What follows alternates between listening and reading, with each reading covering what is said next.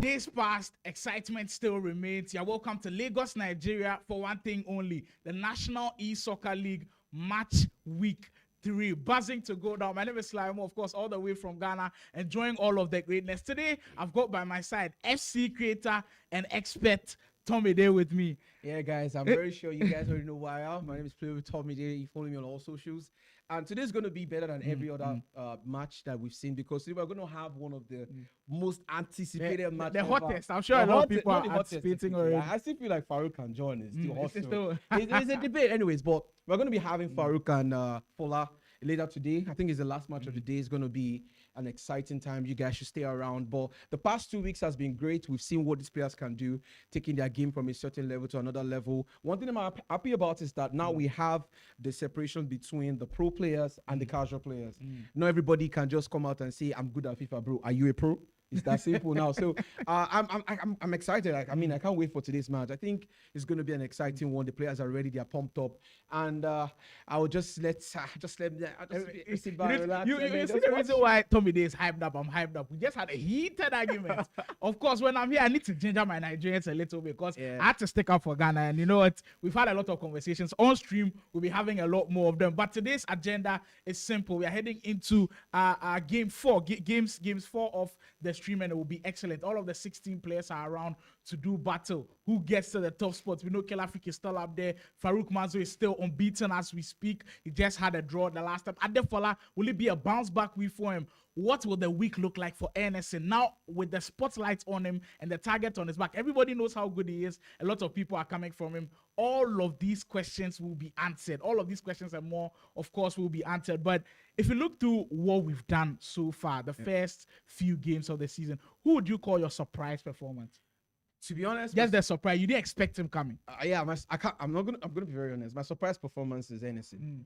Yeah, NSN has surprised me in the sense that I was one of the earliest people to meet NSN, but at the same time, I wasn't thinking it was going to perform on this level, because there's a difference between you're playing at LAN, like you're seated, everybody's watching. The pressure is really what matters here, because skill is one thing. The pressure is another thing. As you can see, we're going to be having the matchup Blaze versus Boy. That's going to be a tough one. Mr. Oga versus Baji Jr. That's one to watch. And we're going to be having Imagi versus Adefola. Funny enough, the funny thing is Adefola is going crazy. Imagi and Adefola are actually practical like brothers, man. Like they are so close. Like they're related. Not related, but they're like brothers in the scene. So it's going to be tough, like knowing fully well that if I lose to you, and the thing is, Adefola is coming into this week after dropping 6 points last week. Wow, that was so you have to change the story. We're expecting to drop 6 points. Not really. I think he played Mitchell and then Baji last weekend. I was expecting to at least get 3 points, but it didn't pan out. With the National E-Soccer League, it's so unpredictable. You don't know where the points are coming from. And this week, you'll be playing Imagi in the first round. I also see Simply Uzo taking on Faruk Manzo. Reminder that this one. We end with? I don't want to predict score lines for this one, but I think Faruk can go into that one. But do you think that, like, because I don't want to underestimate any player, I do feel like every player coming to the scene now sees how serious this is. They had a whole week to practice, and unfortunately yesterday we had an event. They had an event in Lagos that they couldn't play yesterday, but today they had enough time to practice.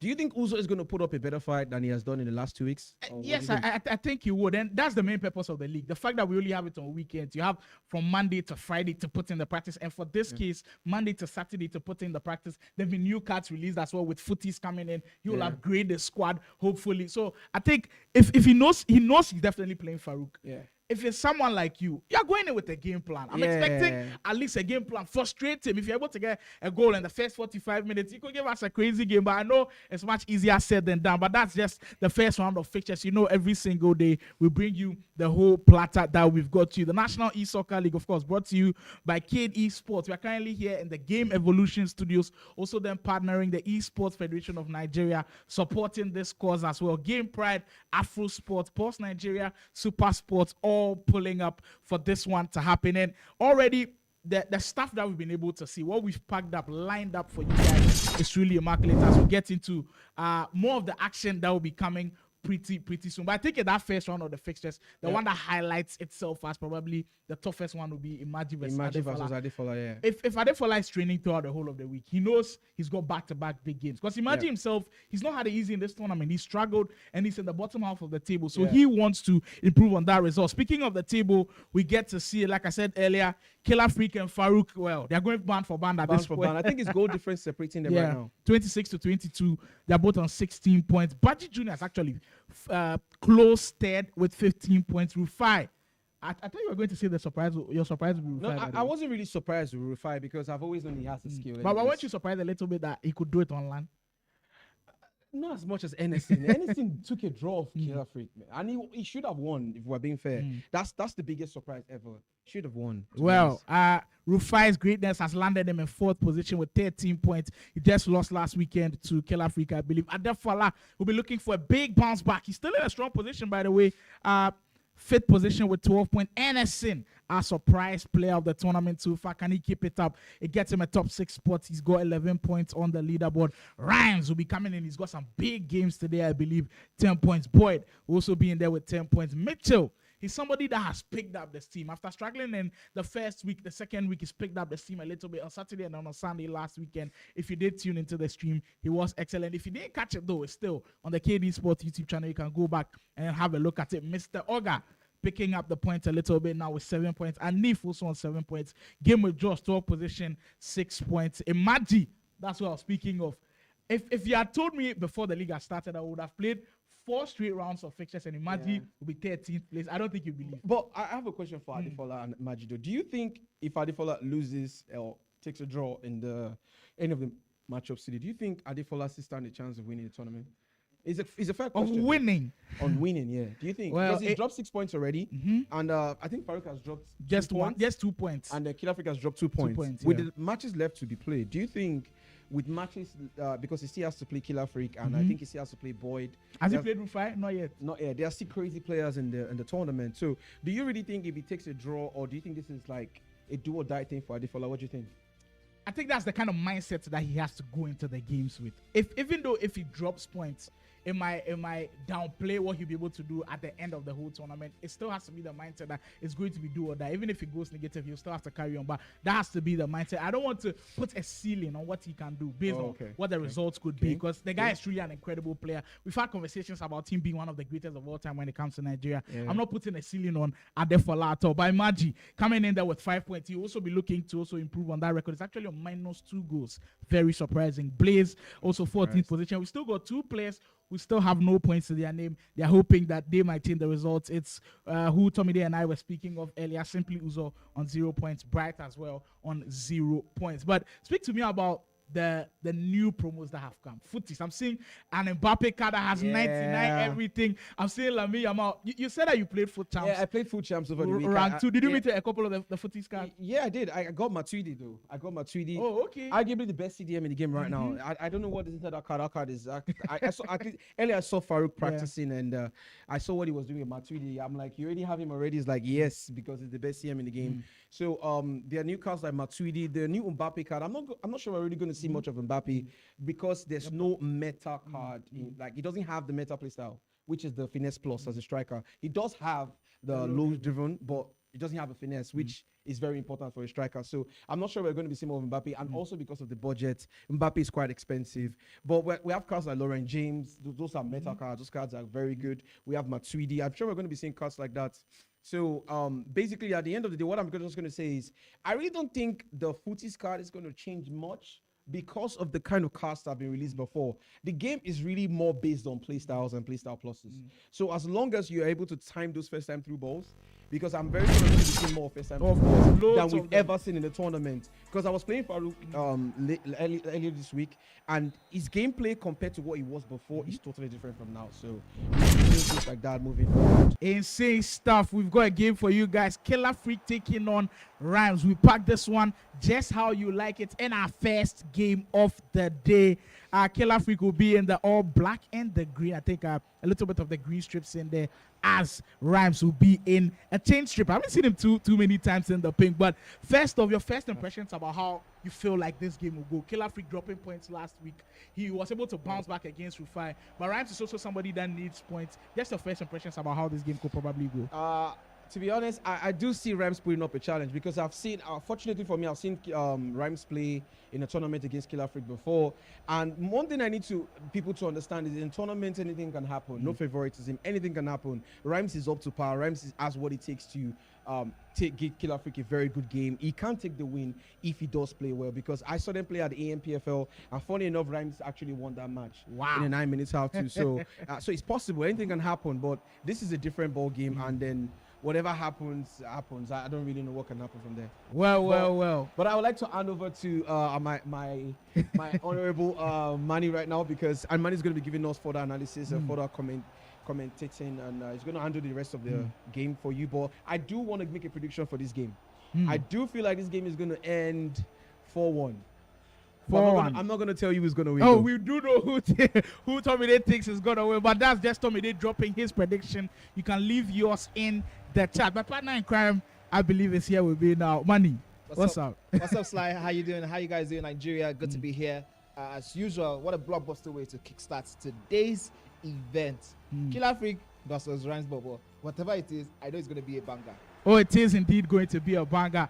And for everybody that's going to be playing Killer Freak in the subsequent weeks to come, in the subsequent games, I think they'll take a page off of NSN's books and just look at what NSN was doing. That gave him a lot of success. Great tackle from Rhymes, as he had to get that one on time, because if you had missed time that one, of course, a penalty would have been lurking around. We see the trigger for the over-the-top through ball, but that time just couldn't find the pass. Rhymes holding on to it right now. We already know of how difficult it is breaking from that press of Killer Freak, as Rhymes will try to wriggle away off of the pressure of Killer Freak early. All through the week, after last week's turn of events, I was speaking to a couple of people, a couple of gamers, some enthusiasts. We were talking about this press. It's something that has been like on the mind of every single one who saw the live stream. People were talking to me like, "What do you think about the press? What do you think about the press?" And we're having lots of discussions. But I tell you guys, whatever you think it is, this is not an easy feat to beat. So when you see these guys sweating against a Killer Freak's press, you already know it's a mental game, and it's something that this guy has mastered over and over again. It's almost to perfection. But let's see if there are going to be more chinks in the armor this week compared to last week. Well, indeed, first 15 minutes, and I think it's been really balanced. Rhymes just testing the waters early and trying to hold on to possession is one very important thing when you play against the player that's currently top of the table as we speak. There's still Hernandez in the midfield. Into De Bruyne. Hold it. With some space to operate for Rhymes. Just, surveying the area a little bit and just seeing if he can break through that stubborn defense of Killer Freak. Because with Killer Freak, I think the mantra is defending through the attack, in the sense that you put so much pressure on you by breaking through that defense on the 10. There's Coleman trying to get a shot away. Killer Freak gets everybody back in position. I was hoping he was going to go for the extra pass, but however, he decided to go for that shot just at that moment. That would have been a killer one had he was able to get that extra pass into it. But I want to make something known. I don't know if you guys have been noticing it, if you guys had the same thought about it, especially you, Rhymes. But you see, this is the beauty of having such a well-organized league. With time, every single week we come here, it seems as though the goals scored by Killer Freak is reducing. I don't know if you're going to attribute that to the level of players he has played, or we can also see that people are beginning to go back. Yeah, and watch exactly what I was saying earlier. With the NSN games, people are adjusting to the kind of pressure that they're dealing with Killer Freak. As he gets a free kick in, that would have been interesting if it had gone in, but Konate saves very well. Konate be up to his heroics this week as well. He's been a topic of discussion absolutely for so much time last weekend. As we get to see him action still. I guess you could call him the card of the week. Yeah, for sure. And that knuckleball there by Killer Freak, very, very interesting. We haven't seen that a lot in this FC, since FC has been... Oh my goodness, how do you start that? Oh my goodness, where did that come out from? He put that one out of his head. I don't doubt that. Indeed, as we do get the first goal of the game, and it goes to Rhymes. What a finish that was. Killer Freak backing off a little bit, and Rhymes gaining all of the confidence in the world. That through ball almost going through. But in these first 20 minutes, well, both of them are in identical hoodies. I don't know if it was planned or something like that, but maybe it's part of the whole agenda for this weekend. There goes Killer Freak again. You don't want to be in positions like those. Great defending once again. Mama has really still very constant in a lot of people's squads, and it's quite surprising. I thought when Footies was released this weekend, I was expecting that maybe we'll see a couple of changes in there, but I also saw some evil items. But like Tommy they said, part of the rules, you cannot use any evil items, and maybe that's why we are seeing Mamadashvili the pass. That should have been a true pass instead of a direct pass. I want to really say give credence to what Tommy they said earlier on. When you have to look at the restrictions and the fact that these guys also want to use someone who they trust, of course. Yes, the footy card were released, but it has to be with someone who you have mastered sort of like in the past weeks. You want to ensure you're not leaving anything to chance. This is not the time to start chopping up and changing. Yeah, that point that you made was really important. I was actually on Faruk's stream a couple of weeks ago, and people kept asking him what team is he using. He's actually saying that he's using the team that he's playing with in the tournament. He just wants to build familiarity and just know the kind of players that he wants to use. That's how serious that they are taking this league. Mind you, it's not only this game that is currently ongoing. We'll be bringing you live updates from the other game as well. Of course, when the goals do go in, we'll let you know all about it. Killer Freak, we've seen similar slow starts from him, especially last weekend against NSN, as we do get word from that other game with Josh in action as he goes down the byline. And gets his lead back. That's very typical in that action. Very typical give me just type of play. He loves that byline action, and this time around he has a goal. Meanwhile, we'll see some action in the game again between Killer Freak versus Rhymes. But this is a goal by Hanifi to equalize affairs. So it seems like both players are going for the juggler there in that game between Game with Josh and Hanifi. That's defending almost was bad, but this time around he was able to pull it off, and I guess he survives that. Rise, I think he's doing well in some aspect, but I feel like Killer Freak is having it way too easy to get into the 18-yard area, and I know it's so difficult to do with how offensively inclined SC25 is, but if you're going to stop players like this, it shouldn't always be on the fringes of a last ditch tackle or something like that. There should be moments where he's breaking it off in the midfield, and speaking of breaking off, he's got a counter to work with. And the pass was truly on. My I mean, the goalkeeper was already off his line trying to anticipate the Trivela, so I was expecting him to actually go in. But he has an opportunity. The bounce back this time around favors Rhymes. He has to get the second goal if he's really serious about taking points off Killer Freak today.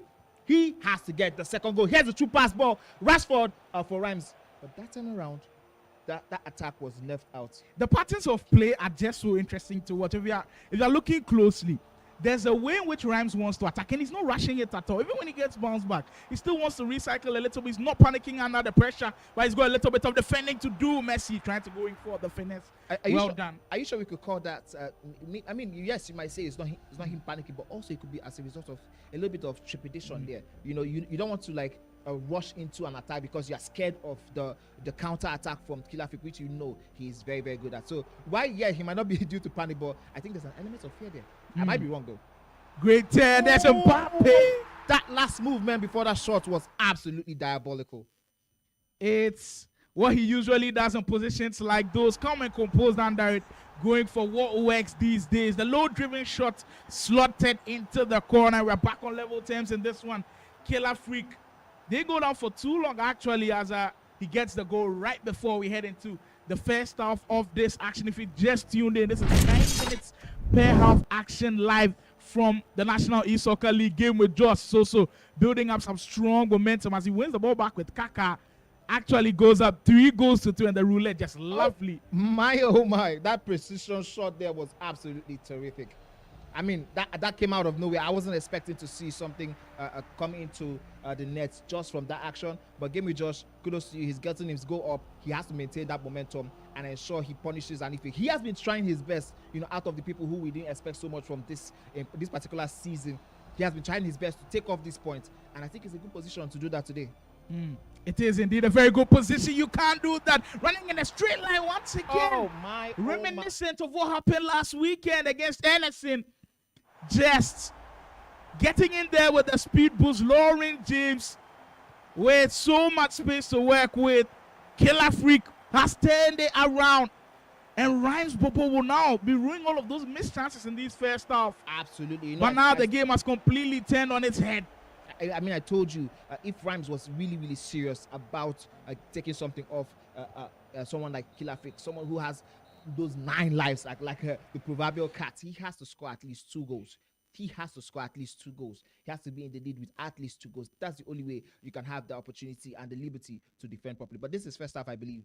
and we have 45 in-game minutes to go. There's He's still not totally out of it. there is still a lot of time, and one thing I'll give credit for Rhymes is he's actually been composed under a lot of pressure, in the sense that what we saw when we saw NSN versus Killer Freak in that first half, NSN, even after going a goal ahead, couldn't contain Killer Freak. The fact that Killer Freak's pressing got him the ball so many times, that's not the same case with the Rhymes, but the result says it differently. So absolutely. I mean, it's the result that does count. So I'm sure Rhymes wouldn't be happy with how things have panned out, but 2-1 is not an impossible scoreline for him to come back from, but it is indeed the one who leads the leaderboard. That's currently up by 2-1 against him. I saw a couple of people asking off stream where everything is being held. We're in Lagos, Nigeria Game Evolution Studios, by the way. That's where everything is being held. All of the 16 players currently here. We told you we'll be doing this for 5 straight weeks. We're into week 3, match day 4. So just enjoy all of the action that is still coming to you live from the Cade Esports YouTube channel. If you still haven't subscribed yet, you can consider doing that to get all of the action at and when it comes out. Did you see that skill move? That was absolutely insane. The Rainbow Flick, I mean, we don't really see much of those type of flagrant skill moves, from the players these days, but that was absolutely insane. I mean, that shows you the confidence he's built. It's showing signs of Killer Freak getting comfortable. And Yes, you don't want players like that to get comfortable. There's actually one thing in the Killer Freak squad. Harry Kane is back in the starting lineup. That's quite interesting. Maybe a change in the dynamic through ball that goes in. Vieira, you beat his man. I do believe it's still the shapeshifter item that he's still using their Rhymes on the 10. Can he find support in it? That's great defending from Killer Freak, blocking out all of the options and not giving him spaces to operate at all. Absolutely, man. That defending, that composed jockeying. I think, these are the things that you need to watch out if you are just coming on to learn a thing or two, from these pros. The way they jockey, the way they are very composed in the defense. Here's a shot by Rhymes. That one was absolutely, I think he was just trying to test things out because he had nowhere else to go. But then, I mean, the goal that he did score was actually from long range, so it's not surprised that he'll actually be testing something like that out. There goes Freak again. I agree with you. Son, I absolutely agree with you. On the 10. What we've seen so far within the National E-Soccer League is every week players seem to change their style of play. I don't think this is how Killer Freak was playing back then in a couple of weeks prior, because usually when he gets to that finesse spot, he wants to let go of one. But we've seen him today in those areas where he's not going directly for the finesse shot. I don't know if maybe now it's a change in strategy, but it looks like he's hesitating a little bit in those areas, and that's how come I see him be a little bit more conservative in my eyes. I think we also have to give credit to these other players because they figured it out, that strategy, the finesse shot, and now what they do more often than not is to ensure they are putting defenders in those positions to ensure it's not as decisive and as accurate as he would love it to be. So you're seeing him, his option or this potential of it turning to a goal reduced so far. Here's Rhymes. He stays onto it. That driven shot down the goalkeeper's left, but he was very, very agile and active enough to stop that one from going in. Here's Killer Freak on his own counter, ball out to James. Lauren James has that ball, treading down that right hand side. She goes for it, but it is wrong and totally off target. He didn't expect that to be as off target as it was. Just seen a couple of the comments. Rich is asking what's the scores of Faruk Manzo. He hasn't played yet, by the way. We've already built up the hype for that big one coming out soon, but there's a big one right before our eyes. There goes Figo. Oh my goodness. Now this is where the mind games come to play. Well done to Killer Freak. The movement of the goalkeeper just had Rhymes in 2 minds. He didn't know where to go. I think he was actually going far post. Then he saw the movement of the goalkeeper, wanted to go near post, and Killer Freak switched it back at the right place, at the right time. But he's got a little bit more defending to do as Konate will parry that one away. Do you know how very, very quick and active and agile you have to be able to cause such a keeper movement in such a moment? He moved, Killer Freak moved the goalkeeper right, and as soon as Rhymes was about to activate that shot, he quickly moved him left.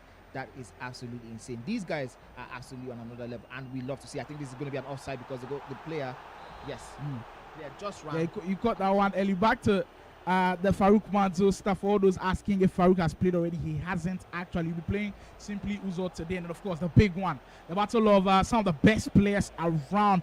Guys who put in the goal conversations numerous times.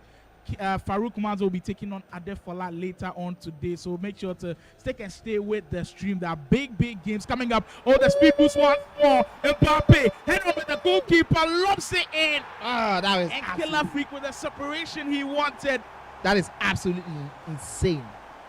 absolutely insane. He was going for that shot, but as soon as he saw the goalkeeper, I believe he activated the L1. That caused that lob to be just perfectly lobbed over the goalkeeper. Man, I think week 3 already is game week 3 already is going to be serving us some of the games that will feel like a final. Adefola versus Faruk Manzo. That one is a huge 6 points game. You already know that's not the regular 3 points game. It is a 6-pointer on its own. And we can't wait to see what it'll be like. Oh my goodness, that was almost going in. How in the world are these guys finding these angles to take these ones? Ball to hero in space. We've already highlighted how playing the short corner can benefit you in one way, and of course can be a detriment to how you do play, because you get countered a lot quite if you do play on the short corner and it gets cleared early. Absolutely. But Killer Freak with similar speed boost goals is quite interesting.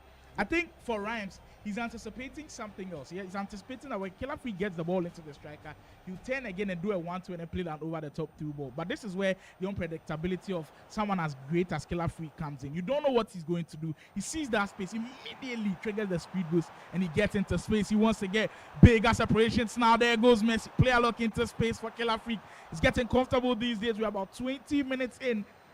20 minutes to go before this one comes to a close. 3-1 in favor of Killer Freak. He's just dropped 2 points on the way in the whole of the league. He is truly logged in. He was down early in this game, and he's turned it around in his favor. Ryan's could surely get one back anyway. Oh, what a good goal that was. This is a big goal in this context, and now we have a serious game on our hands. This time around, he was very, very composed and watched the goalkeeper all the way through to put it to the opposite side of where he was coming in.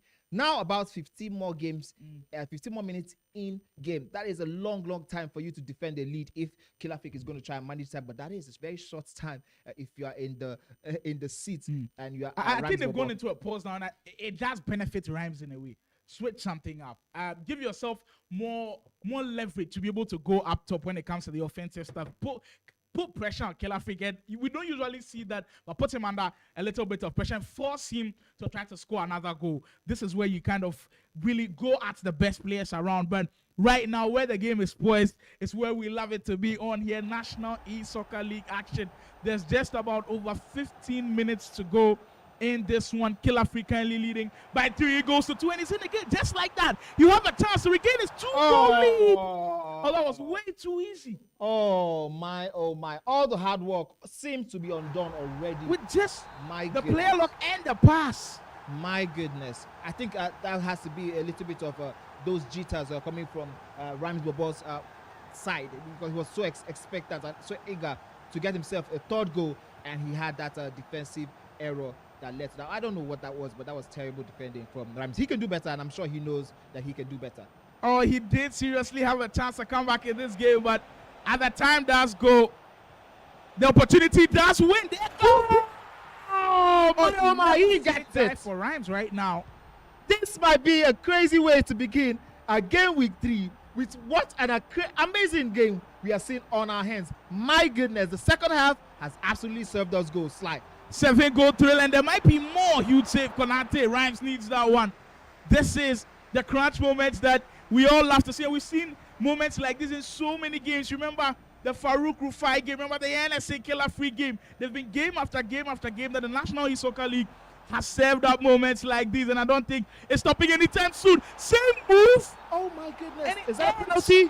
I do believe that it's right on the edge of the area where it could be a penalty or a free kick, but I think he probably gets a red card for that one. But whatever it is, Killer Freak seems to be very, very excited and happy about it. So I'm suspecting that is a penalty. Oh my. There's something that Killer Freak doesn't use too many times, the player lock. But in the time that he uses the player lock is so crucial. Remember his goal that he just scored right from the pause after Rhymes had gotten his 2nd goal. Absolutely. The player lock just set him into space, got the player where he wanted him to get to. That's Lauren James, and with a splendid through ball, got here in, and that's how it looks so easy on the eye. I don't think you scored that goal with a normal triggered run. You don't score that one as well. We see all of you guys in the chat. Francisca says, hello, come on, Joe. Well, there is big things to come. We go back to the game. Lionel Messi will have a chance to give Killer Freak the goal that he needs. Oh! Now, I think if I have to say, I'm not seeing the red card icon, so I'm suspecting that there was no red card. There was no red card, which actually. Is very, very interesting and very, very... So the 10 men are still intact for Rhymes, Absolutely. That's so much good news for But Rhymes. you still have to hold on to his line. The rebound comes back to Killer Freak. And now Rhymes can breathe a little bit, but we know the first line of press is still coming. Rhymes on the 10. There's still Hernandez. I think a couple of changes have come in for Rhymes as he'd like to possibly scrape into this lead. Rashford, Van Nistelrooy, interstate. There's the 10. Rhymes looking for the spaces to exploit it. They're not quite much. If you look how compact Killer Freak is at the back, you kind of understand why there are a couple of misplaced passes coming in here and there. Son, on that 10, the skill pass not good enough. I don't know if it's okay to even call it misplaced pass or just like passes that were well read. You know, I think we want to give credit also to Killer Freak with that amazing ball passing lane action there. That's incredible. His anticipation is just next level, and that's the way he won back this ball is something else. He knows that you're trying to play a 1-2 with your midfielder. He's already jockeying to that midfielder. His off-ball movement is actually insane. I think on the ball, off-ball movement, I've praised Faruk a lot, but off the ball, when he's moving around and closing down the spaces, he is truly insane. We are getting to crunch time. Killer Freak has done well to hold Rhymes the ball where he'd want him, straight in that midfield area, not causing too many damages. And you see how well he is pressing. But still, time on Rhymes' side as that one just flagged for offside. Goodness, that was so close. And I'm sure Rhymes the ball feeling the heat right now. He has just 2 minutes in game. Yes, it's a lot of time to get a goal. You can even get 2 goals. We've seen it happen so many times. Don't forget, this is 9 minutes half, but with the player log does come to play again. There goes Messi. And Killer Freak to finish it for sure now. Dagger through the heart. You know it means a lot when you see Killer Freak celebrating a goal in crunch time just like this. That meant so much. I can imagine the pressure and the jitters that Killer Freak felt in that moment, 8 minutes in, and when he was trying to close the red card actually came to play, and now we are now seeing it. Oh wow, that's quite surprising. We've not seen too much of the action from that game with Josh Gay, but he was up by 3-2, and it seemed like he's pulling out. Oh, that's insane. Typical game with Josh goal. Typical one. Absolutely insane. Oh, that celebration. He said he's cooking, and we should let him cook. Well, you see the crowd outside also going crazy with game with Josh celebration. He's cooking right now as we get a glimpse of the guys. Just relax right now, but you can be relaxed right now. But when you get on the hot seat, you know there's no relaxation time for you. Killer Freak going through the rigor in this one. It wasn't an easy game at all. Definitely a fun one. They hag it out. Sportsmanship at the highest level. Killer Freak picking up all 3 points. I mean, you could see the respect from Killer Freak also to Rhymes, knowing the fact that Rhymes took him down to the wire. This was a huge 3 points for Killer Freak, you know, but it's not the same as, you know, the day one, because this time around he actually beat someone who's capable, well capable of taking it out from him. And you can see how very, very intense this one went. He went down to the line. He went down to the rigor. It was absolutely interesting and crazy to just see what Killer Freak was able to do. Let's go into the comment sections. And there has been so much action already in this league, and this week promises, well, possibly the same or even more. Olumese says, why wouldn't he press? The opposition has a red. Well, actually, Killer Freak was pressing. I think you're referring to Killer Freak on that one. Phantom says, let's go, Killer Freak. Of course, the Killer Freak fans are indeed in the chat. Says, you can see that already. Best player in Nigeria, everyone plays. Best player in Nigeria is questionable, but best press in Nigeria is not questionable with John. Though I do agree with you. If best player in Nigeria is questionable, best pressing player surely I don't know has to go. If we use the word questionable, we could say debatable right now, but not necessarily. We're not questioning it. He's definitely in the top 5. But we are debating to say, okay, is he the one? Is he the only one right now? But best press, absolutely. And Elimi Hele Olumese says it's Anders. I have no idea what he's talking about. Crypto EA said in Nigeria, yes, absolutely. We are in Lagos, Nigeria, having a ball. If you want to be on this stage to watch this happen live, just go to Instagram and put the comment section, I want to be here now. Cade Esports on Instagram, and you might as well win a lucky chance to be here. Everyone plays. You watching him. Faruk as well. And no, Faruk's match is going to be coming soon. You guys should stay connected. Don't go nowhere. Machalawan, okay, I think I've answered that. He said, did I miss Faruk match? No. Manzo is the GOAT. Killer Freak is the best currently. Interesting. Do you agree with that analysis? The conversation goes on between those two, but I think the league will decide who's actually the best out of those two. And Nif gets one back. I think it's a little bit too late. 89 minutes going on the game clock. Surely now, game with Josh picks up 3 huge points. Massive and this lifts him up in the table, by the way. Oh, yeah, absolutely. You know, talking about, I spoke to him earlier during the week, and then his own chance, his own goal so far in this competition is to ensure he is in the top 8. I know we spoke about that from the first day. We wanted to say whoever is in the top 8, he is going to be around for next season. Unlike the guys, that's almost got one back as well. But oh my. I mean, it's depicted how frustrating it has been throughout the whole of the tournament for Anif. But game with Josh will come out of that game with 3 huge points. And you know, I mean, right on his face, you could see how much it means to him, because points coming by in this league, as difficult as they do, listen, especially for someone as young. Let me use the word young, of course, in the gaming scene, as Cade with Josh going up against an absolute titan in Anife and taking off those impressive 3 points. Now, I think that's going to propel him for the next match he has. If he can get another 3 points for himself today, this game day is going to be absolutely massive for him in terms of the standings. Don't forget, we're going to be bringing you guys the standings. You guys should go know where we have a crazy lineup today. Of course, we have just given you the first one. We saw that on stream between Killer Freak and Lines of War. The scoreline didn't tell you the pressure, the jitters, every single thing that went down inside that 90-minute game. So pardon me. But I tell you guys, whatever it is you guys think you've seen, we have seen nothing yet. This particular game week is going to be a crazy one. Trust me, guys. I know that. Well, it is indeed building up to be a very special week. We've also got Imagi versus Adefola in the first round. I'm sure that will definitely be on the main broadcast. And Adefola, coming off of the back of last week, losing all of those 6 points. And this week, the games are not getting easier. He's playing Imagi and Faruk. What's the mindset for Adefola if you're on the shoes going into this week? To me, I think it's very, very important that he plays Imagi first. I'll explain. Yes, he is actually playing Imagi first. Yeah, we spoke about it last week and talking about how Imagi has always been a very solid rock for him in the coaching scene, always holding his back. So he knows Imagi's play. I mean, this is a familiar zone for him. If he can get that 3 points, it gives him enough confidence to go up against Faruk Manzo. Well, he'll need a big confidence coming up. But we are building through the stages, the games of the National E-Soccer League. We are just into week 3. Game 1, of course, providing us the platform to do even crazier things. Stick and stay with us. There's more coming up on the main broadcast. Turn around and be back with more games.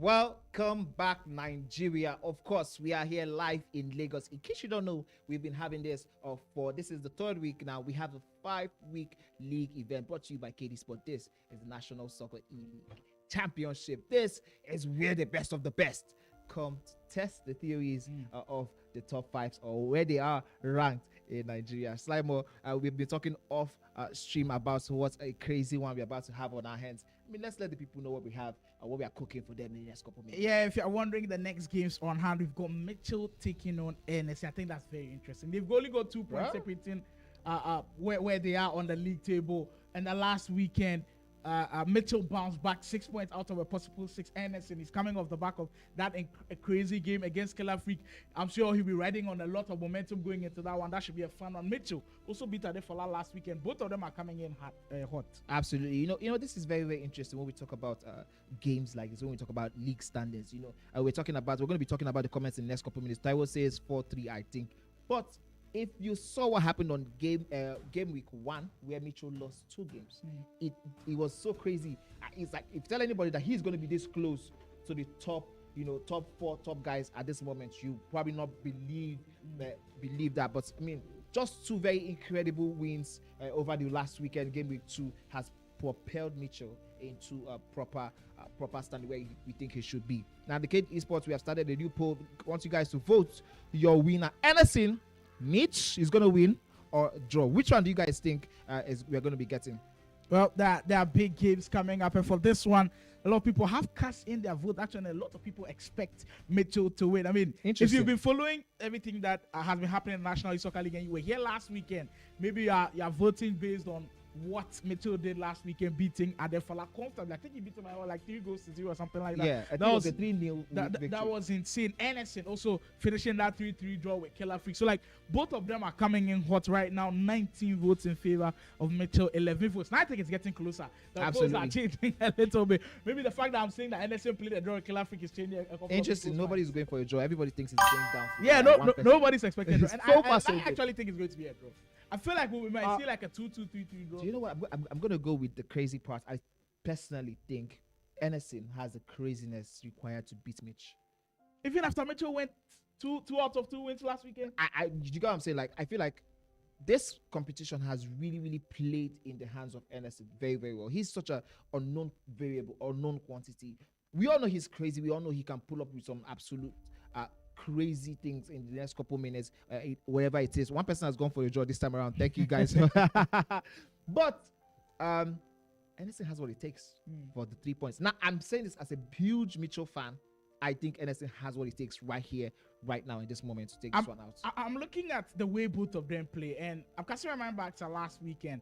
Mitchell put in a defensive masterclass against Adefola. Stopping Adefola like that on offense, you have to be insane to be able to do that. I think it's movement and shifting all of those chess pieces when it comes to that defense was indeed incredible. One thing I was actually really impressed with Anderson was playing on the counter-attack. The fact that he had to do so much defending against Killer Freak, he had to be working on the counter-attack so many times. But this is a game where I feel like you have so many opportunities. Absolutely. If you compare the pressing of Killer Freak to the likes of Mitchell, I think Mitchell doesn't press too much in that category. So it'll be more like an open game with both of them having big chances. And No Say Alba says Anderson is a silent killer. I mean, just like Manny was saying, nobody saw him coming. And I also asked Tomide earlier, the surprise player of the whole tournament, and he went to Anderson. And absolutely. It's not quite shocking because if you put into context what he's been able to do, what he's been able to achieve early on, he's been truly spectacular. Speaking of the man, he looks poised and ready to go. Anderson, in your shot, you know what?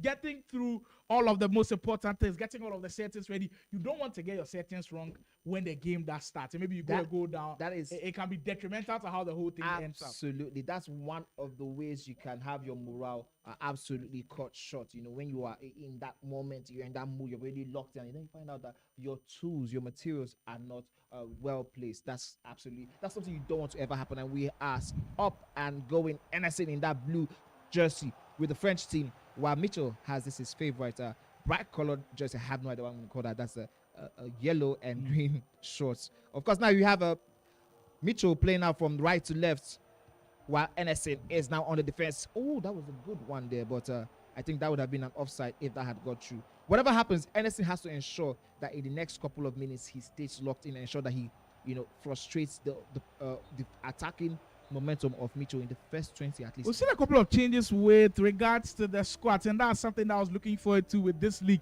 The fact that I'll keep seeing different players throughout the whole of the weeks, and we are currently seeing that Renato Vegas, not somebody that we're seeing too much. I don't know if this is his Nations League winning item from when Portugal won the Nations League, and of course they were giving the special promos, or there's been a footies item for him yet. Of course, we'll indeed confirm that one going in. I've also seen that we're not seeing too much of Mama Dashvili. I think for Killer Freak, he still went with him, but I'm seeing a little bit of Saliba and Lukaku here and there. So there are a couple of changes for these players and their teams. It's something that we were indeed anticipating coming into this weekend of the action. I'm looking at this game right now as a setup. Both players have been losing the balls a lot more often than I'm sure they are very comfortable with. Yes, we want to give credit to the defending, of course, but it's a midfield battle that's been happening right now, and both of them seem not to want to keep the ball. They have to rectify that. Anybody who wants to get the 3 points today has to ensure that in the next couple minutes he takes control and takes charge and ensure he retains the ball even more often. Usually what we see in the National Youth Soccer League is the first half kind of dictates how the game might go in the second half. And usually the person that has all of the momentum in the first half can carry on into the second half, but that's not a gimmick in the sense that if you do that, it's not guaranteed that you're going to win in the second half. Absolutely. But control is the most important word in this tournament so far. 10 minutes in, Anderson still can't get a groove in the game as Mitchell will win back possession of the ball. Ronaldo exchanged it with Odegaard. That's interesting. I think he was going for the player lock, and every now and again Martin Odegaard's card also within the space as Anderson with his first big chance of the game, and it was quite Nev was a little bit in front of goal. I mean, the catches look kind of weird. I don't know if that was going to be, if we could call that nervousness. I think he was just waiting to see what the goalkeeper trying to pick the right spot. But that was very, very dangerous because had it been Mitchell was able to get in a proper tackle in that moment, that would have definitely been a chance not taken. But what a way to kickstart this out. So far, so good. We see Anderson taking the lead in this one. This is offside, of course, from Mitchell. However, I was going to note something. We were talking about, not seeing Renato Vega a lot in people's selections, but you see from that tackle he had with Anderson's play, you can see that physicality he brings to any squad. And the height as well, him playing in the fullback position. Absolutely. When the back post crosses do come in, he'll give you an added advantage in the air. Anderson with a very important goal in the first 15 minutes of this game. Players usually, when they start well like this, they can build a lot of confidence, and Anderson will be looking forward to doing that. That's a brilliant pass. The crisp passing is actually coming out for him, and this is how well we know he can play. And he almost broke it out. I'm seeing an item that I'm really excited about from Mitchell. The footies item, Mickey van der Ven, is insane. He's got speed, he's got pace, he's got amazing play styles as well. I was hoping to see him this weekend, and we are actually seeing him in the squad. If you've packed any of the footies items, you can let me know in the chat. We'll be discussing them live on the broadcast. I know there's an Mbappe that's going crazy already. There's a Lamine Yamal card I've been eyeing, but so far still not been able to pack. First over the top through ball that we've seen, not fruitful on that occasion. Oh, that dribble quickly turning the fullback out, and he has the opportunity. Here's what he got. Ronaldo. Oh, the ball is to Messi. Anderson's defending there was so relaxed and comfortable, and Mitchell punishes him with that goal. That one brings the goal, the aggregate to 1-1 so far. Well, the lofted pass is a big feature in this game that's well and truly slept on. But if you have it in your locker, I can come in clutch in those moments. And that time, Mitchell going back to something that he's got in his arsenal. Absolutely. I think we've seen a little bit of the lofted pass in this league. That one, even though it was green timed, the goalkeeper saw all that through and was able to ensure that it wasn't. Oh my, that was good. The Lukaku item, having the aerial plus, it's why you're seeing him in so many squads as we get a glimpse of the Rufi versus Bright game. And it's actually Rufi who opened the scoring speed boost into Ronaldo. Of course, he's not missing from here. Rufi, who I think he dropped points here. He dropped points last weekend against Kel Africa, I do believe. Lost in that one 4-2. We'll be looking to bounce back and get him back into winning positions once again. Mitchell will lob one up top for Dembele. Lukaku will win that battle in the air. We've already spoken about him having a play style plus, aerial plus. So for that team, He's actually got Lukaku that has got aerial plus. Hullet is also a giant up top. He's also playing. Thierry Henry also has a lot of size. There goes Anderson on the 10. Is he caught between two minds? Tried to go for the pass, but the anticipation from Virgil van Dijk at the back and Mitchell. Truly top tier. Anderson, though, is pressing. Is winning him the ball in positions that he'd love to. Henry. I want to say this quickly, and I think most people might disagree or agree with me. And I want to know in the chat box if you guys agree or disagree with me. Killer Fake is known for his pressing abilities and his insane attack. Boyd, someone like Boyd, is known for his insane attack also, and ability to score different type of goals. But you see, when we talk about defensive composure, one of the best to ever do it in Nigeria is Mitchell. Indeed, because he is so composed when it comes to it. He's so always in the game. He kept a clean sheet against Adefola, for crying out loud. I mean, that's how good he is. You don't usually keep clean sheets against Adefola. That guy on offense is something else. And Mitchell's defense has come to play in this game, and it sets him up beautifully on offense. The space for him to turn. You know what? If this one had gone a contender for goal of the week, I saw some of the players already make their case for last weekend's goals of the week. Faruk Manzo was saying, his goal should have been part. I think for now, you guys have to be part of the votes for goal of the week. So if you see a goal that you feel like deserves to be goal of the week, you can shout it out in the comments. Of course, we'll take it into consideration. But last weekend, my favorite goal of the week had to be Baji Jr. against Adefola. The spin in the box, the composure to be able to finish it off with the roulette, I think it was something else. If you still don't know the goal that I'm speaking of, you can head on to Cade Esports on Instagram. It was part of the goals of the week for last weekend. Also, the fact that it was the one that ensured he had those very, very huge 3 points against such a tough opponent like Adefola. You know, when we talk about the goals of the week, it's not just the ability of the goals or how good it looks, but how many points. The moments that they do come in absolutely really counts. 35 minutes in, it's been as close as it can get. Anderson getting the lead earlier on, but still unable to get grip on the game. But this will be the moment for him to turn. There's the Mickey van der Ven card I was speaking of. He's as quick as very aggressive also. Very aggressive. And I quite remember Mickey van der Ven when the game did come earlier. FC25, for those of you who played when the game came fresh, like the early stages of FC25, everybody's go-to card was Mickey van der Ven. He had this team of the week item. Remember when Tottenham Hotspur scored Manchester United at Old Trafford? He got this crazy team of the week crazy item. One. It was insane. Like, you could not stop that guy. Everybody wanted him on their side and defense. So it's quite interesting that he gets into people's lineups once again. The footies item being introduced into the squad. We're about 5 minutes away, coming to a close of this one. Still as balanced as they do come, but Mitchell might be the happier of the two going in. Rufi on the 10 as he's about to get 4, and it's just as it looks so easy on the eye, but the positioning of the players so important to that build-up of the goal. Bright is making it so easy for these pros to take off the points off, and I hope he's able to finally lock in this game week, just like game week Josh has been able to come off the bottom table that they were in from game week 1. But kudos to Rufi. Of course, he has a chance. I think this is offside. Yes, it is. And now Anderson has the opportunity to close out the first half at least with points taking off Mitchell, in the sense he has a goal and he has been able to stabilize all his team plays this time around. This 45 minutes is very, very crucial for somebody like Anderson, going up, somebody who looks like a wounded lion in the place of Mitchell.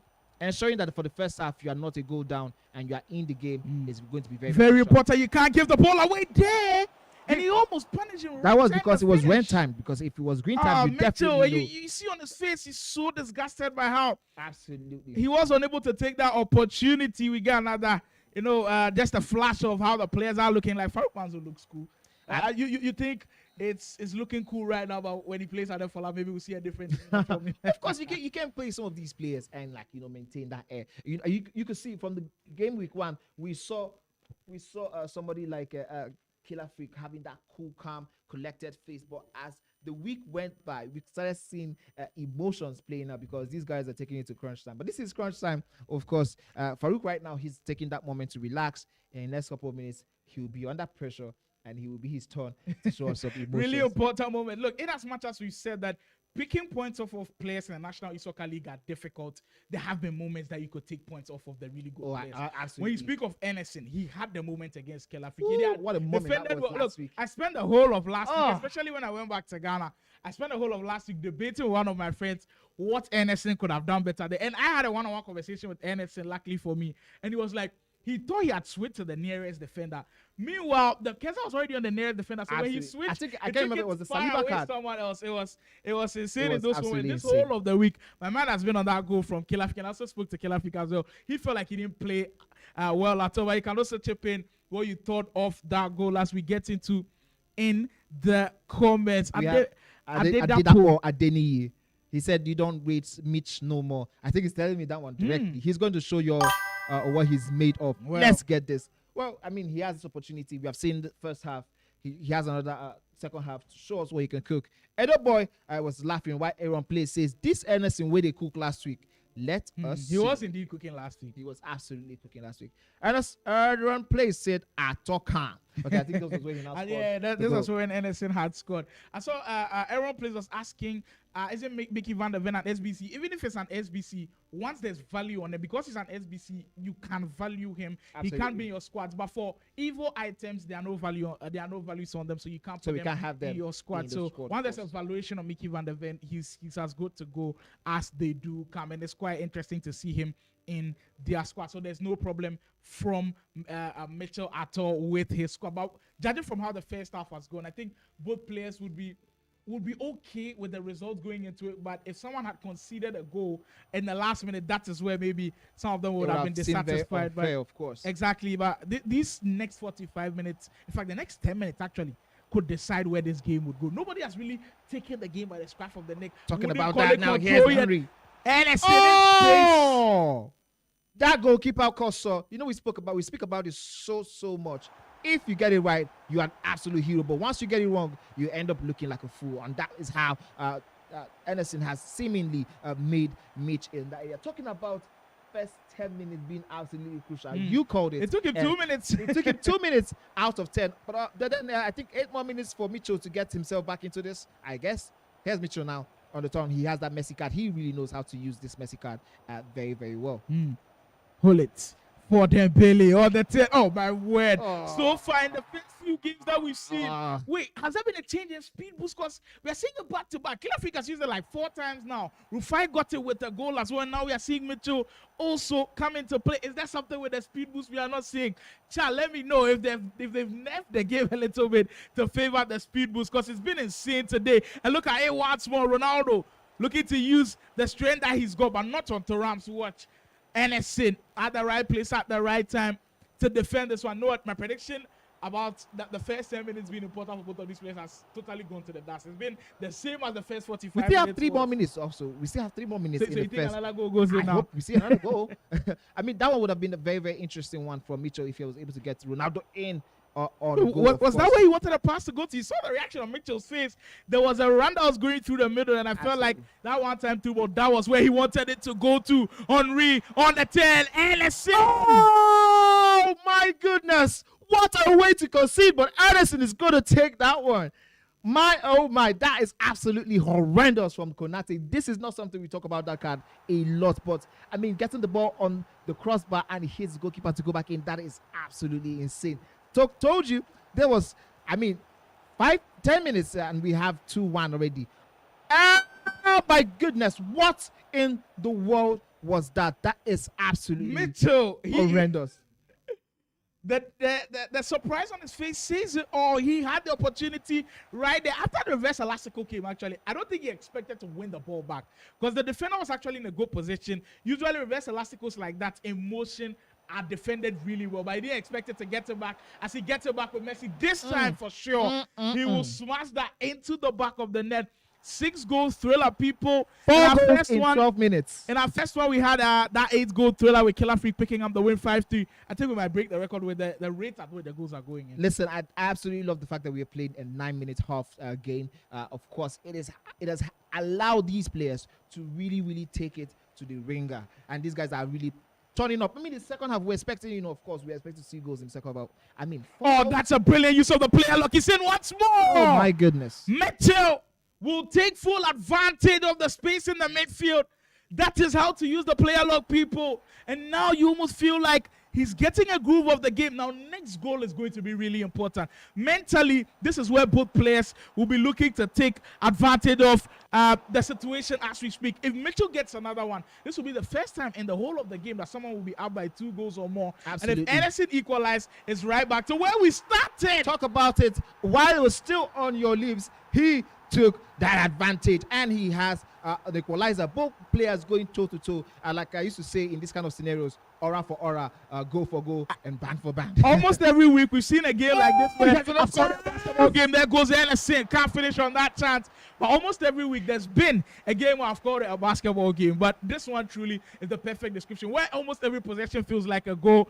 Nah, this one is truly high-level offense that the defense can't cope with. We are still about 30 in-game minutes to go in this one, and we don't know how to call it. Actually, my prediction for the draw is still on, by the way. I agree with you. I mean, I went for an Anderson win, and yes, he's still in it anyways, because right now it's 4-4 in 64 minutes, and he could go either ways. It could be Mitchell's, it could be Anderson, but right now it's Anderson. He gets his lead back. My goodness, what are we witnessing? We have seen 7 goals in 20 minutes. It has been indeed insane, and that goal right there, the breakdown is so interesting. It says that when he lobbed the ball into Rude Hillet, previous FCs, or even at the start of this year's iteration of FC, you would have seen a power shot go in there, another brilliant move from Rufi, who's comfortable at this point, and the misery continues for Bright. He's down by 6 goals to 0 in that one. But going back to that NSN goal, the lob pass back into Rudolit, you were expecting like the power shot immediately, but he kind of baited that a little bit, got the pass into the attacker, and Thierry Henry has been on flames for NSN in this game. Now he's looking to take control. Nobody has led by 2 goals or more in this game if you've been following, and the next goal surely going to make a huge impact. Hansen can't turn as Anderson's opportunity. I think it's fair to call it at this moment that if whoever gets the 2-goal lead in this one will most likely go on to win this. Exactly. I don't see this one still ending with a 1-goal margin. It's either going to be a draw, someone finishes with a 2-goal lead. The control just hasn't been there as Anderson just loses the ball in a very interesting area. It could have gone for so many other options, but now you give leeway to Mitchell to be on the break. Speed boost once more. In space to work with. That's a great defensive anticipation. You saw the anticipate play style plus Popo Lukaku said, but you can't do that in areas like those. Konate coming to the rescue. Today, the goalkeepers haven't been on show at all. I agree with you. The goalkeepers have had to be called into action a lot. But listen, I think these guys quickly turned on the heat in terms of offense as they went into that break. Maybe the break did them very, very good, so much good, of course. But whatever it is they did in that second half, we absolutely love it. Here's a chance for Anderson. Thierry Henry has been an absolute stalwart in his team. I know we were talking about earlier on, if you're going to be going for the footies card, if you're one of these players, or if you're going to be sticking with what you know. And I think it's fair to say that sticking with what you know gets the job done. It does indeed get the job done. In these stages of the game, in fact, in later months when FC comes out, we usually had just like 2 playstyle classes for players, then it came to 3, and now there's actually players with 4 playstyle classes. I just noticed with Van Dijk, he's also got aerial, he's got anticipate, he's got all of the best playstyle classes that you could think of for a defender. There's also attackers in the game like Messi, Ronaldo, for their shapeshifter items that also do have 4 playstyle classes. It is indeed intense as we are 14 minutes away from coming to a close in this game. Anderson, he's currently fighting for a top 4 spot in this one. He's already on 11 points, but he's in danger of conceding. And his defense just nowhere to be found. We talk about it so many times that at this point, it seems as though we literally hold that one to it. Because we talk about what happens immediately after every single pause in the game. It seems like some of the defense is sleeping. We've already seen that happen today, actually, yes, when Rice went into the post. Killer Freak scored immediately. Oh my. Go in. We've been 2 situations where he's gone near post with the finesse. Green time there, and you see the shock on everybody's faces. Faruk Manzo absolutely has no idea how that one It's why we keep reiterating, learn how to green time your shots. I'm actually one big victim of time finishing. I still don't know how to execute them. But after seeing this, I'm going back to the training regimes. There's Mitchell again. He breaks down the defense perfectly. And what is happening? He read time that one. He read time that one. 6 people, and the goals don't look like they are going to stop. In the last 10 minutes, Mitchell, Manny, if you are going to say anything about goals, you think we get like 2 more in the last I absolutely think we're going to get another 2 goals because both players have seemingly lost their will to defend and they want to go right for it. 3 points is all that matters right now. None of these players is going to be settling for a draw anytime soon. If you're a fan of heavy goals games, this is truly the one for you. Anderson versus Mitchell. Feels like a boxing bout where everybody has thrown heavy punches, but nobody has been able to land that killer one. Will the next 7 minutes play an important role in landing that killer punch? Here goes Mitchell on the break with Bobby Charlton in the middle. He's been instrumental in what he does so far. Odegaard is patient with it, sends the runner, and covering the spaces so well is Anderson, preventing all of the passes that could break through that defense. Hold it. Lauren James Mitchell is cooking. He's got space. Surely now. Oh my goodness, he misses from literally 8 yards out. Absolutely has no idea how he did that, but I guess that has to do with him not timing that one at all. 5 minutes to go and you get possibly the best opportunity of the game to get a hold of the game and you miss Mitchell. Well, you have to forget all about that because he's got some defending to do in these last 4 minutes. Can he hold the nerve? Hold the nerve, he will. Van Dijk steps in aggressively and wins it back, but he can't hold on to it in the midfield. It stops it at this point. Possession keeps changing hands. There goes Ronaldo. Was that the need for the 10? But he's still in possession as he loses on the possession. Ronaldo had a clear area to run into, and he opted to recycle the ball, and it might be detrimental. But Virgil van Dijk has been immense in these last 5 minutes. All of the tackles that he's gone into, Mitchell has won. We are getting into do or die situations now. 1 minute plus stopping time to go. Who picks up all 3 points in this one? Could it be Mitchell, who's on the break now? Speed into space. There goes Joe Hernandez with a bruiser coming to the rescue. Barcola will have to be now or never for Anderson. No way he gets it away there. Surely now, the drama. Could we see more Lukaku coming up clutch? And now we will come to a close. Oh my goodness. 6-all. Wow. What a way to end this absolute craziness of a game. This wasn't a game. This was absolute pure craziness. You can see the fact that Anderson went for the kick out tells you how much. I mean, but Anderson actually got away with that one. He gave a loosely placed pass that almost cost him. He really did get away with that one. But if you're a fan of a game that has so many goals, yeah, there's the perfect just look at what we're seeing on our screen. See how almost defeated Mitch looks. And both players, they don't. Listen, what I'm seeing right now is absolutely insane. It means so much to both players. Mitchell really went for it. Anderson went for it.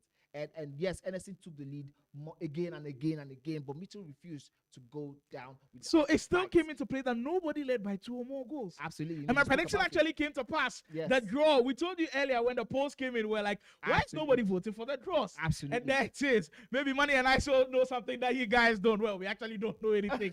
But keep the comments coming in. How much of enjoyment did you have in this game? Well, there's still more peak entertainment to come with the National E-Soccer League. If you're indeed enjoying yourselves, don't forget to smash the like button on the stream. It really does help with YouTube algorithm. We'll get into the comments a little bit. It says Mitch would have stole the game from Taiwo. I absolutely agree. Yeah. Anderson, with that last minute pass that he gave, it could have cost him heavily. Mitch also had just one opportunity where he decided not to go for it. I think I know what Mitch was thinking. He was trying to ensure he bought time with some of his moves and then go for that last attack, that last move, and see if he could get that goal and trying to shut it down. But it didn't work for him in that moment. And Adeni says 6-6. I thought I'm saying they go 6. Very, very interesting. Game YB says, Omo, what a match. My brother, Omo. Yeah, we get a what a match simultaneously from Game YB, and then Edo Boy. It was indeed intense. Back and forth.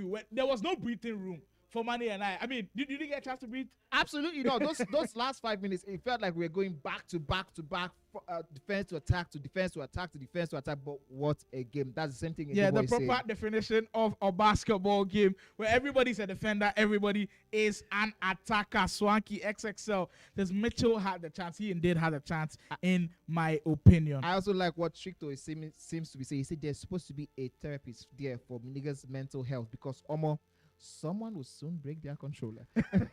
Listen, I mean, just us who are just watching and commenting and giving analysis, it feels like we want to break something, because like, oh my goodness, left, right, end to end, back and forth. But my goodness, these guys have an insane amount of mental health, mental toughness, toughness, to withstand all of that stress. Yeah, go ahead. I mean, going through all of that in pro games are absolutely insane. It's this kind of excitement that we envisioned when we came for the National E-Soccer League. Keep the comments coming in. Keep all of the love coming in. We appreciate everything that you guys have showed for us within these past few weeks, but we are getting ready for more games to come right here on the Cade Esports YouTube channel. You see, money is truly high. Yeah. And as definitely high. We are cooking, so you guys should not go anywhere. We'll take a page out of Josh's books. We are certainly cooking with the first two games that we have seen so far. Still, the National E-Soccer League with more to come. Stay with us.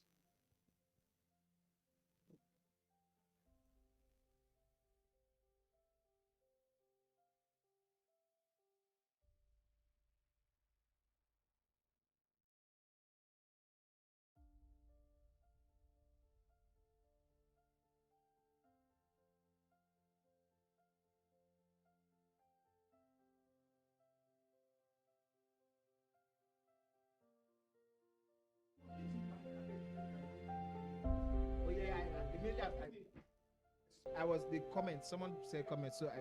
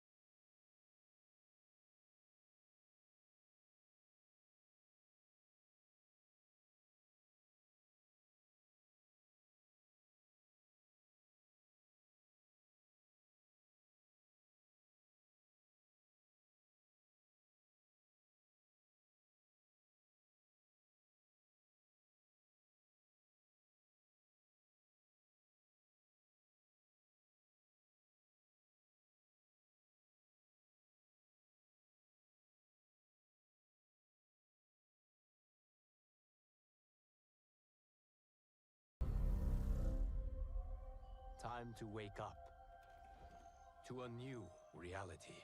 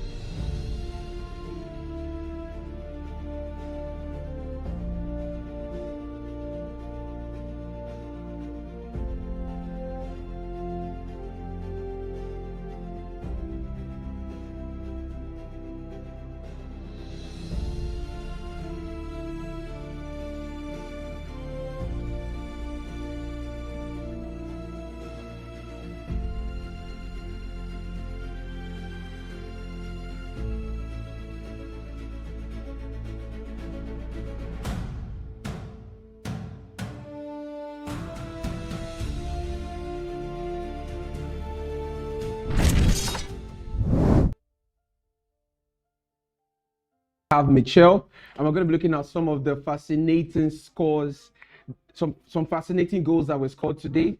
And Michelle, I know you had a very, very bad run, but can you just do us the pleasure of analyzing some of the certain goals that were scored today from the pro players? On screen we have Killer Freak versus Rhymes, and I think this was the first goal of Freak. But I was going to ask the first question because I saw the goal when it came in. To be honest, I don't think it was more of good attack. I think it was more of bad defending.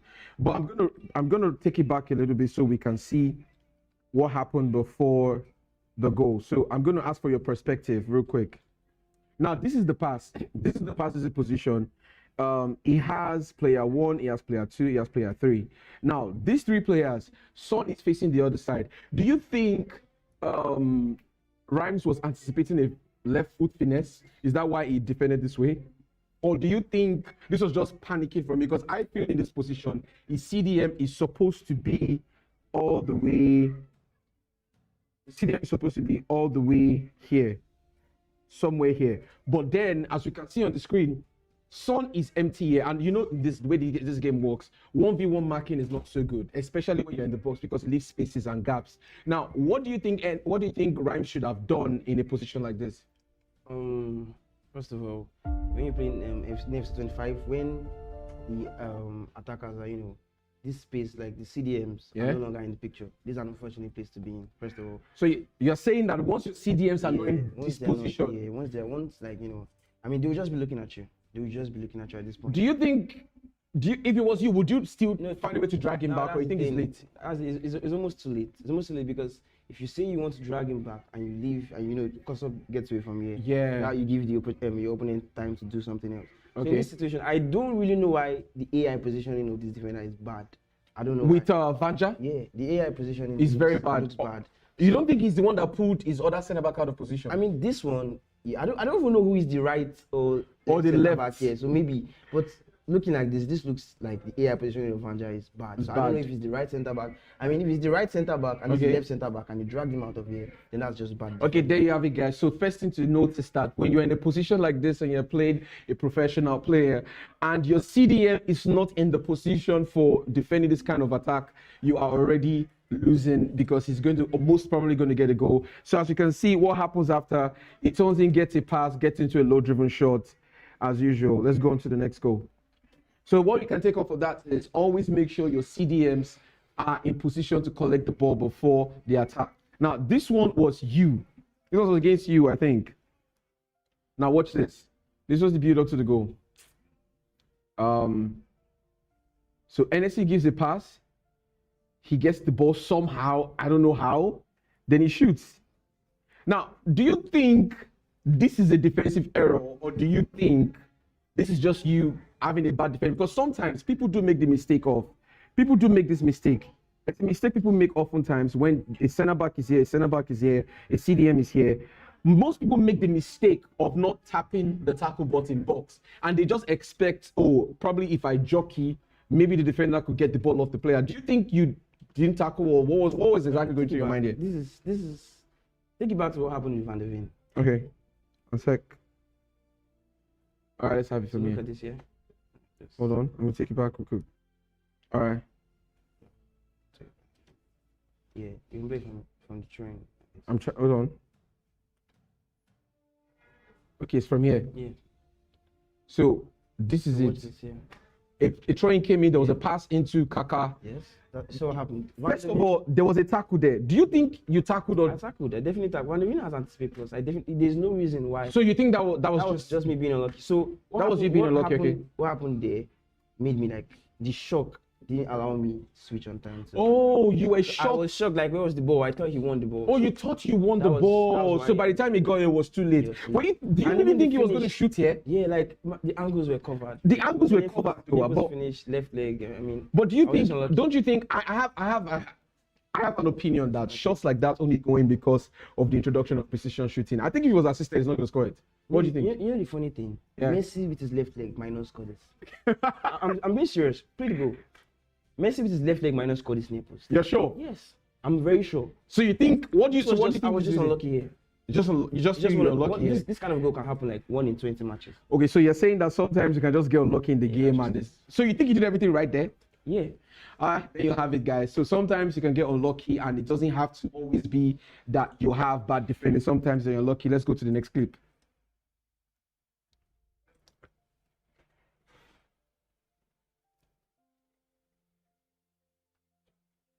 All right, so the next clip.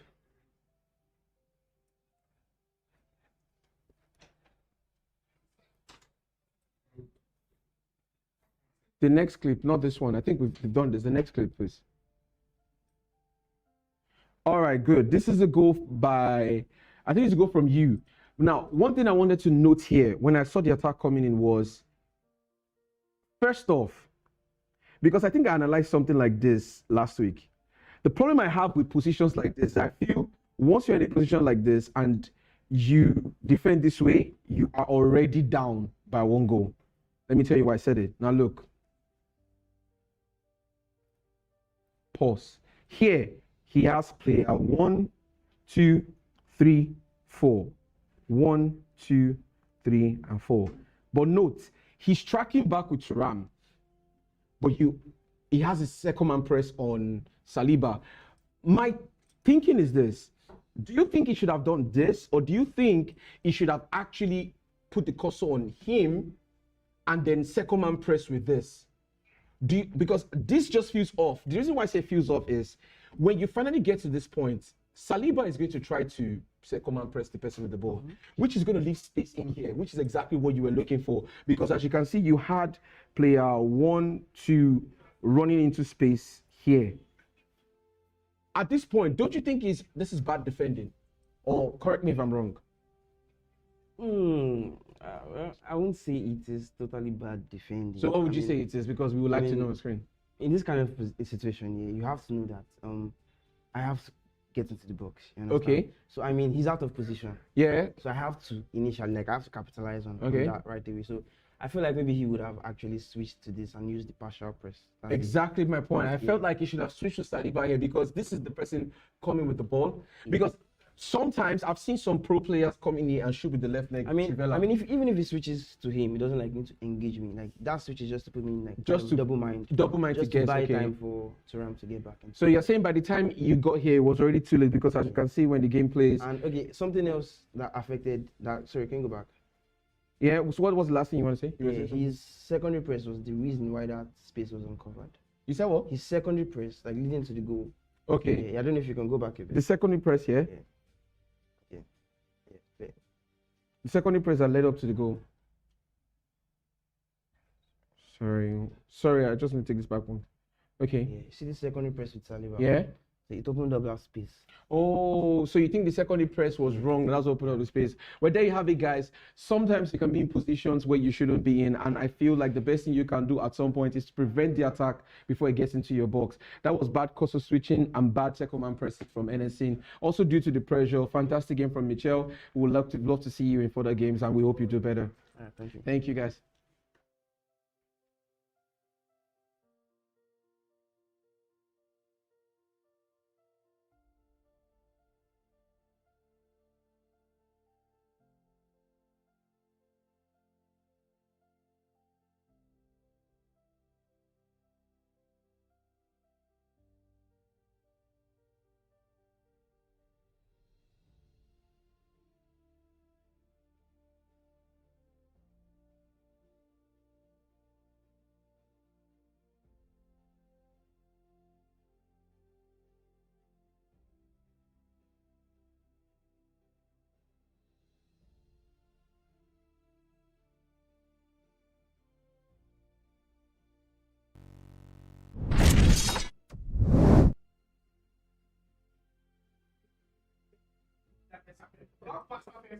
By the way, it's been crazy scoreline so far. We just had a 6-6 draw, people. I know you enjoyed all of the action, but there's more big games to come. I mean, of course, 12-game thriller from both players.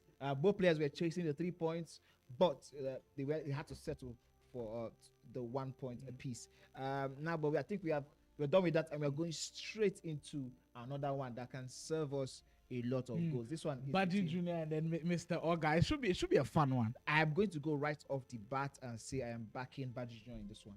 I have no idea what is going to be playing out at the end of the day, but you see, we have seen Baji Jr.'s confidence grow, in this league. Game by He's one of game. the players who nobody's really talking about. Yeah, but he's also actually in the top 6, by the way. Absolutely, he's getting the points quietly. So these are one of the people that you are very, very scared of playing. Every time you're going you're just going in, getting the 3 points. He's found after this, he might just be somewhere in the top 4. I'm just saying. Well, it should be fun seeing what he gets to be doing in the couple of games to go. But this one is a big one. Mr. Oga, who started out slowly in that first game. Mind you, match week 1, he actually played Killer Freak and was beating heavily. Since then, he still hasn't been able to get a grip. He's picked up a couple of points on the way, but he'll be needing this one to go his way. We get to see the fixtures and how they've gone so far today. We got to see Killer Freak versus Roundup. That was the first game on the broadcast. If you weren't here, Killer Freak picking up that one. Was it? They come easy. 1-1, 5 goes to 3. Same scoreline as well for that game with Josh versus Anif game. It was important for Josh to grab all of the 3 points. Off stream as well, Rufi didn't come here to joke at all. 8 goes to 1 against Bright. And then Ellison versus Mitchell give us that back-to-back action basketball game type of feel. 6 goals apiece. And then we'll be seeing more of the action when Blaze and Boyd also do battle. They'll be playing off stream on this one. We'll be bringing you the updates when the goals do go in. But our featured broadcast, we'll see Mr. Oga versus Baji Jr. We've already previewed that one coming soon right after this one. Imagi versus Adefola is also one to look out for. Absolutely. Both players need a point desperately. Simply Usuzo will also be in action. For the last round, I think the third round of fixtures, Killer Freak will be playing in the second game. He's already beaten Rhymes. He'll be taking on Anif later on. Rufi and Rhymes should be fun. Rufi and Rhymes is crazy versus calm. Literally. So I believe it's going to be serving us a lot of talking points in that one. We also have the one between Anderson and Game with Josh. That is one I want to see, who is able to get the points off each other. I'm very, very invested in that one personally. In this one, we have Mr. Oga versus Mitch. In the second game, of course, Imagi versus Boy. Hey, Imagi's games are also not easy at all. He's playing Adefola and Boy today. Yeah. Wow. I mean, I think it's fair to say, like, in the next couple weeks might be a little bit easier. Of course, with respect to all the players here, nobody's easy, but, with what we have. Imagi, he's played Faruk, I believe he's played Fola. I don't think he's played He has played Freak. He has played Freak. 5-1, if you remember. Wow. That was, I think, game week 1. And then Simply Uzo take on Baji Jr. Of course, the big one will come on later on. Faruk Manzo versus Adefola. So all of this to look forward to, brought to you by Cade Esports Game Evolution Studios, where we are currently set up live for the National E-Soccer League here in Lagos, Nigeria. We'll get to the comments a little bit. Prince Derek says, oh, but this Bright Shah.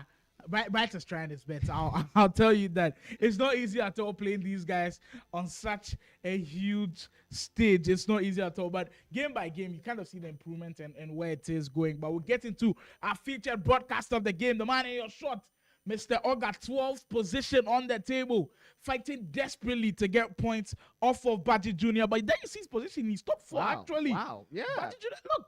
5 wins, 1 loss, I believe. He has been flying under the radar, like you said. We've made so much noise about Killer Freak, Faruk, Rufi, Ellison even has had more shout than Baji Jr., but the guy is 4th. And we also see a change in hairstyle from him, by the way. Almost every week we see different ones. I mean, I absolutely love it. I feel like the players also are invested in their off-screen activities. So, but let's see how much that is going to turn into 3 points, which is ultimate expression of success in this league. New look Baji Jr. Will it transcend into new stuff on the virtual football field? We get to find out in the next couple of minutes. Mr. Oga, I've seen him in this green so many times, and I think now we see green, we immediately attribute to Mr. Oga. But he's got to be careful early on. What a way just like that. This is the earliest goal I think we've seen 2 minutes in. Today, yes, this is the earliest one of today. I mean, that's something to say in the whole championship. We've had crazy early goals, especially from Killer Freak. But this is Baji Jr. taking a leaf out of his book. Here's Ulit now for Baji. Goes for that. Trivella is still in play. It's still dangerous. And he's trying to bury this one as quickly as possible. He is trying to make a statement as quickly as he can. I mean, just getting those goals early sends a clear message to your opponent. You're not here to joke at all. And he's going on another attack. Ability right through that tackle. Will there be space for him to operate? As we see Mr. Oga going to the pause, and there you see, I feel he's not happy with how things are going on in these first few minutes. I'm sure they will be rectifying the errors that was in earlier on. But the first few minutes is something that Mr. Oga will be trying to let go of him early. I agree with you. You know, we spoke about this earlier. We spoke about how very, very detrimental to your gameplay it could be when you feel like some things are not working in the first couple minutes. You can see that he's already one goal down. The momentum has totally shifted in favor of Baji Jr. Let's go quickly into the comments. IK Baller said, I came to learn again. Yes, I love it. When you're on stream, it's not just about commenting, supporting your players. You can pick one or two things, that player lock. You can see, watch Tomide's analysis. Yeah, and the great thing is you don't need to just watch it. Maybe if you don't understand, Tomide is also there to break it down perfectly for you. Absolutely. And I think we have a goal already in the game between Blaze and Boyd. Here is I think this Boyd. is live action, actually, as we get to clear and just work out things for Mr. Oga. And that one, as we get to see the goal. Boyd in real time. How many times have we seen that today? Indeed. Boyd in real time opens the scoring in this one. Blaze is also somebody that, especially after that Killer Free game where he made it difficult a little bit for Killer Free to grab all the 3 points in that one. Since then, we haven't seen him get into his groove a little bit. But this is another game that we'll be looking forward to and seeing how things do. Because Boyd, actually, his other game today, he'll be taking on Imagi. So getting the points in this one might be very, very important. I mean, I think if there's anybody to back from getting the 3 points today, it will be Boyd. Of course, here's that beautiful ball over the top. Here's Vieira. He knows he's not going to miss it from this one. But that tackle there by Blaze, absolutely crucial and essential to maintaining this deficit at 1 goal only. Do you almost feel like now we are seeing players defend the over-the-top through ball a little bit better? I know when you disguise the pass a little bit like the best of them do, but now the easier ones that we saw last weekend, I don't think we are seeing too much of those. This week, we'll have to call it a speed boost week because that's what we are seeing. Goal after goal from so many speed boosts. I'm actually surprised we didn't see Tommy Day speak about the speed boost. Maybe in the next one that he comes, he'll go into the speed boost because Killer Free got a goal from a speed boost. I think multiple. Rufi also got a goal. Mitchell, Rhymes, like everybody was trying to speed boost here today. And over the top through ball, maybe dying out a little bit. But it's still a trick that you cannot forget about as our boy to go on another attack with Chawenga. Has space to operate. This could be something huge for Messi. That's brilliant. Brilliant. Total football from Boyd, who's fully locked in. I mean, yes, we couldn't see Boyd on stream last week because he had a medical emergency. So we're very, very grateful to have him back in the mix of things with us, of course. And you can see how important he is to the community at large. Already getting himself 2 quick goals. I say it to you. Before the emergence of Killer Freak, before the emergence of Faruk Manzo, there was Boyd. In terms of attack, he was that go-to guy. And I told you, he's not. I mean, if you notice, he doesn't really do player lock. He plays like the old school way a little bit, just raw football and all of those. Trying to exploit the spaces with quick passing and a couple of skill moves here and there to mix it up with. Absolutely, you know, his mind, his ability to pick and read the game is on another level. I think he's one of those ones who is able to see the game 3 pieces ahead. He plays chess while most of his peers are playing checkers. Vinny Jr. dancing in the area. Blaze, who's been slow to start this game, and he just can't work his way into space. As Boyd now will go on the break. He's got a little bit of a 3v3 situation. He was trying to run away with Chawenga with that one, but he was followed closely. Through ball comes in, not timed well. It would just be flagged up for offside. But I mean, Boyd, in the sense that what he's doing is just baiting Blaze into the trap of playing the through ball. That time we didn't see over the top, but the ground through ball just baited him so well into thinking he had that one time. The nerd indeed was flagged for offside. Personally, I've always preferred that ground first time up through pass more than the over the top one, because I feel like the attacker has little time necessary to control the ball. He just takes it in his stride and is able to use it to something. Yeah, and at the point, it was very, very effective, even more effective than over the top balls. And I haven't seen much of that in the competition so far. Maybe that's not just a couple here and there. I think over the top has been extremely dominant. There's another interesting choice for Boyd's squad. I'm seeing a collar item at center back. I don't know if it's part of the shapeshifters in there, because that's quite interesting. That's the first time I actually seen Kola end game for the whole of the tournament. So I will surely be keeping an eye on that and seeing how he does fair. Blaze dancing through the area. Vinicius Jr. will he be rewarded for going through that defense, but Alisson stays strong. That precision over there would have done him a lot more good, in that aspect, in that area. But he's going for the assisted, and I think that one he just took out the bite out of that attack. There, he has a chance. And Boyd somehow survives this one. 23 minutes in, while we are still waiting for an update on the game between Baji Jr. and Mr. Oga. In the game where Mr. Baji Jr. already saw a very quick early goal in the second minute. And while we're waiting on an update from that, we have this one between Blaze and Boyd. Don't forget, this is game week 3 of the Nigeria E-Soccer League. And we have been having a ball, an absolute blast. Petit for Chawenga. As Boyd, he's controlled in possession in the sense that there's nothing that looks rushed at all from him this time. Just mistiming the pass a little bit, but he picks a spot when he wants to, and he's picked this spot brilliantly. He's through on goal. He's got the option of the pass, but won't need it. As he gets his stead. My. Oh, he tells you how mental it is. He tells you how mental it is. He points to his head. That one was one from his books. Boyd, oh Boyd. That's one thing we used to call him back in the day. Boyd, oh Boyd. Blaze just a little bit slow on defense, and you know what? Building up, he's just been way too slow. And the press coming from Boyd paying off heavily and giving him that open space to run into, scoring a very much needed goal. Blaze now has got to be careful. Bellingham. Through ball comes into Maradona. This could be Blaze's moment to work his way back into the game. My goodness, that would have been such a wonderful chance for Blaze to, carve himself back into this game somehow. He's 3 goals down, of course, against someone like Boyd. He's a tall mountain to climb, but we have enough time for him if he's willing and able to climb it. And then we have Boyd on another attack. Chawenga is using him, Chawenga, Cade, and Petit very, very well, and to very dangerous combinations. Here's that Lamine Yamal card he loves to use on from that right wing.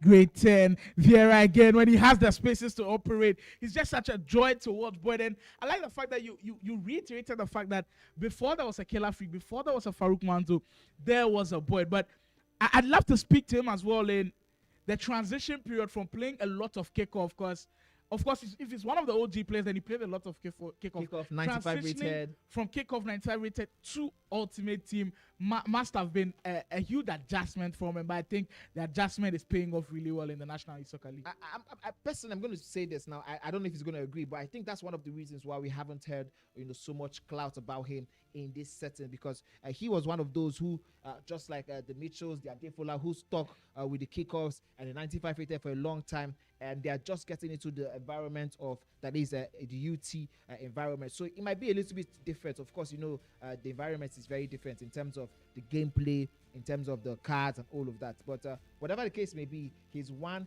definitely you should be paying attention to in the next coming years. Indeed. Blaze has had an opportunity to work his way back into the game, but just hasn't taken them.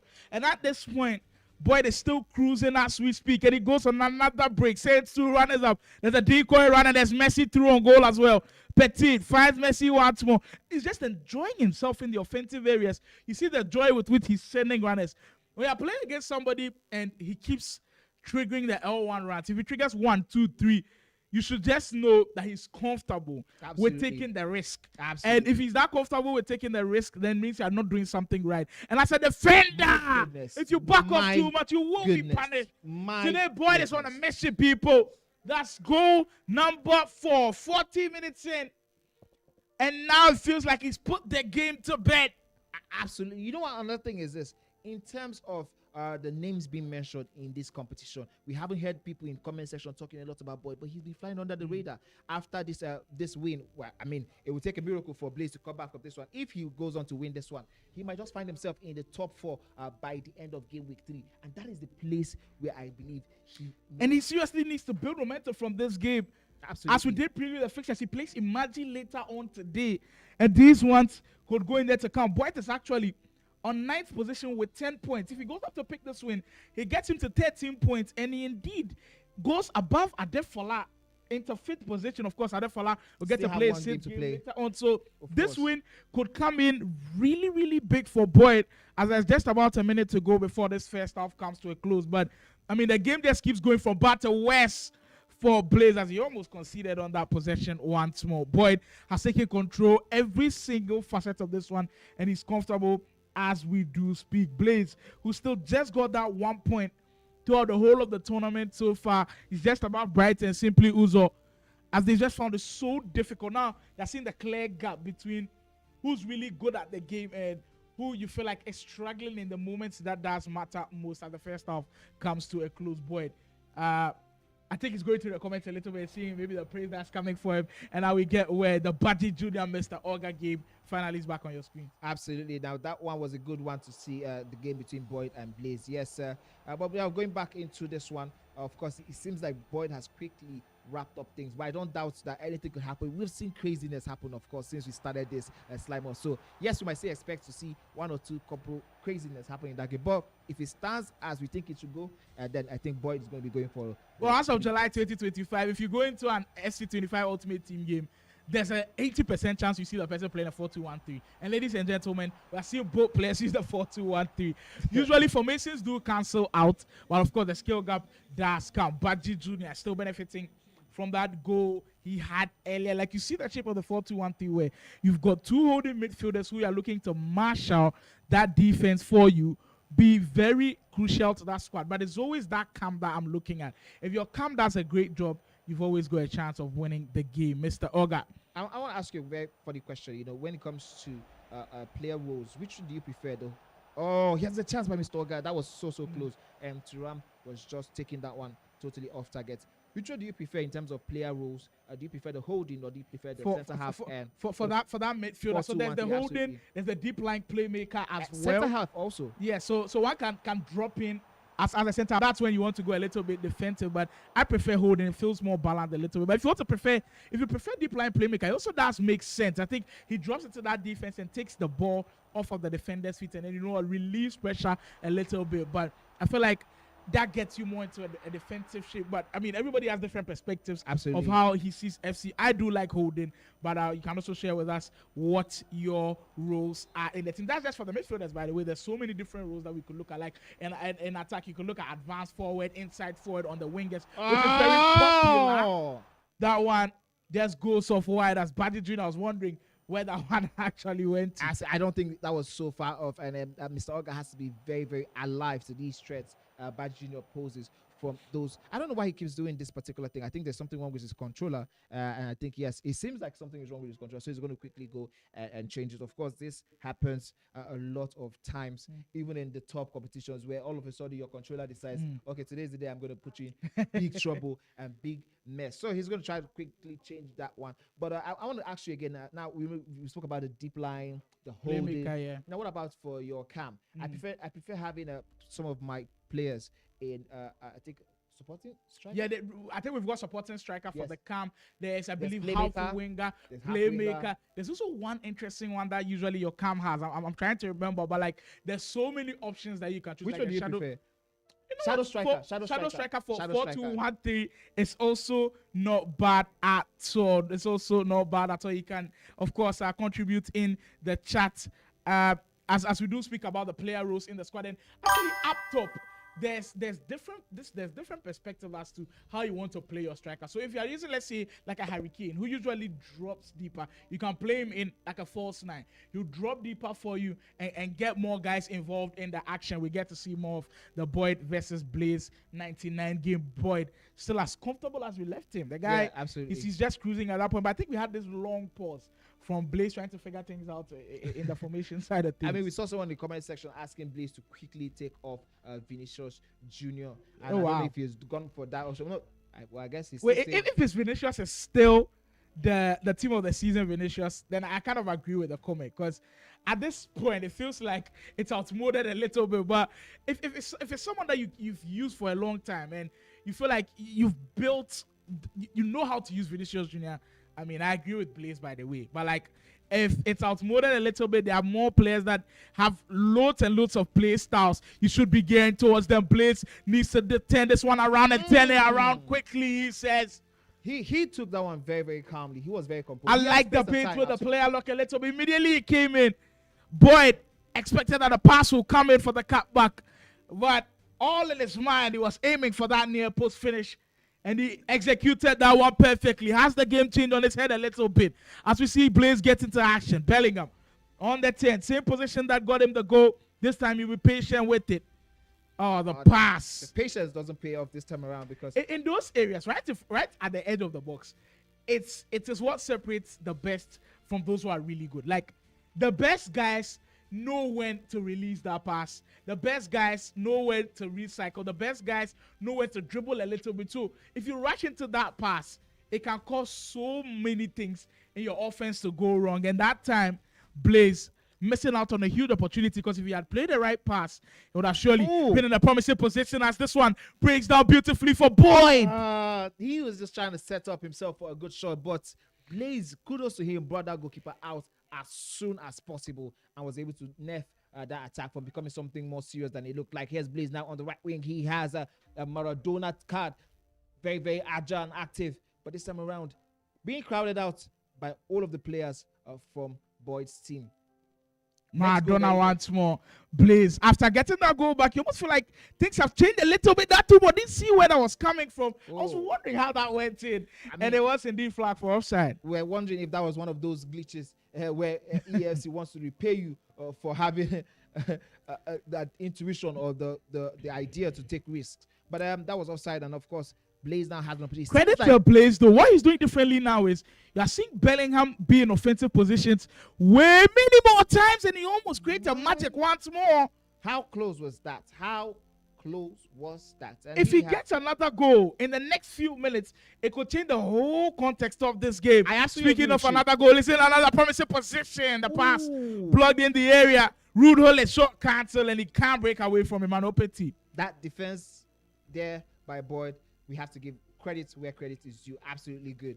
Very, very good in stopping that from becoming something that would have been a problem for Boyd. Boyd has to get the next goal in this one. And I think he is going to get a penalty. This looks like a penalty.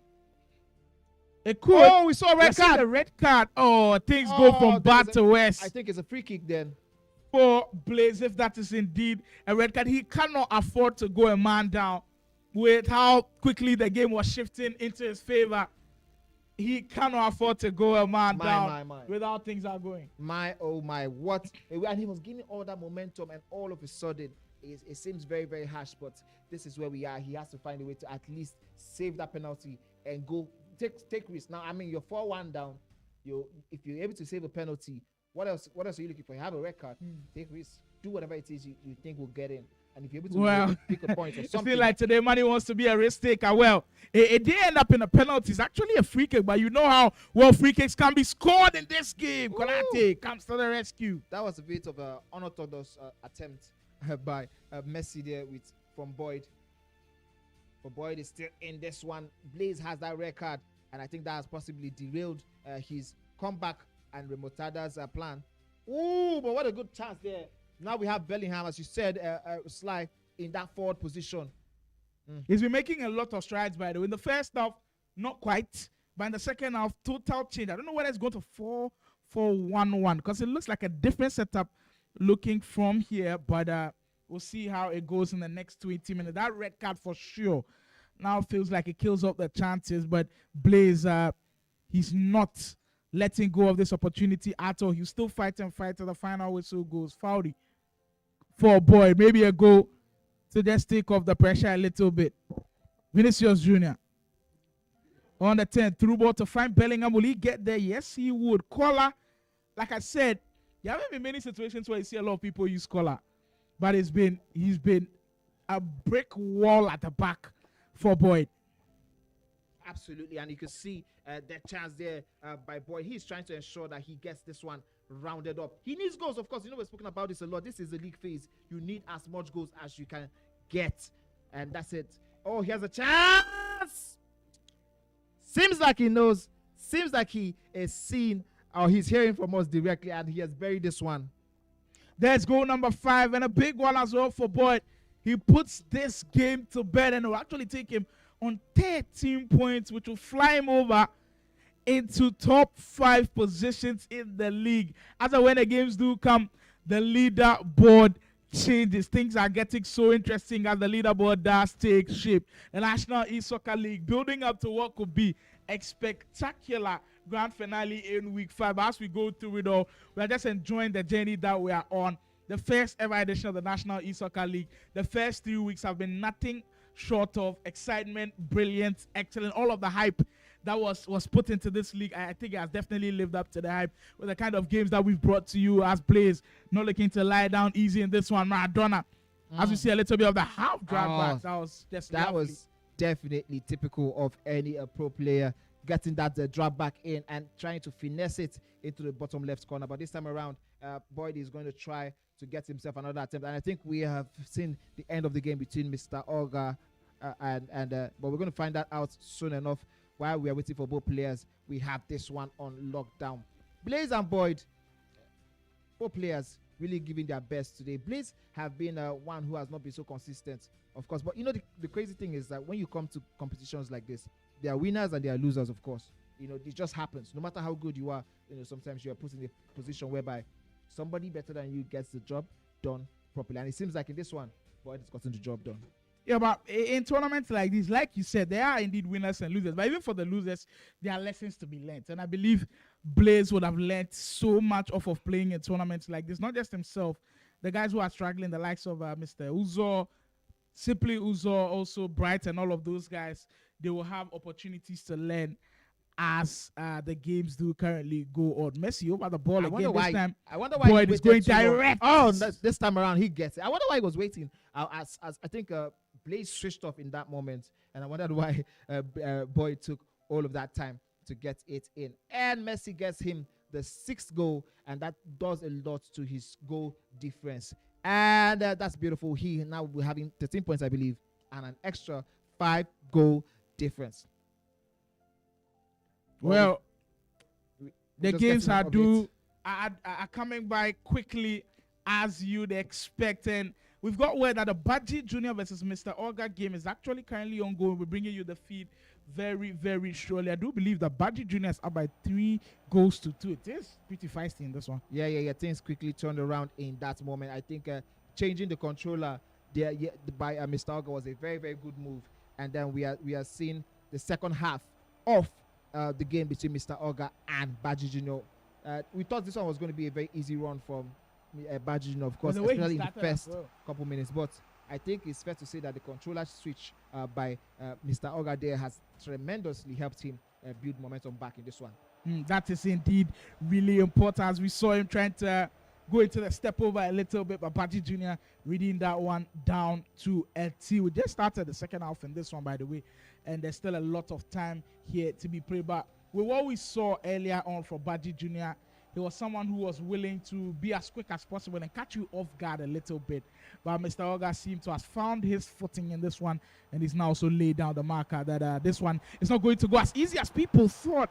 The ball ricocheting in the back a little bit, but fortunately for Baji Jr, man, we talk about them a lot. He was first to the loose balls. Yeah, we talk about those ricochets a lot and how so hard to defend in EFC. We hope to see what EA can do for us in 26. They're going to probably nerf those bounce back a little bit, as those things are very, very crazy.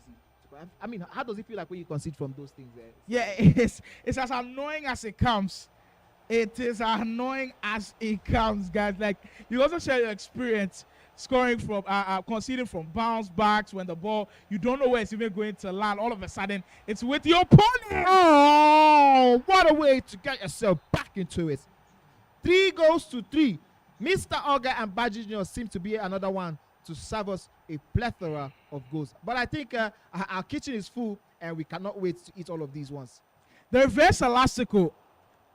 In years that FC has been introduced, when we are speaking of the FC 23s into 24, 25, it almost feel like going down the line a little bit. People are not using it so much more as they used to do especially previously. FC But when you use 23. It, exactly. But when you use it in combination with the quick stop, your L1 stop, when everybody stands still, you get your defenders confused, you get your opponents confused, and that was what he did brilliantly with Ronaldo there. Credit to Mr. Oga they took his time with the 0-1 stop into the reverse elastic. Ronaldo surely wasn't missing from that one. And just like Manny said, a plethora of goals to enjoy from as well. The big games are tending to produce big results. Baji Jr., who's currently in the top 4 spots, and I'm sure going into this game, he would have been looking at this game as a potential one that he could grab all 3 points from. Now, I agree with you. Now, I think the narrative has to change a little bit. He has to be a little bit more aggressive and sure at the back. His defense has been in question.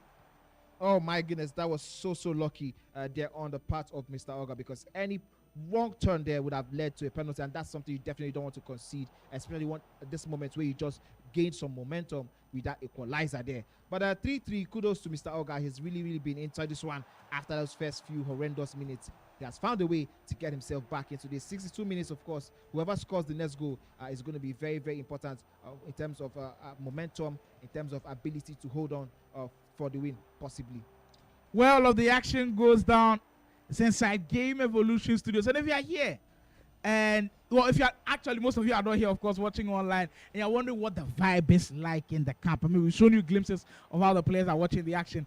It's quite, I think, it's as friendly as you could think. Like, you know, the competition is fierce because when they grab the controllers, they put friendship aside. But I like the vibe between the Nigerian players. Like, I know Mr. Oga was struggling with his controller there. He got help from someone else to give him a controller. Like, you like to see that camaraderie from a lot of these players. Absolutely. So that's really good. But when it comes to the competition, everybody understands that it's a competition. We saw the Battle of the Friends last weekend. It was Baji Jr. and then I believe Mitchell and Boyd. Mitchell and Boyd. They put the whole friendship aside. And then they went boot for boot. So I just love the fact that they know when it's competition time and they know when it's time to be friends. Most of them, of course, knowing each other pretty well. But when it's competition time, goes for the near post instead of the far post. That would have definitely been lodged in the net had he had gone for the far post. My, oh my, he is possibly going to regret that missed chance. But what a way to get himself that would have been. If you look closely at what Mr. Oga does, especially in front of goal, when he's about to shoot, I've noticed that out of... All right, welcome back. We are back. We are live. We're connected. Sorry about that pause in connection. We just had a little bit of technicalities. We had some disconnection from the game, of course. These are the things that happen, of course. Now, in the game, we had to take a pause, but as it stands, both players are currently tied at 3-3, and we're going to be resuming right from where we stopped. So go nowhere. The action is just starting. If you're just joining us, the action is just starting. We're just seeing the game between Baji Jr. and Mr. Oga. A game that everybody thought was going to be probably an easy one for Baji Jr. Given the way Mr. Oga has come into the competition. He has not done his best. I mean, I'm sure if you ask him, he has not proved himself at all. But then I think this is now the moment he's stepping up to try and prove a point to the whole world and to Nigeria that this is Mr. Oga. This is my time. And he's currently doing a 3-3 with Baji Jr. going toe-to-toe. What do you think? Yeah, changing the narrative, I think, will be the most important thing.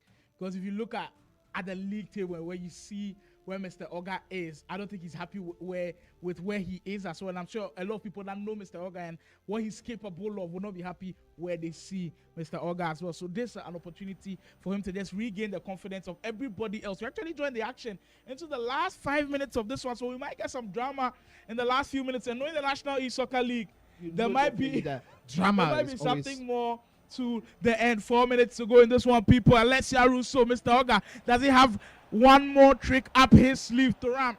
You sent the runners up front. Maybe he's playing for the last attack as he goes into the midfield area. Child tape with the post. That would have been the dagger.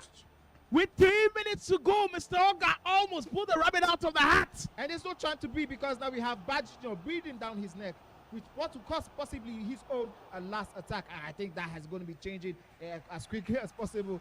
Oh, that ball coming off the post will be so painful to Mr. Oga, but he's not looking at that right now. He's still pushing for the final goal. Boro looking for the cutback. That's finding De Bruyne on the 10. There's McTominay in the pass. Not good enough, and now he's got some defending to do. If he goes and concedes like this, I'm not sure he'd be happy at all. That one surely offside, and I think both of them might just settle for the draw, or does Mr. Oga have one of him? Referee says we've seen enough is enough as they both end in the draw. Absolutely. I think we were expecting this one to even give us more and more goals, but kudos to these both players. They are the ones who today have had the most pauses due to many technical issues and all of that, but the ability to stay in the Locked game, in, to lock in, mental ability to like stay composed throughout all of this. I mean, kudos to them. So much to play for. Yeah, it's that 1 point to both of the players. I mean, it's very huge and crucial for somebody like Mr. Oga. Not just the 1 point, the confidence that okay, I was able to go toe to toe with someone who is in top 4. I mean, that's do him a lot of. I like the fact that you mentioned mentality wise, because not a lot of time that you face situations like this where there's stoppages in your game, not just once but 2 times. The fact that you're able to stay logged in mentally is really important, and it shows how good of a pro both of them are. So congratulations to both of them. I know Baji Jr will be quite disappointed that he didn't carry all of the 3 points, but actually lucky. Mr. Oga almost took all of the 3 points away from him. So like we said, we apologize earlier for the break in transmission. We had a little bit of a network problem, but of course rectified it quickly and bringing you back the action. So we appreciate all of you guys for sticking with us through the tough times, I'd call it, but the tough times, it doesn't last with the National Youth Soccer League. Yeah. We rectify the error, and of course we bring out the best possible solutions. We are back. Francisca Aham says Mr. Oga no agree. Of he course, no agree at all. You know, it's very funny that Slimo has been picking up a lot on our lingua since he started coming to Nigeria. The way he says he's no. You know what? They've been talk of. They've been talk of top five Nigeria versus top 5 Ghana, and the fact that I'm picking up some of the donations from the Nigerians is really important. I'll need that and that tournament. And hopefully, man is also there with me. Maybe I'll show him a couple of things from the Ghanaian version as well. We hope that you guys are enjoying all of the action. A preview of the big game today: Faruk Manzo versus Adefola. This one makes it Super Sunday, of course, if you follow football. This one looks like the Super Sunday preview. Adefola versus Faruk. It's going to be a crazy one, of course, guys. Go nowhere. In the next couple of hours, we're going to be bringing to you guys this absolute banger of a match. We just saw the one between Mr. Oga and Baji Jr, of course. We have one more game to go before we move to the next round of events. So go nowhere, guys. If you're just joining us, this is National E-League Soccer, where the best of the best gets to prove themselves among the rest.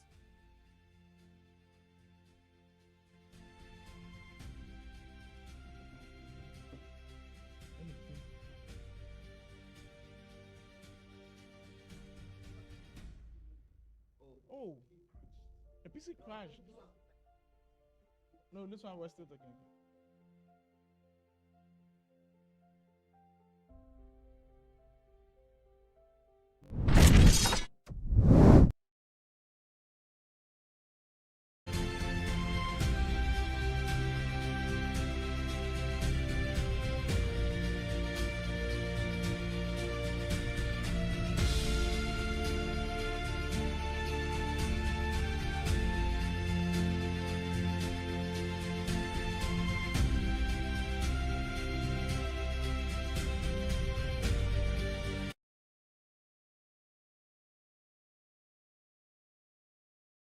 Pride is bringing you front row seats to the action. Also, we're giving players and creators a new way to win.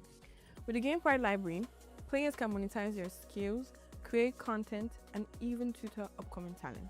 Whether you're competing or just watching, there's a way for everybody to be a part of the game. Support your favorite teams and experience esports like never before. To learn more, visit www.gamepride.io.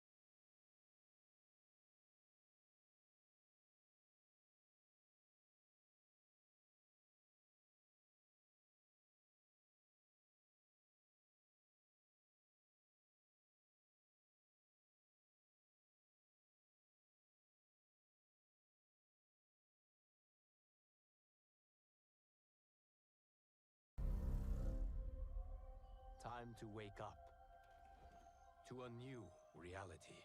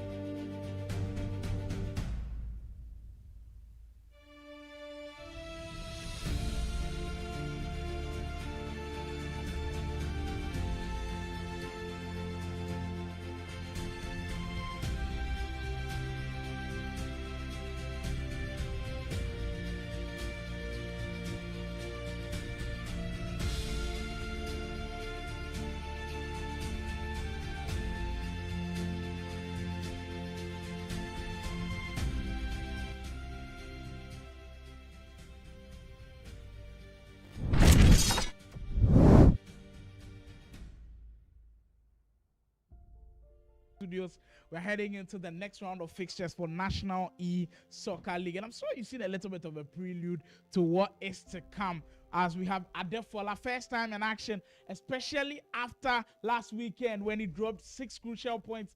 Does he have a bounce back? Also, Imagi, he's taking on Imagi actually, and Imagi, who's been struggling already in the bottom half of the table, wants to rescue his season. This is a very important game for both players. What's the mindset of, first of all, Imagi going into it, because he's played so many of the big games, and here comes another big game right in front of him. What do you think that's his mindset goes into it? For Imagi, I think it's going to be very tricky, playing against somebody who knows your game very well, somebody who's your friend, someone who you have coached multiple times, and you cannot even take anything to chance, because Imagi himself didn't have the best of weeks last week, so he cannot take anything to chance in this one. And you're going up against a wounded lion in Adefola, who didn't have the best of weeks also. I think he had the worst week last week. Yes, he probably had the worst week that we have seen from anybody in the top 4 currently.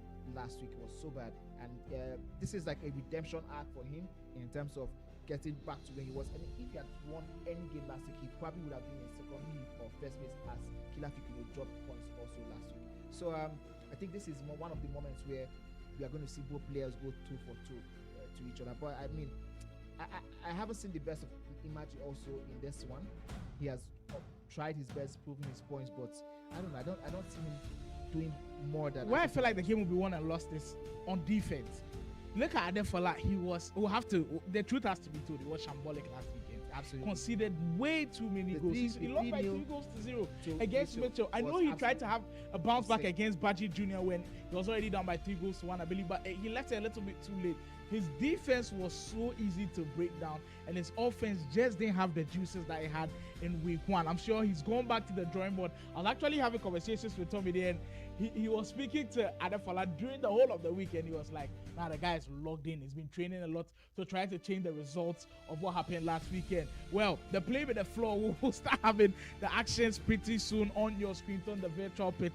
The guys will be getting ready to go. Also elsewhere, Faruk Manzo will be in action. Faruk has a big game taking on Simply Uzo in that one as well. I mean, Faruk and Adefola are playing simultaneously, but later on, of course, to have the big game going into it. So Faruk is going to it in this one with a win-first mentality. He's going to try to destroy his opponent as much as he can. But like I said, it's a weekly tournament. The fact that we do this every week means that players get to improve, and maybe Simply Uzo might have a couple of tricks up his sleeve. But we've got Signal. Don't forget, we might have some shockers. I know that's a tall order to ask for. But don't forget, last week we saw Simply Uzo go toe-to-toe with Mitchell in a game that ended by 9 goals to 7. I don't know if it's going to be now his time to repeat those heroics or stress Faruk Manzo. I don't know what his mental stress will be after that game. But whatever it is, this first game is very, very important to both players as it stands. Here we have Adefola on our screen, and I think you can see your votes on the screen right now. Imagine we only have 11% of votes right now as it stands for him. While Adefola has 85% of the votes, and for the draw we only have 2.7% of the votes. There's a huge bounce back game for both players. But I'm quite surprised that it's Adefola we are speaking of. It is a guy who's been reigning in the scene for God knows how long. So it's not surprising that he's got a huge fan base in this one. But Imagi as well, I do believe that there's a serious player. And I've already spoken about the potential of him becoming the coach. And I've also had guys vouch for him. I think you also vouched for him. Tommy was vouching for him. We had different guys on here that were like, Imagi is just so good at the game. IQ-wise, he's just learned so much about the game that he could step into a coaching role and also be as good as he is a player. But right now, he is a player. He'll need to show us that he is truly one of the best around. Absolutely. The votes don't look like they are going his way, but we'll see if the votes do impact how the games do go. Adefola taking on Imagi. Big game coming up, and it should go. I saw a comment saying, Cade Esports, how do you select your invitees? Well, the invitees are selected based on their performances throughout the whole performance and availability. I think those two things are really important. If you are really good, you'd probably get an invite. But I think you've got to be available as well. Yeah, I mean if it's a 5-week event, so you always want your whoever it is to be around for the next 5 weeks to be available, to be able to have that time also during the weekend. And I think the 16 people we have right now are the 16 people who showed, the best of availability and all of that. But I think we have to say a fair play to the 16 players, because they've really, really done nastiness in terms of it. They've really shown their mettle, proved their mettle in terms of it. But all players who have been here today throughout this competition have done absolute best.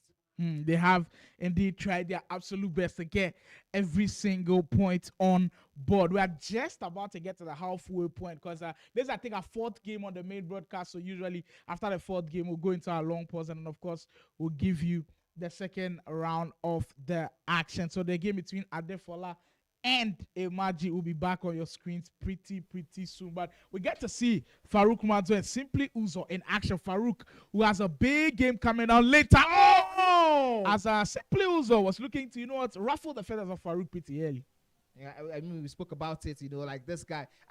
Last week we saw him go toe to toe, literally, with Mitchell. He had that game where he was going band for band, goal for goal with Mitchell. Even though Mitchell was able to get that one in the dying embers of the game, he ended 9-7 in favor of Mitchell. But I don't think it's going to be fair if we give him some credit. Maybe we'll be able to ruffle 1 or 2 feathers. And that's why it took Faruk his first attack of the game. This guy is truly special. The OAS Esports athlete didn't need too many invitations. Oh, there goes the man.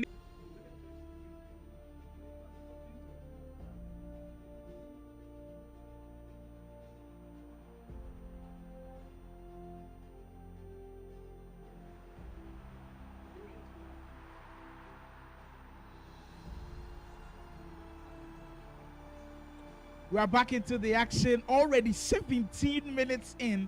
And Imagi and Adefola, they don't know how to take breaks, people. We apologies for the break in transmission. We've been having a couple of network issues, but of course, we are getting to the root of everything, and we'll definitely bring the stream back to you. But we get to enjoy this one. Imagi, Adefola, already 2-2. We've not been able to see how the goals went in, but knowing these two guys, their offense has been too hot to handle, hot to handle for both of the defenses. As Adefola, who desperately needs 3 points. I don't think even a draw will be good enough for Adefola in this game. You know what? Aside that, it's also very important that Adefola takes this win for confidence purposes. He gets this win, it helps him go for the next one, because if he loses this game against an Imagi, then how is he going to survive the relentless attack of somebody like Faruk also? So he needs this 3 points desperately. I like the way you said it. It's a very desperate need, and he has to get it now. And we need to see that desperation also show in the way he plays. As Imagi, who go on the attack for this one. I think the Barnes card was also introduced within the Footy's new promo. We haven't seen him in too many squads. Also interesting to say. I just like to see the different squads that people are putting up for this weekend. It will keep changing every single time when there's a new card that drops, for sure. If it's an Evo, you are probably not seeing it. Nobody's going to Evo cards here. They won't have any value on them. But if it's an SBC or it's part of the promo items, for sure, I'm sure these players will be considering to be adding them to their squads. That's a lot ball back into Rodri. I may see those low ball backs where we usually see a crazy power shots animation. Very unconventional, because since the power shot animation was nerfed, we saw pretty much fewer of those. But then here's an opportunity for Imagi, trying to use that one to catch Adefola off guard. I mean, that's how it is when you're playing somebody who you are very used to playing. You want to also do some of the unconventional things to catch them off guard. And here's a chance. Pass the ball to Rodri from Ronaldo. That was very, very interesting. And the low driven. Some of these angles that the players take the low driven from it's insane to me. I mean, like, how do you think about this? Like, how do you even try to attempt to take a shot from the back? You can't blame them at all. It actually works. If you green terminate, you've got your precision on point. It actually works. And I think Tommy Day was here with Mitchell. And he was like, if it was even Lionel Messi in that position, he doesn't think he scored with one of the goals that NSC did score. So, like, it does go in, and that's why players do attempt them. But naturally, they should not be attempting those. That is what the low-driven shot is bringing to FC these days. And if you are not in with what is happening, if you're not updating yourself, you might be left behind. But 30 minutes in this one, what we've just seen, It's just end-to-end stuff with both players trying to pick up points off of each other. I think the game has cooled down a little bit from what we had. Ooh, that might be a red card. That is a nasty, That's nasty a risky tackle. I think he probably gets a yellow for this one. It might be red. Oh! Mandy called and you can see what it means to Imagi. To be honest with you, this was not needed at all. Like absolutely not needed. It was a tackle that he could have let go of, even if he didn't go in for the tackle. The angle, he couldn't shoot from that angle. Actually, you have more defenders to cover in, and he might have himself to blame for that one. I mean, I had Imagine zero. Who started so well in the game now. One man down is going to be crazy. One man down. With over 60 more minutes to play the game. There's a lot of time. There's a whole lot of time. And my, oh my, what a way to put yourself at risk. And you can see on his face how disappointed he was with himself. Whatever he was trying to do, he totally mistimed it. I'm sure while Imagi was training throughout the whole of the week, this is not something that he envisioned. Absolutely not. You're in the 13th position already, struggling to make it out of the bottom half of the table. And with your reputation at stake, with the ability that you know that you carry, you know you have to go the extra mile. If you were climbing Mount Kilimanjaro, you're now climbing Mount Everest as we speak. Absolutely. But it's going to be insane if you're going to beat Adefola with a man down. I mean, we could still see that happen, but let's see quickly what's happening in the game between Faruk Manzo and Usuzo. I thought this one was going to be somehow interesting in terms of it, but Faruk showing his dominance, really. This is 6-0 in the first half of the... Oh, yeah, he's taking no chances in this one. Every single chance that he'll get to score a goal, I think the way he's smart, he'll try to put it at the back of the net. 40 minutes in, he's already 6 goals to the goal. You almost feel like, 3 points are in the bag now. For simply Uzo, it's difficult to recover from games like these, but you always have to give yourself a chance. What a turn of events. Imagine, saved by the bell, literally almost off the ricochet, went in the defense at 6s and 7s on that occasion. But now Adefola will feel like the confident guy going up front. Imagi holding on to it with a little bit of the step over boost into space. If he gets a goal now, that surely will be interesting. Heel to heel, that's finished. Oh, that was so close. My, oh my. I think he was trying to go for a goal and to see if he was able to manage that one for the rest of the first half. He needs to go into the end of this first half without conceding another goal. That is very, very important for him if he's going to get anything at all from this one. Sometimes the way they pull up the skill moves are so interesting, and it takes me back to the good old days. If you played a little bit of 23 or 22, in fact, go back way back to like 21, 20, you could change skill moves in the sense that where you were doing like the La Croqueta, you could do it over and over again, and then every way you could do it like 2 or 3 times, and then that was it. But this one was really good. He did a ball to hero, and then he gave us the traditional heel to heel as well, which totally confused Adefola on the offensive, and it was truly brilliant to watch. Imagine when he's in his groove, I think he's one of the most special players that we've got in Nigeria as we speak. Isak trying to use a little bit of the strength in that position. Adefola looking to take advantage of being a man ahead in this game, but so far it hasn't paid off. 5 minutes to go in this one, people. The National E-Soccer League, brought to you by Cade Esports, as we are currently live from the Game Evolution Studio selling. Player lot comes into play. This is why Adefola excels the best on the wing. He usually makes great decisions, but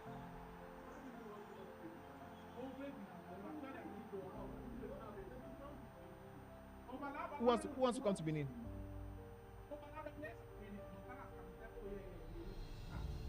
He believes you. I told you, like, man. All right, we're back, and Adefola, of course, taking that advantage that the one man gave him, and he is now 4 goals to 2 up. That particular challenge, I think, is one that Imagi is going to absolutely regret. Here's another chance for Adefola. Oh, what is that flying animation by Konate, by the way? It's insane with that Konate card. I mean, the number of play styles that he's got on him is a 98 rated card, by the way. And I know we're in July, so it shouldn't be surprising, but to have goalkeepers this good, you know what, in some ways you have to understand a little because of how high powered some of these offenses are. But Adefola should be taking those chances and should be putting the game to bed as we speak, because he desperately needs those points. Nothing aside from those 3 points will give him joy today, and I think his work has been made a little bit easier by that red card. But yes, you take that every day of the week, and of course twice on Sundays. We are currently playing on a Sunday. You surely take them as we speak. 4 goals to 2 to Adefola in cruise control as we speak. But as we know, FC could change in a matter of seconds. Isaac, and how he's patient with it. When you get players like this who always find a way to break through, and that's even he is shocked. Imagi's expression tells you that you feel like they've broken the whole momentum of the game for him. What the header that was, and to green time that one as well. I mean, out of all of the green time finishes, I think the headers are the most difficult to green time. Just look at how surprised even him who did the green timing and the shooting is that one flew into the net. Oh, beautiful use of that skill move. He's trying to create space for himself. Imagi is able to read this one this time around, and he's taking it out of the danger zone. I know at this point Faruk can't see Adefola score, but both of them leading big in the games is setting up nicely for that big game later to come on. I was following the chat on Instagram when the poster was made. Someone says this is proper Nigeria El Clasico. And you know what? I think that's the perfect one. I know maybe you can say Kelafi versus Faruk is the El Clasico, but the thing is, if you're looking at players who go way back, right now, who have history, exactly the history. You can call this one the proper El Clasico, and we'll see who comes out on top of that one. But Imagi didn't do himself too much good after getting that red card at all, and you just see how deflated it has given him. And in this game, he's just struggled with everything that's working. We get to see a chance of that sit goal from Faruk as he worked that one in beautifully. Took no chances at all with a green time finish into the far post. 20 minutes away from completing this one, and Adefola in proper control of this one. You can see the smirk on Imagi's face. That would have been a hauler of the game week 3 if that one had gone in. Sometimes you do your best also, and some of these things happen. Adefola again trying to get that header in this time around. Imagi taking no chance and heading that one away from the danger zone. There's Imagi again. We usually do not see too many headed goals, but it seems like this week we're seeing things be different. We're seeing. We've seen more from Adefola. We've seen like 2 header goals. I think this makes the 3rd header from Adefola. Scored from a corner and all of that. But with the fact that we are seeing frequently now, and the speed boost also coming in, is quite different for our National E-Soccer League. Just into week 3, and things keep chopping and changing. That's why you need to stay up to date with everything that does happen. Bant on the left wing again. Imagi maybe trying to change the fortunes of the way this game is going, and it into a promising position, but of course Adefola wasn't going to let that one through. I wonder why he was going for the near post finish. I was hoping he would have done the far post. I think he has tried that multiple times so far, and he has not translated into goals for him, so he has to stick with what is working.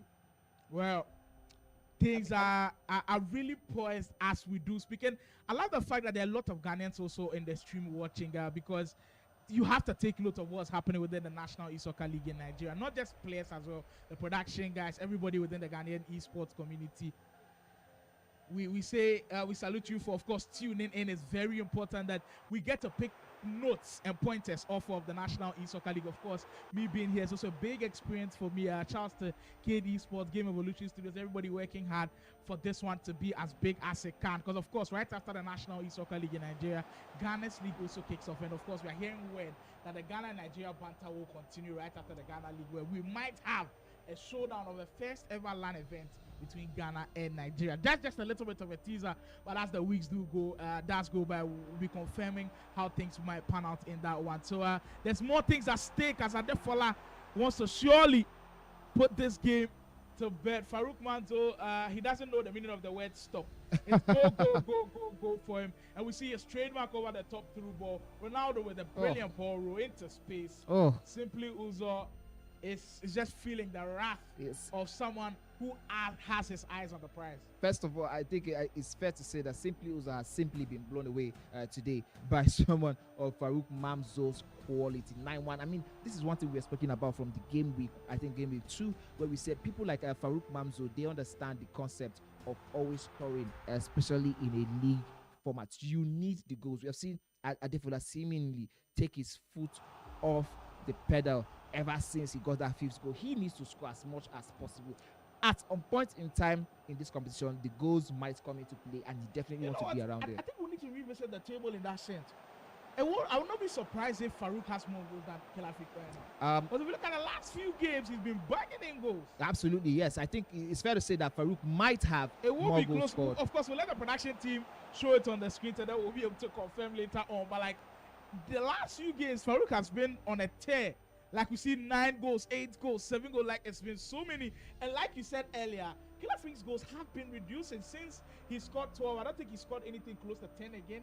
It's always been. I mean, the most like most 5, has been 6. Yeah. Since game week 2 started. I think that's an ode to the players themselves. They sort of have seen him as a threat now, and they are willing and they are going up against him with mindsets and the idea that, you know what, we're going to try and stop Killer Freak from embarrassing us in this one. Well, Adefola, who had winning in his sights, has made sure that he secured one in the best possible way as Imagi gets one back. But the side says not happy about how this game has turned out. But Adefola will take it every day. 3 points to the back for him. 3 huge points also. Winning ways. Yeah, 3 very, very huge points, especially with the showdown he's having against Faruk Manzo. That one will be the highlight of this game, week 3. That was going to be happening later in the day. So, of course, guys, if you think that we have just seen the best of it, absolutely, we have so much still to offer you. Guys, if we just saw the game between Adefola versus one of his longtime buddies and friend and co-competitor, of course, Imagi. That one ended in 5-3, Adefola taking away the 3 points. While in the background, we saw the game between Simply Uzo and Faruk Manzo ending, I think, a 9-1 affair. Well, with that, we have come to the end of the first round of today's games. We have another round. First 4 games. First 4 games. We have another 4 games coming up soon. If you think you've just seen the best, watch what will happen in the second round. These guys, they tend to go crazy when it is crunch time. And definitely, I think the bell has rung for crunch time. Well, indeed, there's still more to come here from us from the National E-Soccer League. I can't wait to see what is in store for us in the next round of fixtures, because we've got some big ones coming up. As we said, Adefola versus Faruk's game is in. I think Imagi also plays Boyd also in the second round. Killer Freak will take on Anife. There are some really, really interesting games that could go both ways, as we do believe. I was in the comments actually, and Aaron Plays was asking who will be the good chef for Ghana. I think for Ghana, there's a consensus number 1. I'll probably want that, and I'm not sure anybody can debate about it, but that's for conversations for another day. We get to see what has just happened throughout the first 4 rounds of action right here from the National E-Soccer League. It's been a brilliant affair so far. And if you look right back to what happened earlier on with Killer Freak opening everything for us today, with the way he beat Rams, I mean, it wasn't as comfortable as he'd like, but the great players, even when they don't have the best of games, they know how to win. They find those 3 points. Absolutely. You have to have, in a league format, is a marathon rather. You need to find a will to get those 3 points. I mean, we're seeing the goals that happened between Imagi and Adefola. I think we didn't get to see the first 4. Yeah, the first 4 goals. We didn't see. We'll see how now Panda Adefola with first time through ball. This time was a ground through ball, and it was splendid. He got him right back into the action. But Imagi, he kind of like this byline play as we speak. And the unorthodox style that we did speak of. Power shots. I think that was the first time we've seen that the today. Whole of the tournament, we haven't seen it. Imagi taking us right back to the start of SC25. Power shot, bringing us to parity. But Adefola says he wasn't going to rest easy.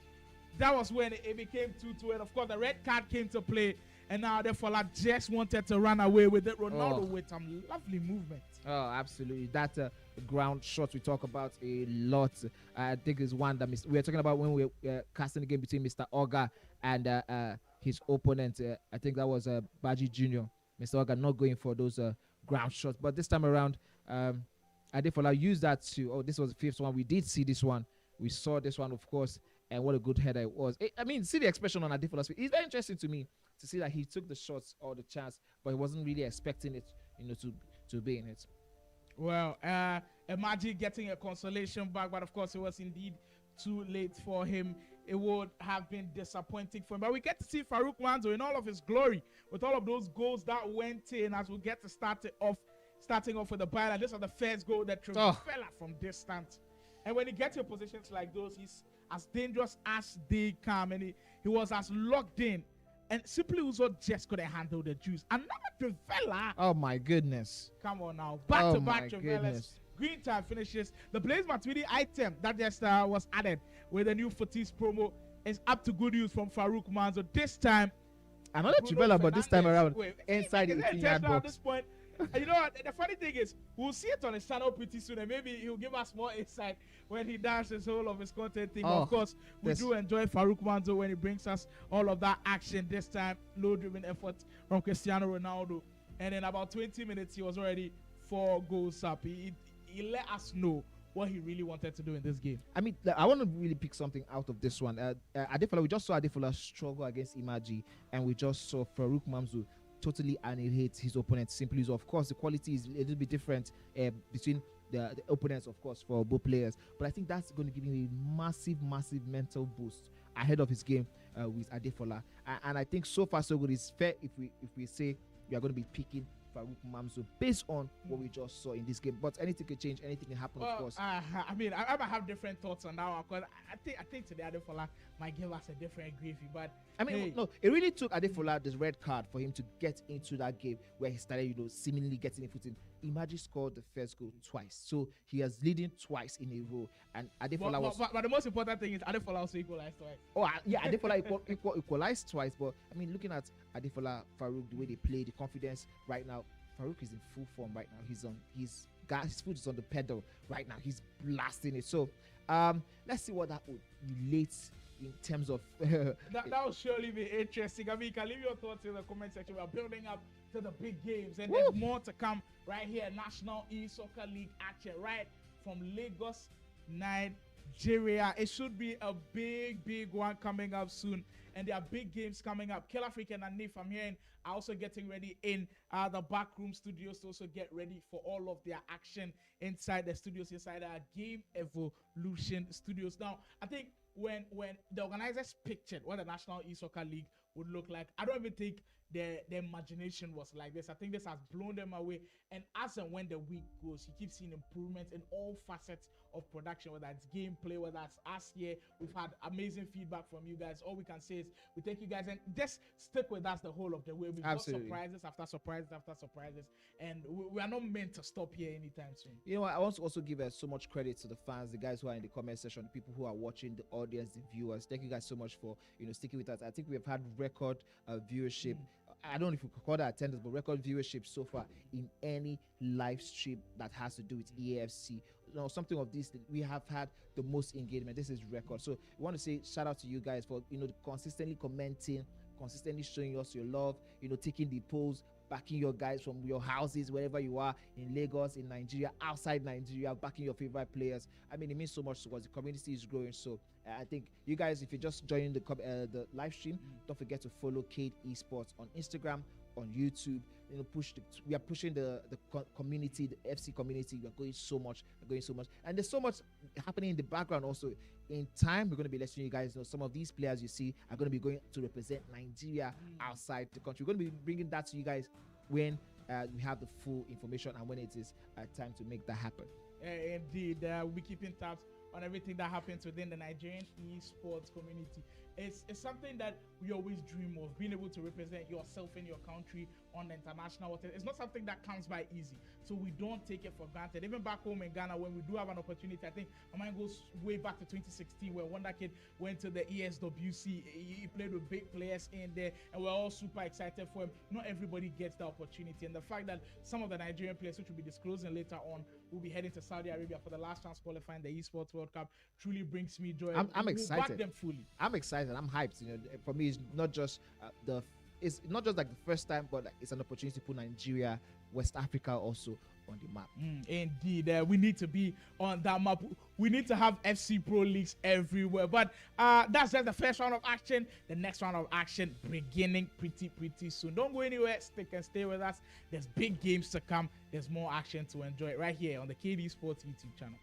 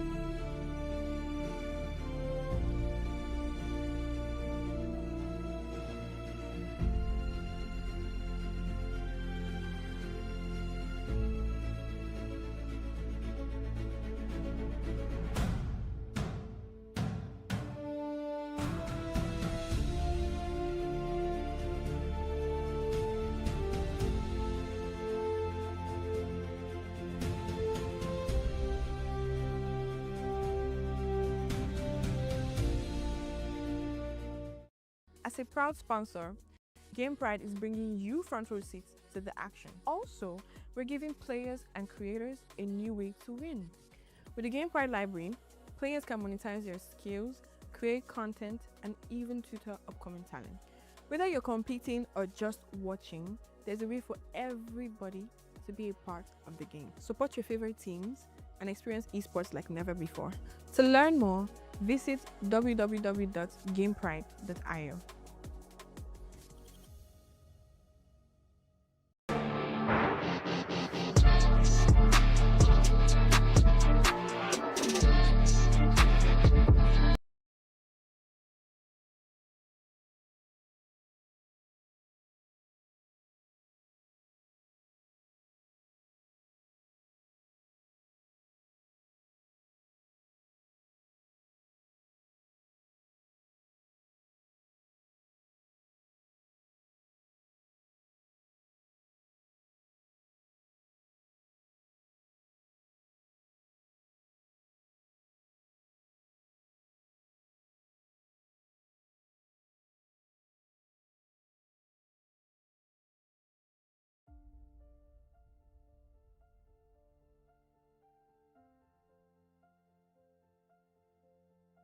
And obviously out of Nigeria.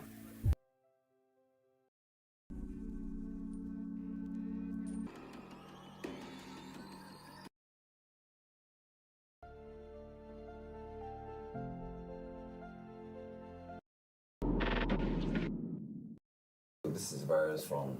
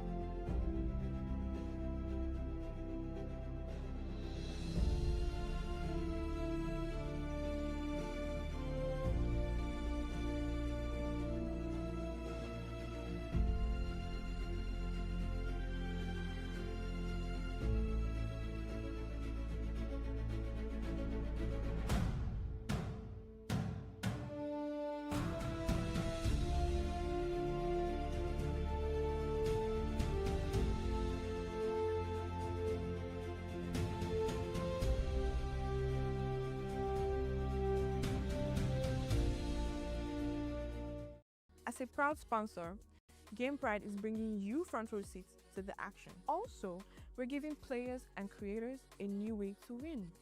With the Game Pride library, players can monetize their skills, create content, and even tutor upcoming talent. Whether you're competing or just watching, there's a way for everybody to be a part of the game. Support your favorite teams and experience esports like never before. To learn more, visit www.gamepride.io.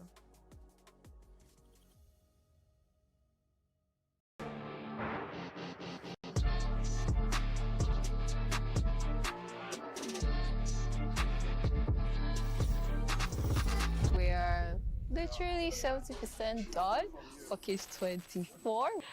What are we expected? Oh, we're having an anime village, we're having after party, we're having game experience, we're having gaming tournaments, and you know, lots and lots of food and drinks and much fun. Can't wait to see you guys.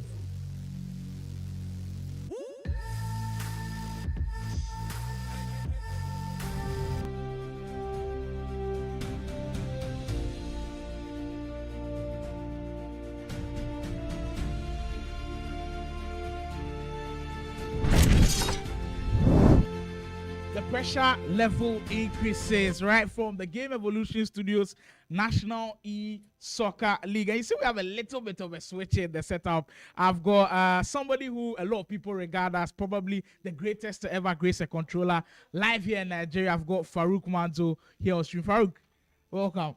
Thank you. How was the just ended game? I know you won comfortably, but like how is it like when you're playing guys like these in tournaments like this? Yeah, well, you know, you have to respect every opponent, but the way the tournament is going, I think John scored 12 against Uzo, so I wanted to maybe score like the same amount of goals that John did. But like you're closing the goal margin, right? Yeah, I think I've already closed the goal margin and I'm first position with goal difference now. So hopefully we keep on going with the flow because I think I won my last 4 matches like 8, 9, and like 8. So hopefully we continue with the flow.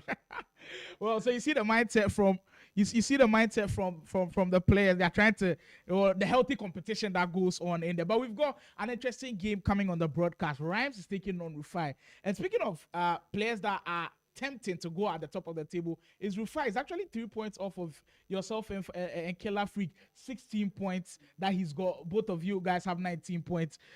Going into a LAN event like this, because Rufi hadn't ever played a LAN event, did you expect this kind of performance from him? Yes, of course I did, because I told everybody before the tournament that Rufi is coming to prove, because I personally think he's number 4 in Nigeria. Wow. With the way he's playing at the moment, like this year is number 4, because I've played him a lot in practice games. We've played champs. I've played him in champs and stuff. So I told guys on my stream that he was number 4 in the country and he's going to prove it in this tournament. Wait. So if he's number 4, what's your positions for 1, 2, 3? Who's 1? I wouldn't. You're putting me in the top position, but of course I'm going to back myself and say I'm number 1. Of course, then number 2 and number 3 would either be Fola and Killer Freak. But based on the performance this year, I would say John number 2, then Fola number 3, then Rufi number 4.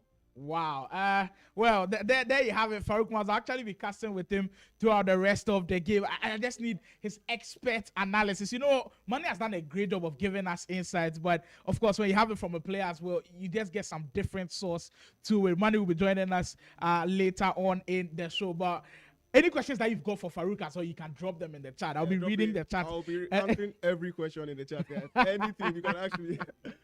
You know, so drop your questions for Faruk Manzo. I've actually got a lot to ask him on here, but as we prepare for the game, there's actually Killer Freak also playing, Killer Freak and Anif. Out of all of the years that you've been playing FC in Nigeria, have you, like, you played during Arox's time, you played during Adefola's time. The level of talent that Killer Freak has shown, do you think it surpasses what the rest have been able to do?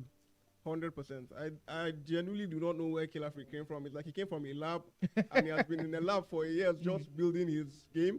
So hopefully he gets the job done, and I think he's going to beat Hanif.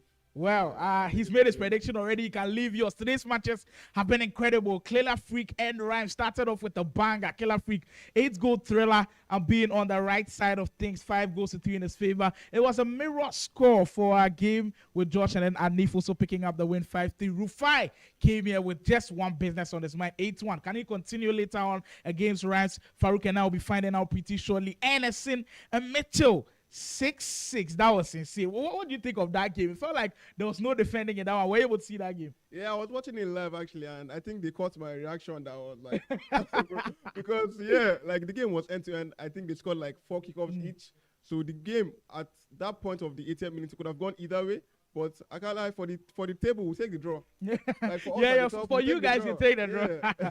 And I mean, for the neutrals, we enjoyed the goal fest and the entertainment. And moving on, Boyd also picking up a heavy win against Blaze. It gets him more 3 points. I actually think he's on like 13 points on that leaderboard. Mr. Oga versus Baji Jr. Baji Jr. would be disappointed. If he had gotten 3 points in this one, he would have been making inroads into the top 4. But Mr. Oga pulled out that draw in that one. Imagi taking on Adefola. I think there's a correction with that score. It's actually Adefola that won by 5 goals to 3. Adefola picking up that win 5 goals to 3. So as we go into the next round of the fixtures, that's where we currently are. Like I said earlier, Killer Freak will be taking on Anif.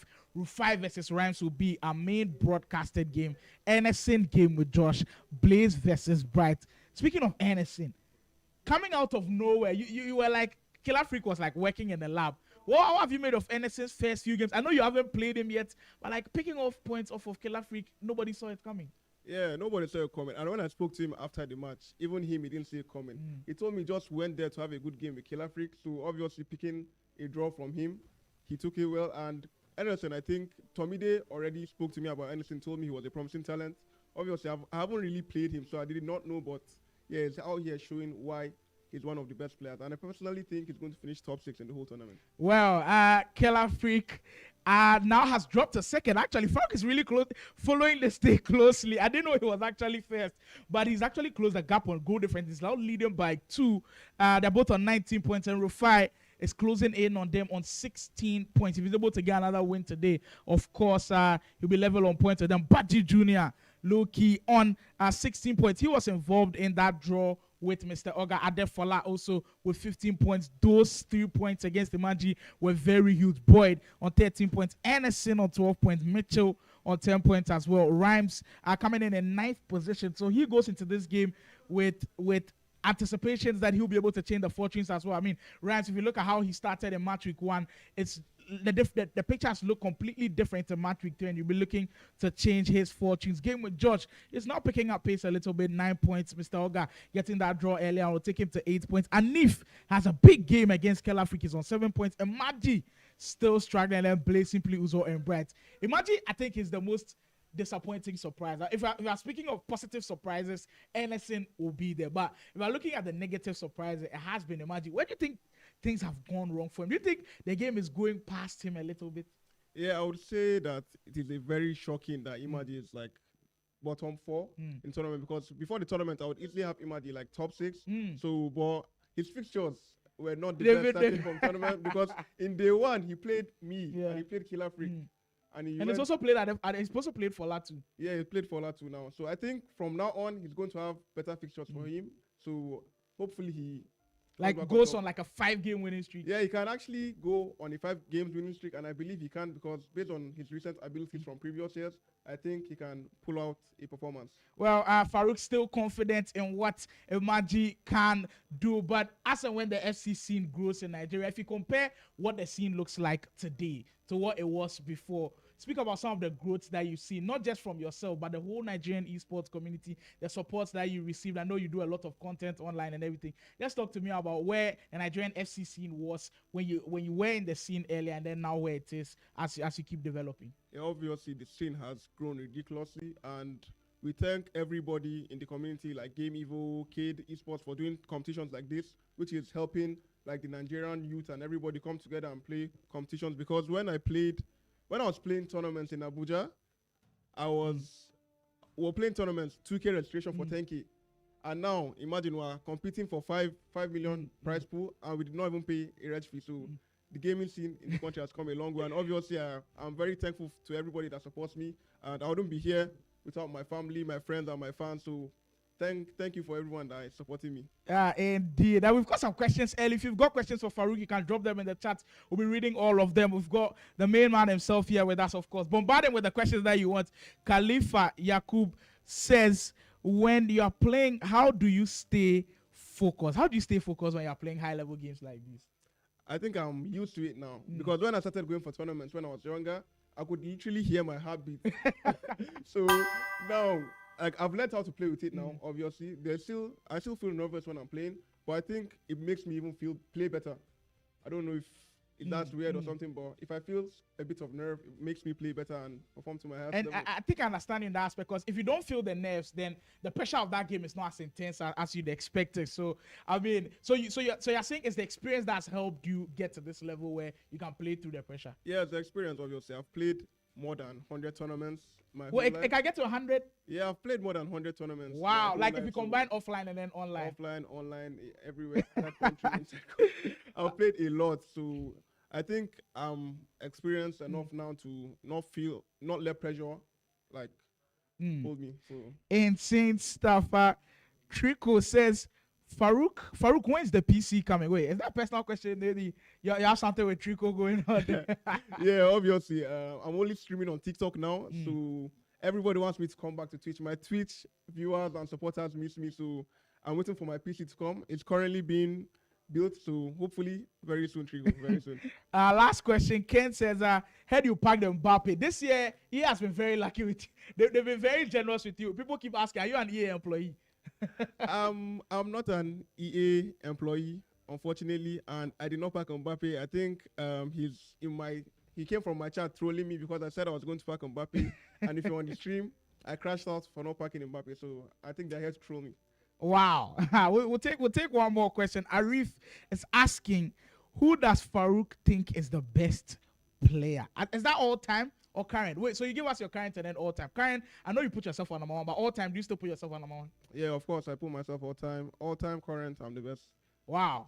The confidence truly oozing through his face. We've got word that the Rufi versus Rhymes game has begun. A game that has huge ramifications on what goes on at the top of the table. Both players contesting for a big spot. Rufi in your shot. He's already started hot with that big win earlier on, and then Rhymes losing to Killer Freak. He'll be looking to change his destiny as and when this game carries on. So Rufi is in the black, kicking from right to left, and he's had his first chance of the game as our Rhymes will save that heavily. What do you make of the low-driven dynamic? I think it's completely changed the way people shoot nowadays. People are taking weird shots from different angles that you don't even expect. And just like that, Rufi needing no invitations as he gets the first goal. Your takes on the low-driven finishes? Low-driven has completely changed how finishing in the game is. I personally, I don't remember the last time I shot a normal shot. Every shot I shoot is low-driven. So I would say I wouldn't say it's a good addition for the game because it makes finishing like way easier and does not take skill to finish. So even if you don't green your shots, like everything goes there's through. There's still like a high percentage of it going in. And we've seen so many of these players now adapt to that style. There are only a couple of players that I'm seeing not use the low-driven finishes. I'll put Mr. Oga in that bracket. I think he's still doing old school stuff where he's trying to finish through power shots and all of that. It doesn't work these days. You've got to adjust to what works. Now, if you look at the setup with both of these players, obviously, you're seeing a lot of the 4-2-1-3s in there. Faruk was actually someone that I copied this formation. I think you put your code on X where you said you're playing the 4-4-1-1. Have you still stuck with the 4-4-1-1, or now you're following the bandwagon with the 4-2-1-3? You know, the thing is, personally, I feel like I play my best FIFA in a 4-4-1-1. Here goes Rufi with another goal with Rafinha. Call Rufi. I put him on Rafinha, guys. So I'm going to tell. I told him to go and buy Rafinha. Rafinha, the truth, obviously. Oh, then surely the advice has paid off for Rufi. But you were giving us insights on the formations this year. Yeah, I was saying 4-4-1-1. I've played 4-4-1 for like more than half of the game, and I feel like 4-4-1-1 is one of the best formations in the game. But obviously with the 4-2-1-3, I was struggling to be people that I'm better than. So you could say that 4-2-1-3 is like the most overpowered formation in the game because the wingers are so wide and like the DMs work over time for you. So if you have the right tactics with the 4-2-1-3, I personally think it's the best formation in the game. And Manny and I were having conversations on the roles that you should have your DMs on. We're having like the debate about whether I should be deep line playmaker, holding. What's your DMs on? My DMs are on deep line playmaker, playmaker, build up. Because they act as CMs going forward and they defend as DMs while defending. So it's a win-win situation for you. So this was one of the reasons why I wanted Faruk on, just to clarify things. I know Manny and I were having the debate, but of course he plays professionally at a really high level, so getting to pick his brain on some of these things are very important. Rufi has started the game off in the way he wanted to, up by 2-0. And now Rhymes is just a little bit of a fall-off as compared to what he did in game week 1. Yeah, Rhymes, obviously, coming to the tournament too, he was one of my dark horses coming into the tournament, and I don't think he's playing to the level that he can play. Obviously, he's way better than what explains. So well, speaking of, there's a big goal in this game, Anif. Well. 7 minutes in and it's 2-2 over there. Anif, I was not familiar with your game, man, but I'll take it. Obviously, John, that is second. I'll take Anif in this match. I can't. Faruk has one eye on how the league standings are looking, and of course, he'd want Killer Freak to drop points in that one, but we know it's a tall order to ask off of Anif. But hey, we'll be keeping tabs on that game throughout the whole of the way. There goes Reece James for Rufi, who's been comfortable way throughout the whole of the game. I do remember your game against Rufi. Still my favorite game of the whole tournament. Maybe Killer Freak versus Anderson, a close second. But have you been able to recover from that dramatic finish, especially from you were inches away? Ooh, Speaking of being inches away, there's Rufi. He's got 3. I mean, he's absolutely on fire as we speak. I told everybody Rufi is top 4 player, and it's proving me right at the moment. So the draw against Rufi, I still have not recovered from that, because anytime I come on live, my chat are trolling me. Every time my chat are trolling me for not kicking the ball out. And obviously, I would not like to admit it, but I wanted to go for another goal because I thought the timer had already run down, so I wanted to go for another goal. So 100% my fault. I took a lot from that game, and it is never happening again. Well, you learn from some of these mistakes, and that's why I love the National E-Soccer League. The fact that it's not just one weekend where Faruk or any other player can lock in for that Saturday and Sunday, and then they are done. The fact that they get to learn off of the things that they've done in the previous weekend, and of course, become better players. Rhymes says we shouldn't forget about him anytime soon. He's got one back, people. There's still a lot of time to deal with in this game. And in all of Rhymes' games, there's never been a situation where somebody has blown him out of the water. The only time, I think, the only biggest margin that he's lost by 2 goals against Killer Freak, he always makes a huge game. Konate can hold on to it. But I would like to correct you on that one. He lost 8-2 to me. Oh, really? Yeah, he lost 8-2 to me. I think that's the Rhymes. But Rhymes, in a one-on-one situation, can he score? Well, with Kingsley Coleman, will have to fight the finish. That was unlucky. Man. And he's losing his head already. So, well, Faruk here is on an agenda. He's tried to let us know how logged in he is for the tournament. My bad with the scoreline for that one. As we get more confirmation, Killer Freak wants to get back into the groove, and he certainly does. Step over into space. I mean, the player lock, we all know how good it is, but this guy uses it on a different level. Lauren James registering another really important goal for Killer Freak, and when he's logged in like that, he's one of the most difficult players to beat on his day. Yeah, I'll tell you guys, playing Killer Freak when it's locked in is probably one of the worst experiences I've ever faced in my life, and I'm always playing him in every tournament. So you guys, it is not an easy work. You feel like the organizers have set you up a little bit. Yeah. Well, we surely be playing him maybe in the latter stages of the tournament. What a blockbuster game that would be as well. But we're of course previewing the big game that will be coming. Faruk Manzo versus Adefola. Make sure to stay tuned right till the end of this matchup to be able to see how that one goes. But credit to Rhymes. I think he still stayed in the game, even though it's not been the best of the first 30 in-game minutes for him. There's still a lot of time to go, so there could be so many changes that could come in the game. Have you made any changes to your team with the new promo footies in town? Yeah, I have, actually. I've brought in Matuidi. I think you saw a Trevella with Matuidi today against guys, I'm about to put you guys on Matuidi, best DM in the game. If you can afford him, get him as well. Rufai with another low-driven shot with Rafina. We can't compete with the low-driven people. If you are still not shooting with low-driven shooting, you are way behind. Update yourself. It finds ways through the goalkeeper's legs every single time. And this is the great Konate in the post. Konate, who's been doing wonders in the whole of the tournament, can't stop these low-driven efforts. And that might be the best of the bunch this time. Rufai is on a generational run right now. With the way Rufai is going, I think personally he's going to finish like top 3 in the tournament. Because if he can pick up a lot of goals in this match, his goal difference is going to be very high, which will put him on 3rd position. So Rufai, can he get another power? Oh, okay.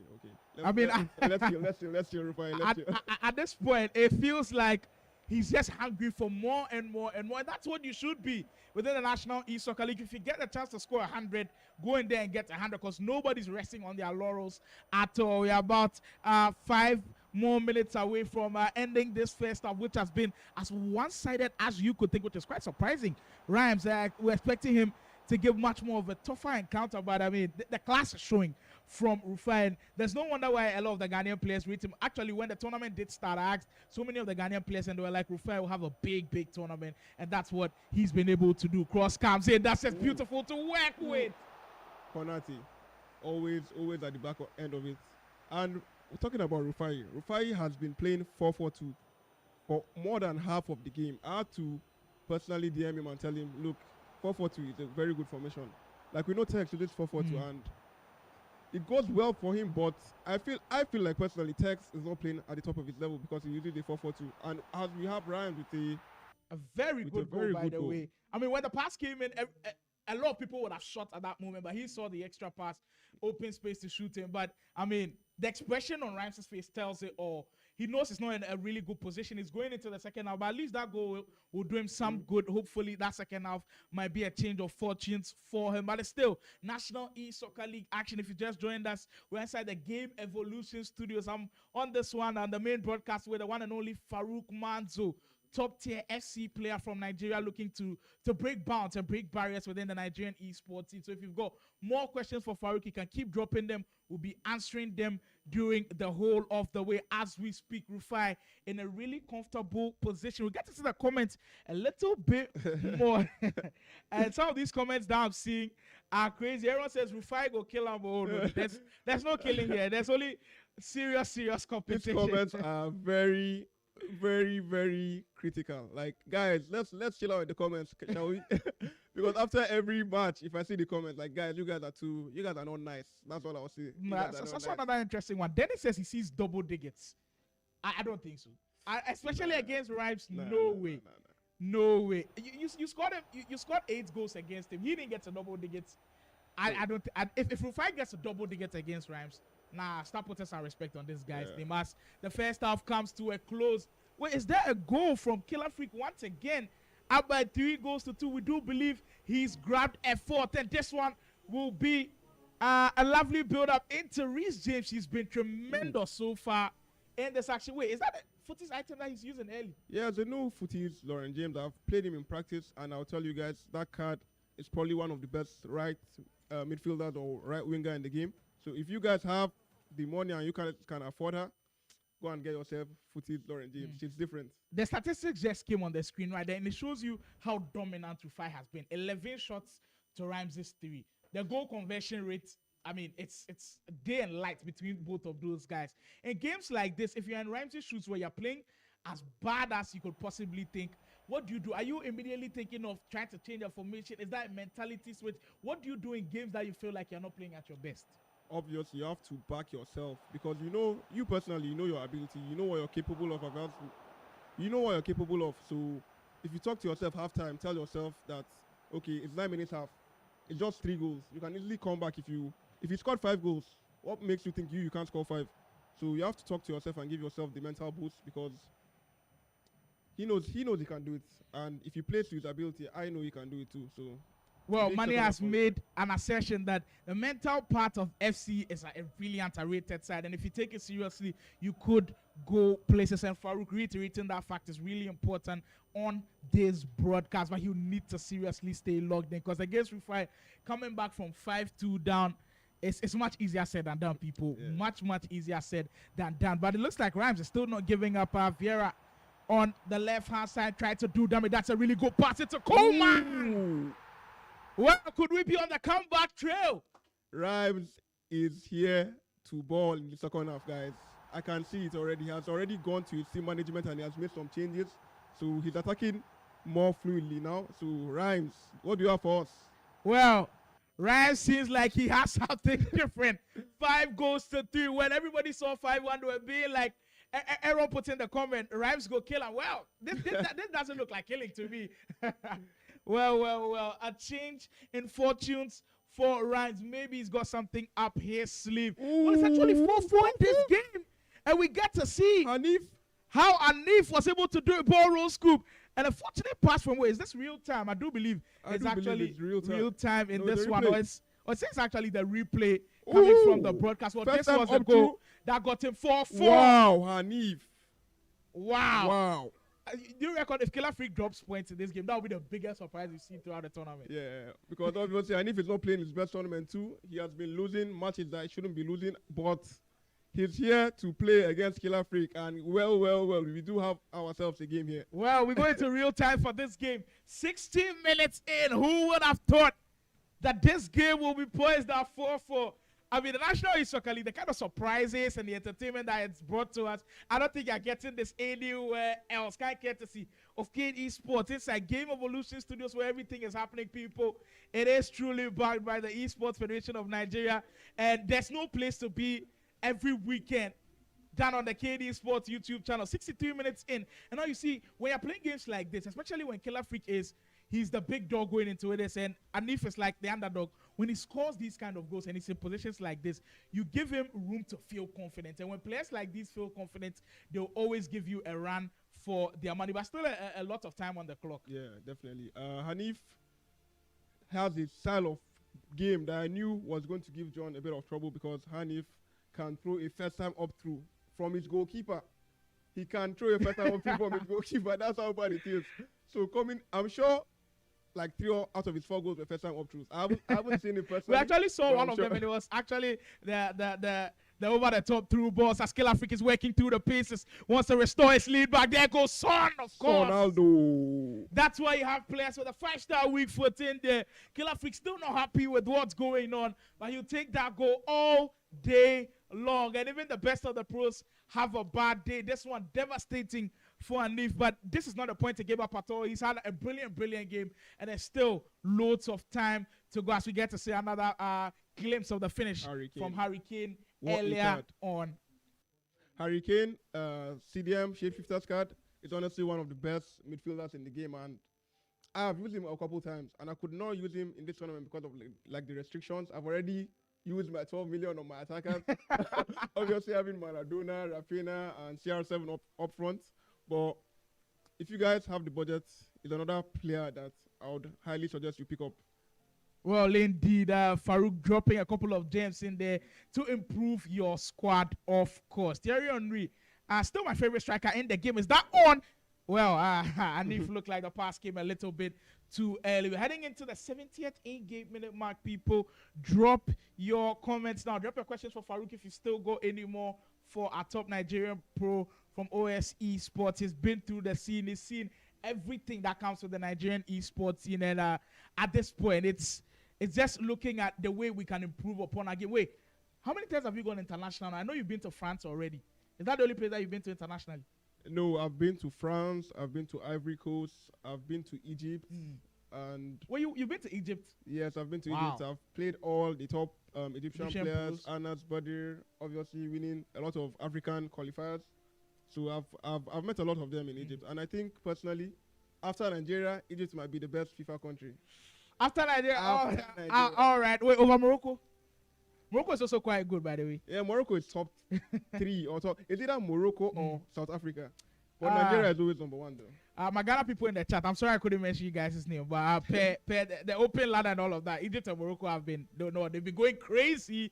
As Killer Freak wants to go crazy on this one. Still 5 goals to 4 in his favor. We'll still be getting word from that Rufi versus Rhymes game. So for all those wondering what's happening in that game, we'll be bringing all of the updates to you shortly as well. But right now, we are locked in on how this one goes. Killer Freak still going through the paces and looking to cement a spot and grab all of those 3 points that is needed. Well done with a big block from Anif. Now, I think for Killer Freak, if you are playing him, one thing that you've got to be very good at is playing on the counters. And that's what NSN did really well. Every single counter attack, it turned into goals. When you do play him, is that an aspect of the game that you look to always capitalize on? Yeah, obviously, if you're playing Killer Freak, you know he's going to come out and he's going to press you.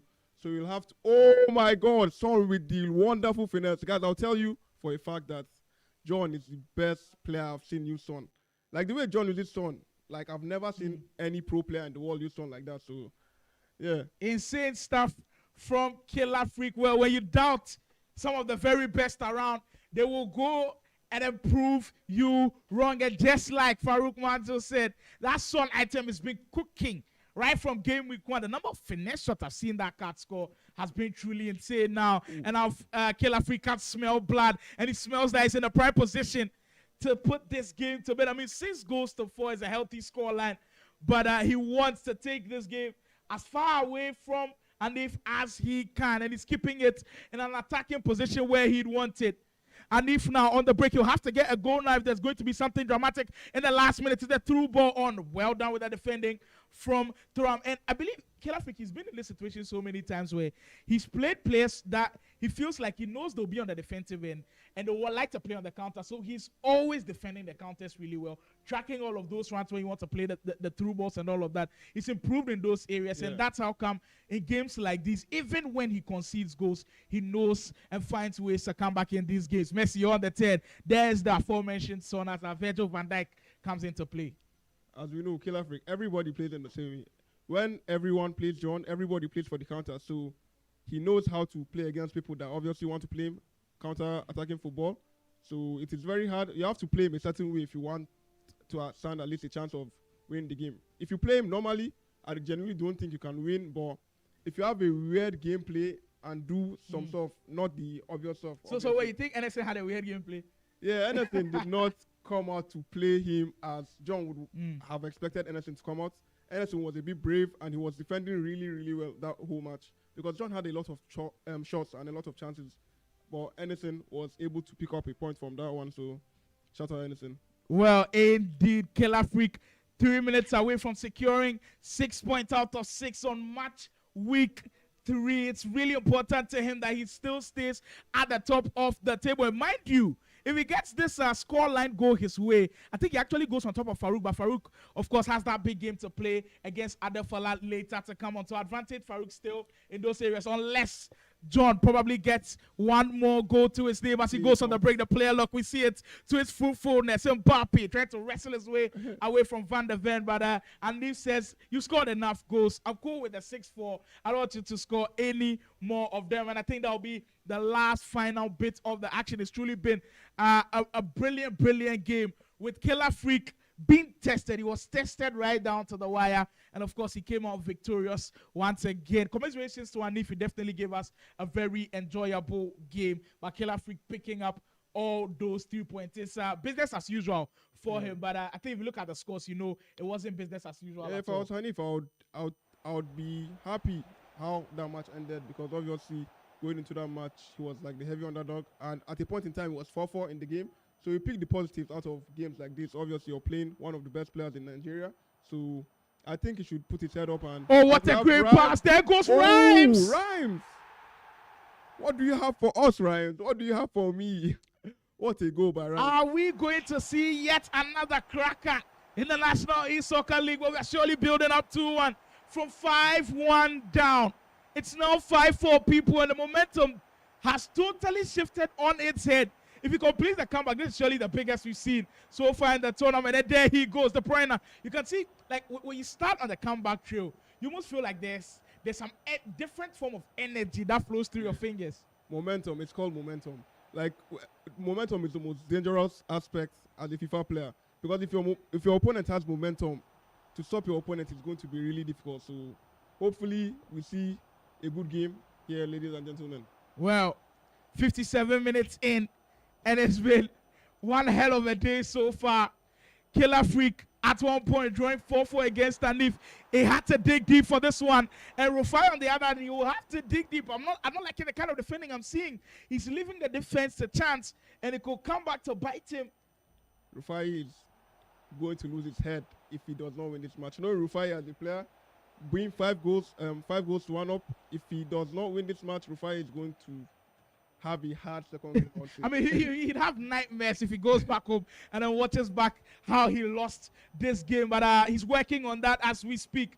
Going through the races, the pass not good enough and well intercepted. There goes Rhymes and sends the runners up. De Bruyne holding on to it. Rhymes, they're surveying all of the possible options and trying to find the best one possible. And that's one thing I like about him. Even in situations like these where a lot of players panic, he finds a way to keep it composed, step over, which will give him the advantage. And that's kind of a weird one. Yeah. I think you've had moments like these before where you kind of overthink things a little bit. Yeah, I think he wanted to do a fixture right there, but probably pressure made him forget to tap the O button and he just pressed X.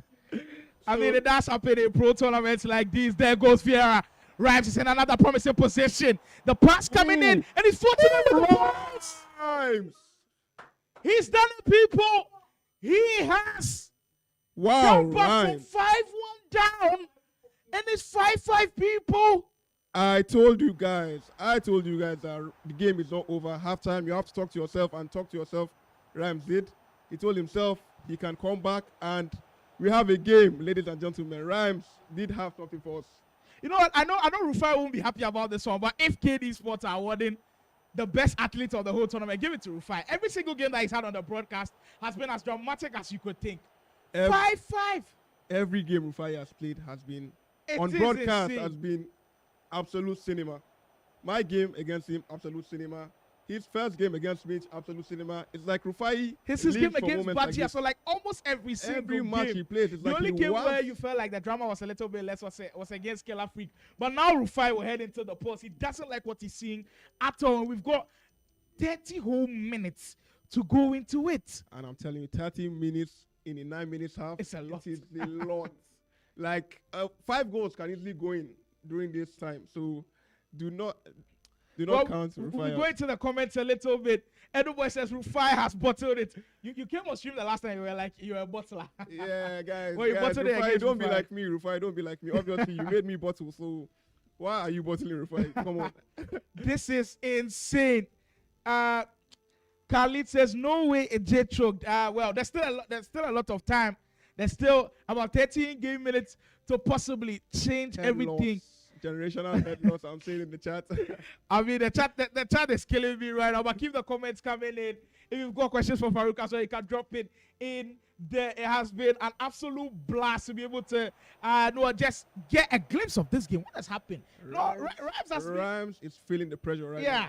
Even though he's equalized, like he still feels the pressure of going into the final 20 minutes of this game, people. If you just joined the action, National E-Soccer League match week 3 against 2 top players. Rufi, who's currently third on the league log and looking to put the pressure on Killer Freak and Faruk Manzo, is facing a difficult task in front of him against Rhymes. He was up by 5-1 for context, people. He was cruising and nobody saw this coming. Nobody did. I absolutely did not see this coming. I stated that it was a possibility, but I did not know that Rhymes was actually going to go and make a comeback. But we have Rufai here with a chance.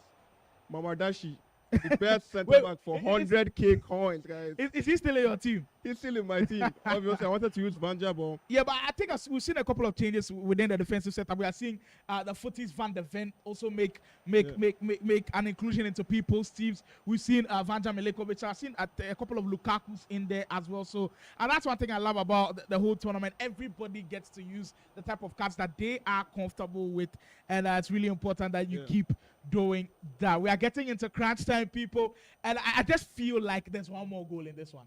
Maybe 1 or 2 more. I feel like personally there's 3 more goals in this one. 3 more goals. Wow, Faruk is going for the jugular. Well, we find out in the next couple of minutes. Ronaldo, great touch. That comes from Rufi.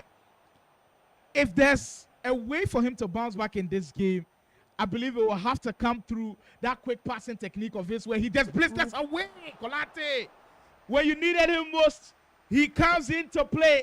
It feels like Batman at this point where the bat signal has just been thrown into the sky and Konate will come to the rescue. Well, here we Big have save. With the counter-attack, he has Coleman giving it to Vieira.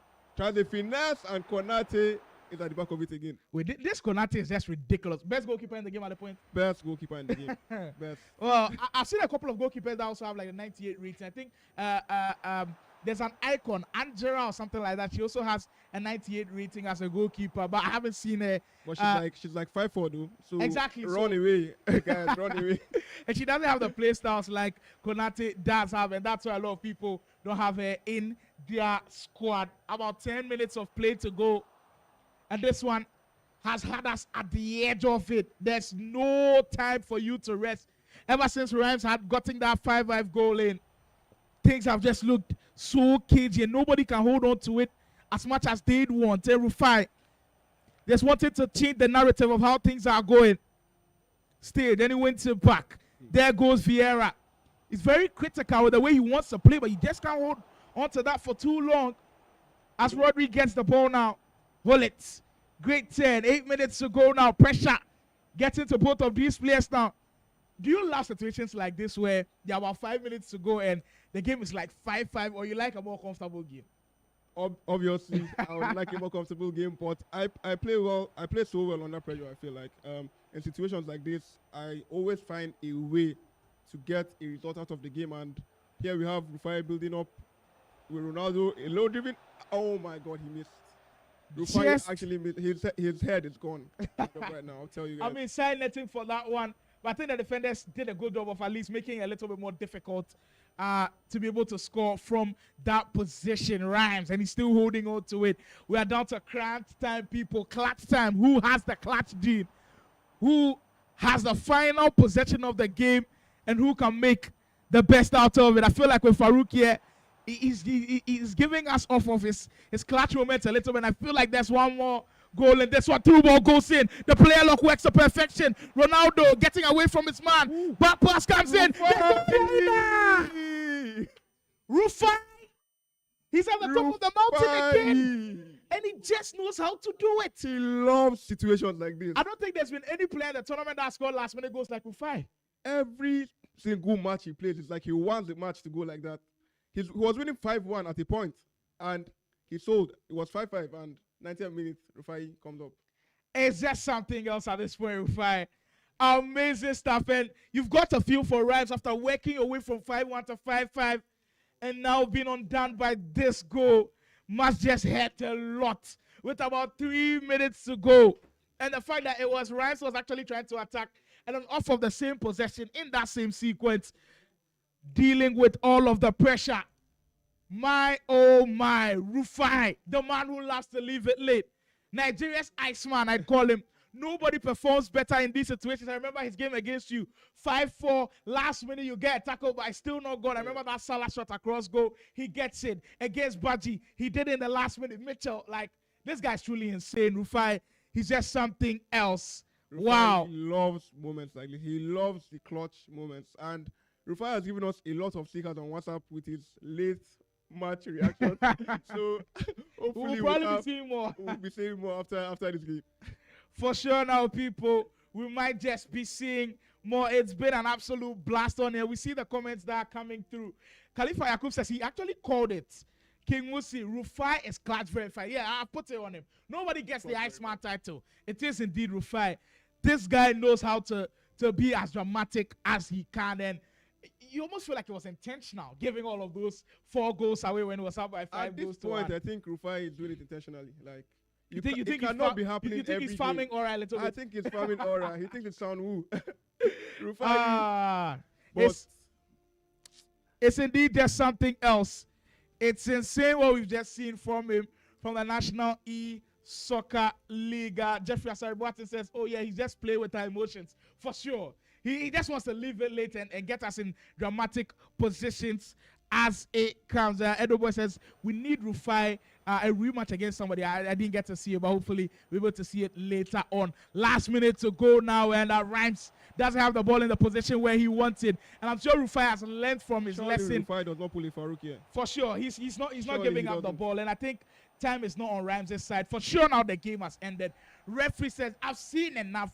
Rufai, he has come so close to losing this one, but he indeed takes up all of the 3 points. It's 6 out of a possible 6 for the man in the dreadlocks. The dreadlocks continues to be the magic that works for this man. It's important that he gets all of the 6 points today, and he keeps the pressure right at the top of the table. It's been insane stuff that we've seen from Rufai so far. What do you make of the game? No, that's why I told everybody Rufai is number 4 in the country. Situations like this, most players are going to lose their head. And Rams was probably going to score another goal. But knowing Rufai and how good he is, he kept his head in the game and went on and scored another goal. So Rufai, shout out to Rufai, my number 4 in the country. The Faruk just keeps hitting on that one. He's got him in the top 4 people. Where do you have Rufai ranked as? I will be getting into later details now. But that game has just come to an end. What a brilliant action that was. Killer Freak also picking all of those 3 points in that one, but we are building up to the big game. We've already advertised that you and Adefola, people called it El Clasico. Out of all of your matchups against Adefola, is there one that really comes to mind out of all of the tournaments that you've played against? Yes, and this is probably my best ever FIFA match in my life. It was Contender 2021. Fola was winning 3-1 in the 85th minute. I equalized. I scored a goal in the 88th minute. Then in the 90th minute, I scored an equalizer. Wow. Then we went into golden goal, in which I scored at like the first 7 minutes of the next game. That's crazy. That match was most likely. I don't think I would ever have a match like that in my FIFA career. That's truly insane. The fact that I actually went into golden goal, because we don't usually see golden goal these days, so that's something quite different. But we are building up to the big one. Faruk Manzo versus Adefola coming on your screens shortly. Just, you know what, get yourself warmed up as we are about to go into the big one. NSN and Mitch, I'm here, guys. They're also getting ready for the action. Things are just ramping up, and the leaderboard is taking shape where we want it to be. But I think we're done with Faruk now. He's done a brilliant job. What do you make of your first time casting? I told guys my retirement plan is casting, and I personally think I did well. So yeah, I would love to be here again some other time. So yeah, for sure. I mean, but you see the kind of pressure that we feel on here when you guys are playing, and I know playing the game as well in those pressure situations like Rufi was just in there. You feel like you're also in the game when they play. But it was lovely having you on here. We love all of the insights that you indeed brought. If you want someone else to cast, you know what? I'll give a chance to the fans. Maybe Money can join that person and also deliver splendid commentary for the next game. But that's it. That's a wrap for this one. There are more games to come, people. You don't go anywhere. Stay locked on the Cade Esports YouTube channel. There's still more to come. Sly and then Faruk out for just this one.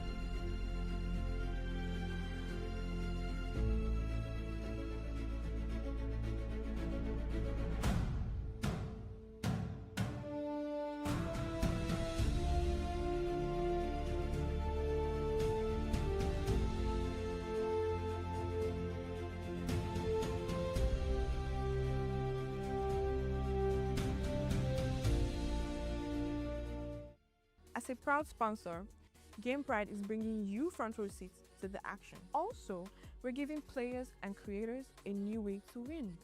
With the Game Pride library, players can monetize their skills, create content, and even tutor upcoming talent.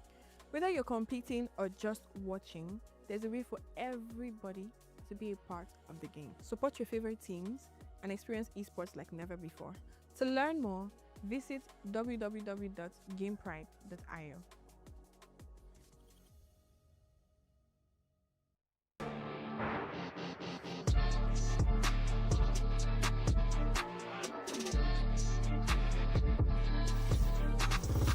We are the literally 70% done for case 24. What are we expected? Oh, we're having an anime village, we're having after party, we're having game experience, we're having gaming tournaments, and lots and lots of food and drinks and much fun. Can't wait to see you guys.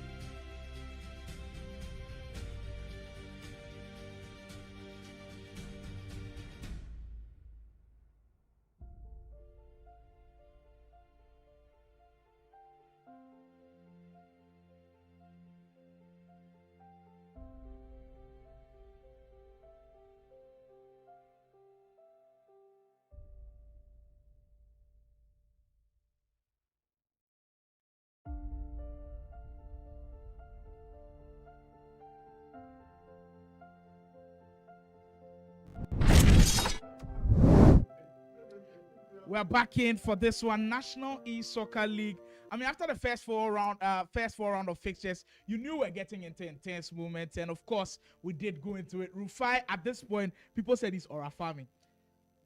I wouldn't lie. I don't think they're wrong. I wouldn't lie. Yeah. When I saw the game go 4-4, I just had a feeling like this guy is about to leave it late again. If there's anything called an aura farmer in this league, Rufi is that guy. And someone has to beat him to stop this, because at this point it's getting ridiculous. But I love seeing it and I love it. Right now, I don't think there's any player within the National E-Soccer League that would like to go into a close game with Rufi, where there's like 10 minutes left and then the game is on the line, where it's in a draw, or you're probably even leading him by a goal. You don't want to be in that situation. He's the National E-Soccer League's Iceman. I've crowned it. I'm not taking off that crown off of it. Rufi, we salute you for giving us great games every single time. But moving on, we still got some interesting games to come. Yes, we have this one between Anderson and Game with Josh coming up on stream. Of course. All right, let's go into the comments. We have the comments coming up. Saeed FTWC, if it were to be me, I would kill. No, let's not do that. Please. Let's not do that, please. Let's not do that. Jeffrey Asare Boateng, I think this is your guys. He said, go down and rise up when it matters. Yeah, the guy, I mean, it feels like the heart rate monitor just keeps going and coming down every single time. A roller coaster of a game, that absolutely. One. Ken FIFA says something that I absolutely agree with. If Rhymes had any clutch aura, he'd be in top 5. I absolutely agree. What? Because every single time we've seen Rhymes on TV, he has lost a huge percentage of his games in that 80 to 90 minutes mark. You understand? It seems like that's where he loses control of it. And Salim said, Faruk the GOAT. Yes, big ups to Faruk. Aloy says, I'm here for Faruk versus Adefola. Of course, that's why we are here also. I can't wait personally to see that one. It's going to be an man, speaking to Faruk, you can tell like the guy's also really ready to see how that one goes. He says it was important that he won the game that he did before. And of course, Adefola winning, giving us a perfect build-up. Absolutely. When that game does come to play, make sure you share the link. In fact, share it right now so everybody joins in the fun. Yeah, now Boateng again saying, but let's talk about aura farmers. Freak is an aura farmer. Interesting. I don't think you should count him in that. We'll put him in that bracket. I don't know. I don't think he's found aura too many times. Or maybe the fact that he was going band for band with Anif. As for that one, I'll give credit to Anif's ability. I really think he caught Freak off guard a little bit with the over-the-top through balls. It was something that Killer Freak didn't see coming. And at the end of it, although he was able to crack the code and then get 2 really important goals that gave him big separation in that one. Jeffrey says, with the hold and all, man is farming for aura for this. He has the game to back it too. I agree. Of course, I agree. But we have our poll open. You could go with Ernestine to win, Game with Josh, or draw. We're going to be giving you guys, of course, what it looks like on the screen as soon as possible. But Palace to say, I'm rooting for Faruk. There seems to be a lot of people rooting for that guy. Do you know what, Sly? I don't necessarily blame anybody who's rooting for Faruk, because if you've seen the build-up to this competition, we have seen Faruk almost like coming to his moment. You know, he's like he was saying when he was up here, he's winning his past few games by 8, 9. You know what I'm saying? High numbers, high scores. Goals give you confidence, man. Not just goals, the points also. And he has the goals and the points to back it up. Yeah, he has indeed. And he's actually closed the gap on Killer Freak. Remember, at the early part of the whole of the National E-Soccer League, Killer Freak had a big gap with about 6 goals. Yeah. Faruk has actually closed that down. They're actually on the same goal difference right now. Of course, Killer Freak has 3 more points with Faruk's game in hand coming. But the polls are out for the Anderson game with Josh Game. Anderson, who was in the earlier draw against Mitchell, has strong backing. 86% of you guys feel like Anderson is going to pick up 3 points. Game with Josh has actually been impressive in his first game today, and he's going into this one with a lot of confidence. 17% of you guys expect him to pick up the win. You know what? I think we've had this conversation time and time again. Personally, I will always back Game with Josh because I've seen the boys rise. It's been certain not of short of miraculous, because he just really started playing FIFA. Like I was, here's the funny thing. I was in the space where he was brought into by I think one of the guys. He was like, oh, this guy wants to learn FIFA. He wants to really be good. I was there that day, but like, oh, let him try and play with you guys. Literally, that's how it happened. I think December 2023. So to see him from that moment to playing here in the top 16. No, listen. I don't think I'm so happy with the polls. Yeah, I mean, Anderson has, he should have the majority, but 19% only. I like the fact that you brought in that story. Also, gives me a chance to just remind people of how we look through your stories and the fact that where Game with Josh was and now where he is today playing in a top 16 tournament. That's amazing. In fact, a tournament in Ghana that was similar to this, and I had a moment like that with a guy who actually went to the finals of the tournament at the VGA grade, DJ Juvenile. When I met him, he was very young. I think he was 15 or 16 at the time.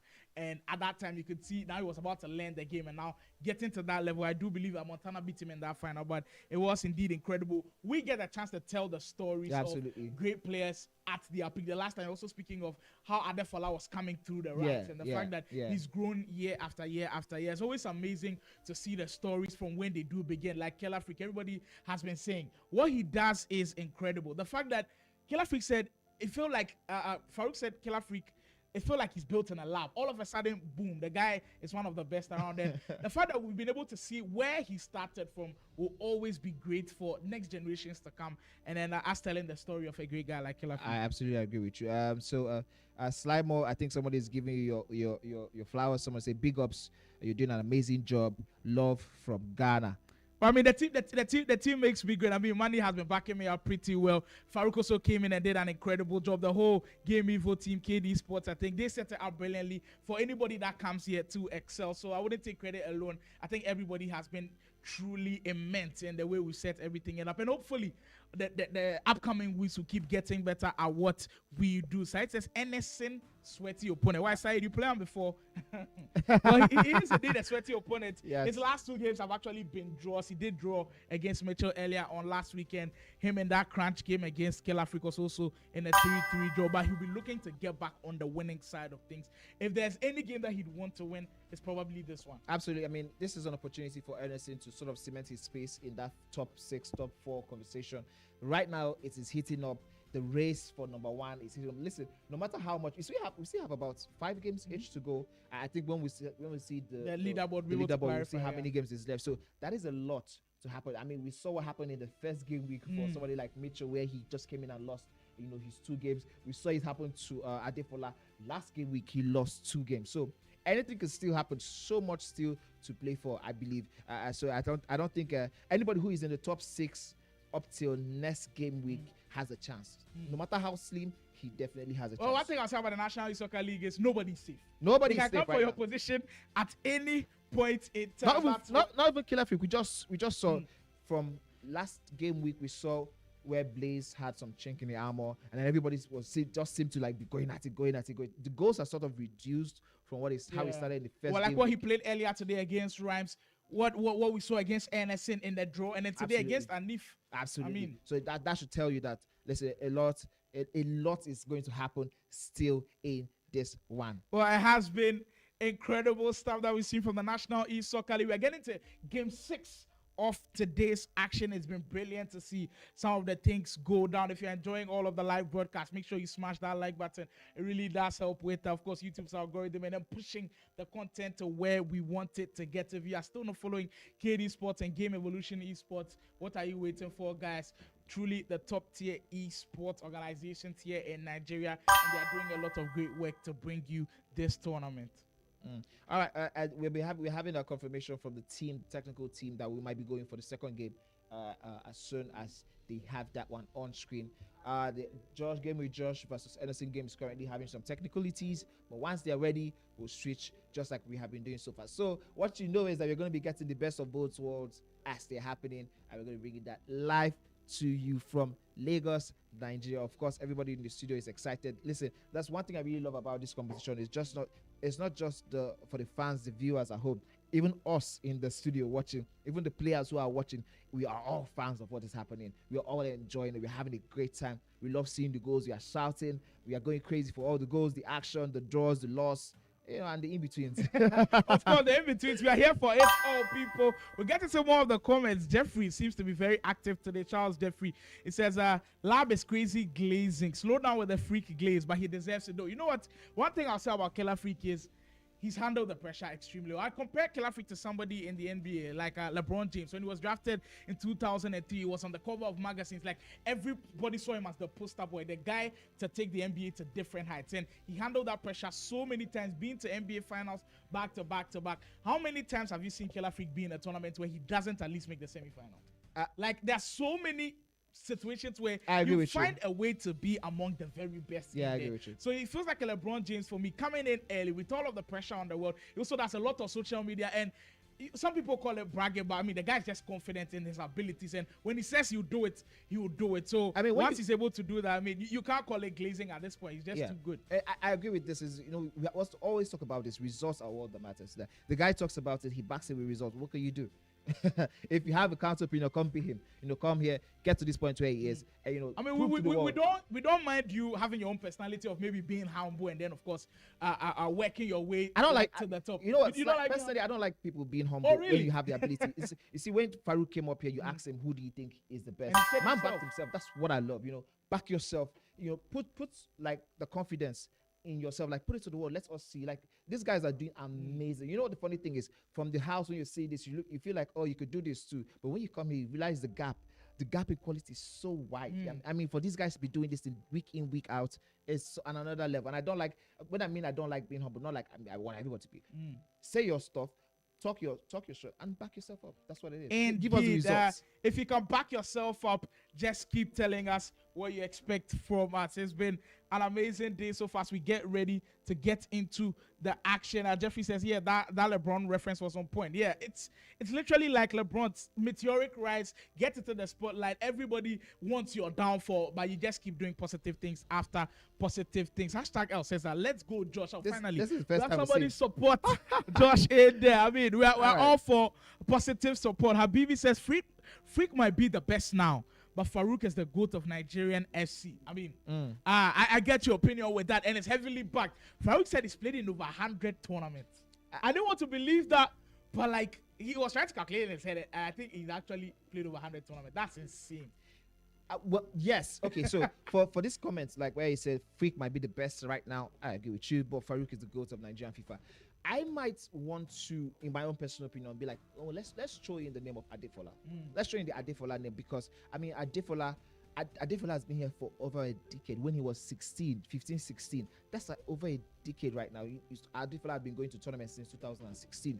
When the platform was not yet ready for the international tournament, Adefola has been there representing Nigeria in Ivory Coast, in Senegal, I believe, and in Kenya, some of these places. So in the long, when you spread it all out, I think, ooh, man, this is really, really interesting. But I think, yeah, in that conversation, this is a Ronaldo versus Messi conversation. Right now, Freak is the best, but when you talk about the GOATs, it has to be one of these two. Well, indeed, one of those two. The conversation will keep happening every single time, because I like to hear different guys' perspective. I've not been familiar with the Nigerian team, but just hearing all of the nostalgic voices, I mean, with money, just telling you how great they were in 2016. Adefola, way back in 2016, competing is truly intense. Jeffrey says that, personality is a part of it. You can't be the best without the personality to back it up. Exactly. I agree with you, Jeffrey. Makes him totally the most marketable. Exactly. Absolutely. You know what? I'm going to just say something. A comment just popped out before we spoke about. Someone said, you guys didn't hear about the 2020 to 2023 Faruk. No, like we saw that one, but there was another guy you didn't see during that whole period. Arogs was crazy. I heard of him. I mean, you've heard of Arogs right now. He's no longer in the gaming scene in Nigeria. You know, had to leave Nigeria for a while. But Arogs run between 2021 to 2023 was insane. It was indeed insane. All the LAN tournaments had Arogs. Like, people were like, who's this guy? Like, from nowhere. And he was the lock-in master. Yeah, it was truly special to see. And I think year after year, we'll keep seeing different players show up to the spotlight. Flatter comes in. Freak's press is what makes him the hottest player in Nigeria. But Faruk has that gameplay. Well, it's for your eyes only. I think the different variety in the gameplays suits to watch the kind of gameplay that you like to see. Maybe someone likes to see what Killer Freak does. Someone likes to see people put a lot of their opponents under pressure. He'd enjoy more of Killer Freak's gameplay. And of course, if you'd like to see the way Faruk plays, then that will suit your style. Plays will set the game ablaze with the first goal. It seems like every single person is up for Bright's juggler. in this competition. It seems like he is the one who has been made the scapegoat of the competition. Now, Blaze now getting himself that first goal in the 3rd minute. Interesting times, of course. This is the second game while we wait for the match between Game with Josh and Anderson to kick off in the next couple minutes. Here is Blaze, another one of his. Oh, beautiful player lock there. You know what thing is interesting is that Blaze that has had the most consistent use of the Maradona card in this competition, and I enjoy the way he uses that card to very, very effective, like very, very deadly use. Absolutely. Well, indeed, as we'll be keeping tabs on the other game happening simultaneously as we speak, I do believe that Anderson is in action as well. When the goals do go in, of course, bring you everything that's happening here, all of the latest on the National E-Soccer League. After the weekend ends, though, if you still want to keep tabs on everything that's happening, the Cade Esports social media channels on X, on Instagram, on TikTok will be giving all of the back-to-back updates. You can't afford to miss out on it. And of course, if you want to be here, you can go on there and just comment, I want to be here now. And you get your spot at being in the studios, the Game Evolution Studios, where all of the magic happens. Vinicius Jr. Starting strong for Blaze. Blaze is somebody who's chasing for points at this juncture of the tournament, and it's games like this where you have to scrape through to be able to work your way in, and he almost did. You remember we got a comment saying they felt like Blaze should take out Vinicius Jr. Yeah, absolutely. Well, he didn't listen to that one at all. He's sticking with his man. Yeah, he's sticking with his man. You know, one thing about the guy Blaze is that I think the point tally he has is not matching with the performances he has put in. You know, some of the guys, you know, you can see it and be like, okay, yeah, I think this person deserves to be at this point on the table. But I think Blaze has really, really done so well for himself. But that's just how brutal sometimes these competitions could be, where you're playing so well, but the point tally just doesn't seem to match what you have done so far. But this is an opportunity for him to get the 3 points. Hopefully, he does get this one against a struggling Bright. Well, the struggling Bright definitely also wanted to get some points on board, and he's worked his way in. This time, Ronaldo's effort straight at the feet of the goalkeeper. Bright as locked in as you could get him, as you get a corner for all of his hard work in the first 15 minutes. So let's see, down the byline, and he's treading that byline pretty well. He's worked it really well, and he almost get a shot out of it, but Blaze will clear his lines. Nice one. I don't know why for whatever reason I've not seen the best out of Bright so far in this tournament. I think I had a conversation with him earlier today, and I was wondering what is going on, because I wasn't expecting him to entirely light up the competition, but I was expecting more from him in terms of performances, in terms of defending. Even say you're not defending so well, but his attack was one of the best ones. I wouldn't say best really, but one of the very sleek ones in terms of skill moves, use of skill moves. You know, getting yourself into great positions, but whatever it is, this competition has seemed to be the skill gap in the team. Yeah, I'll take a page off of your book. The results do matter. Absolutely. It is that one that does matter. So when your skill moves come in and you do all of this and this and that, it's the result that does matter. And right now, the results are not going in favor of Bright at all. For context, Bright still does not have a single point in the whole of the league. Blaze still holding on to that 1 point that he had earlier in match week 2. So both of the players on the desperation rails of this tournament.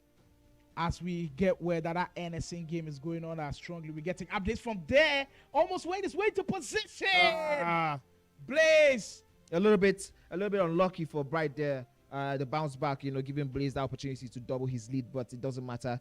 Blaze is excited to take this one, and he is 2 goals up, 21 minutes into the game. Bright still struggling, trying to find his first point. But right now, it is Blaze who might be going all for it.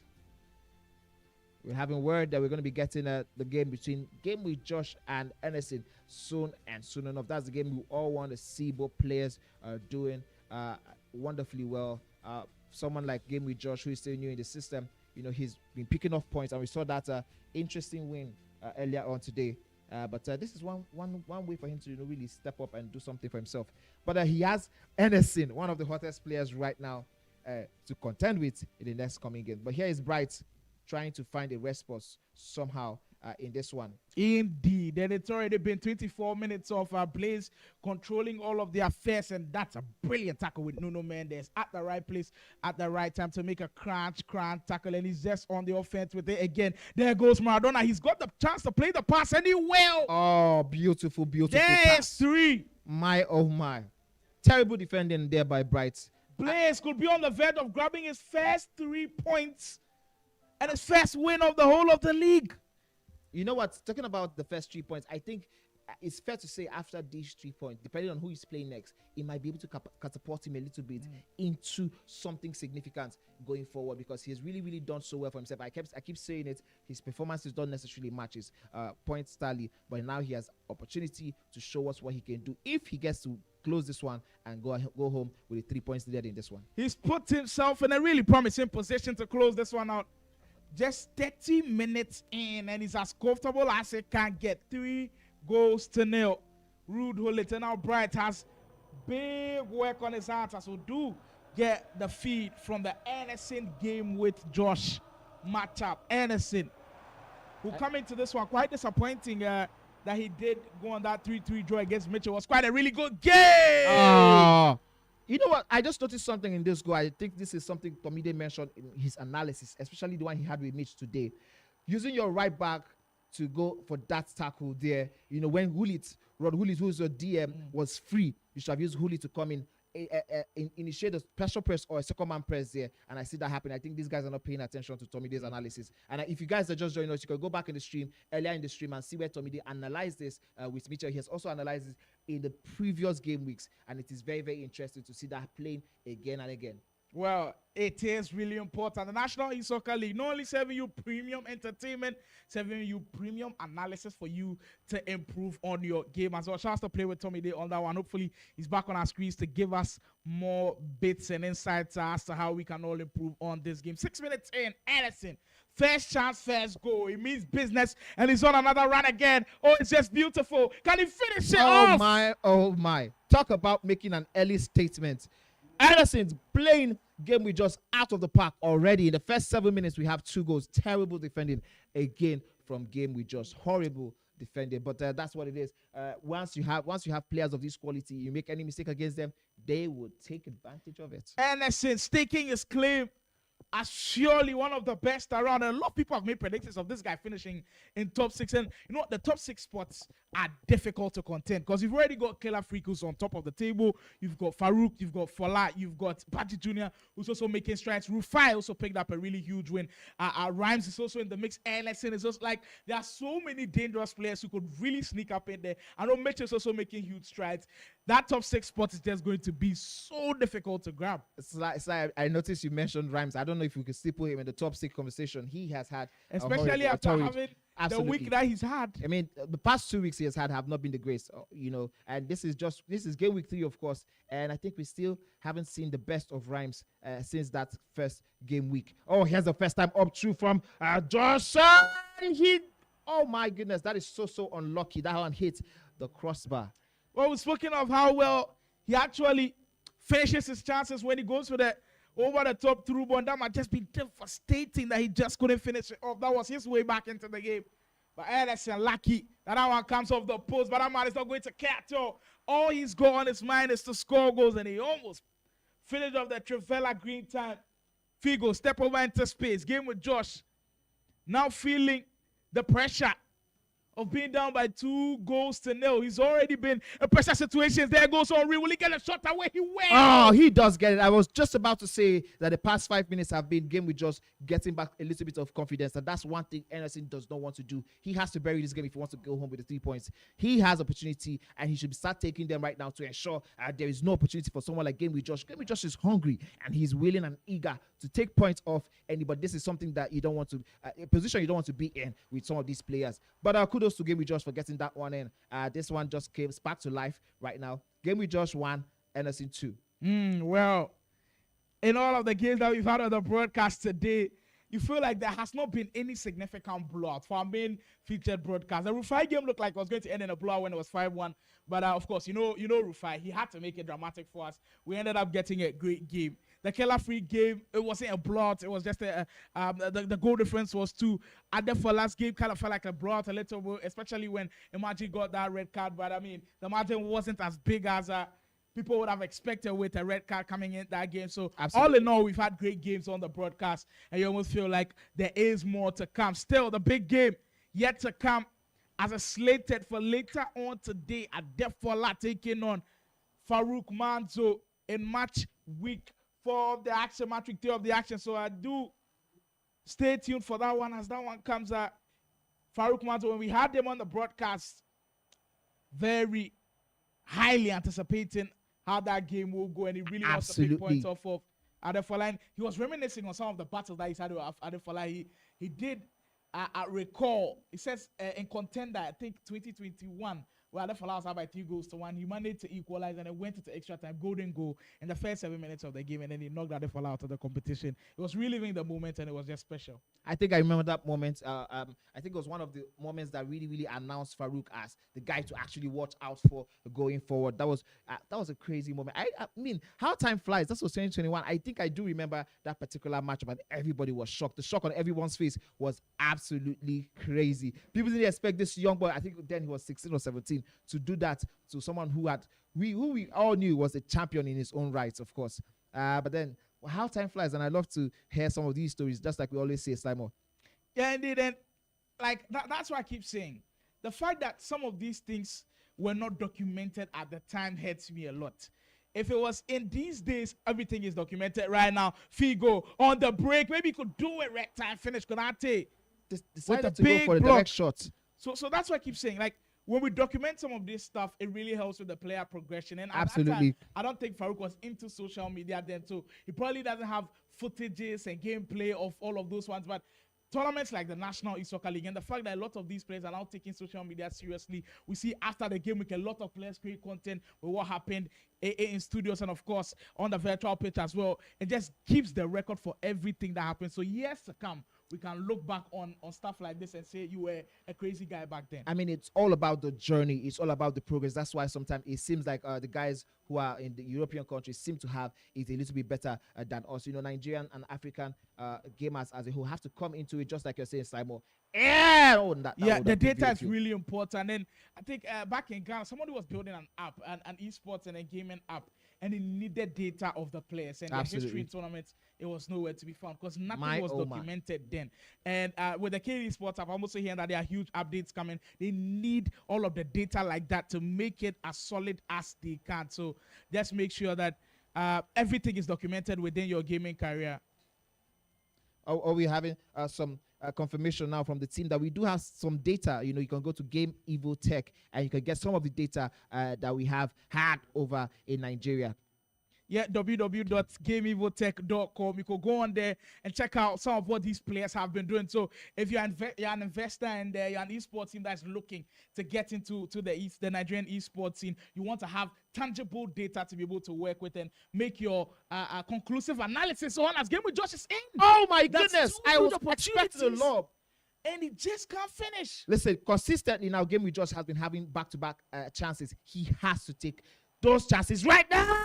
Does he get it? Yes, he does. Somehow, somewhere, that one goes in. He doesn't know how he went in. However, he's going to take it. This is going to give him a massive boost in the next few minutes to come. Game with Josh, my oh my. Game on 2-2, 40 minutes into this one. You have to say it's deserved in the way you feel like the EA gods blessed him. And Blaze, by the way, he has set the place ablaze. 7 goals already. Oh, my goodness. He is truly on fire today. But Game with Josh, my oh my. And you've got to credit him with the kind of pressure that he's put on. Ever since NSN went 2 goals up, it's been Game with Josh all the way since.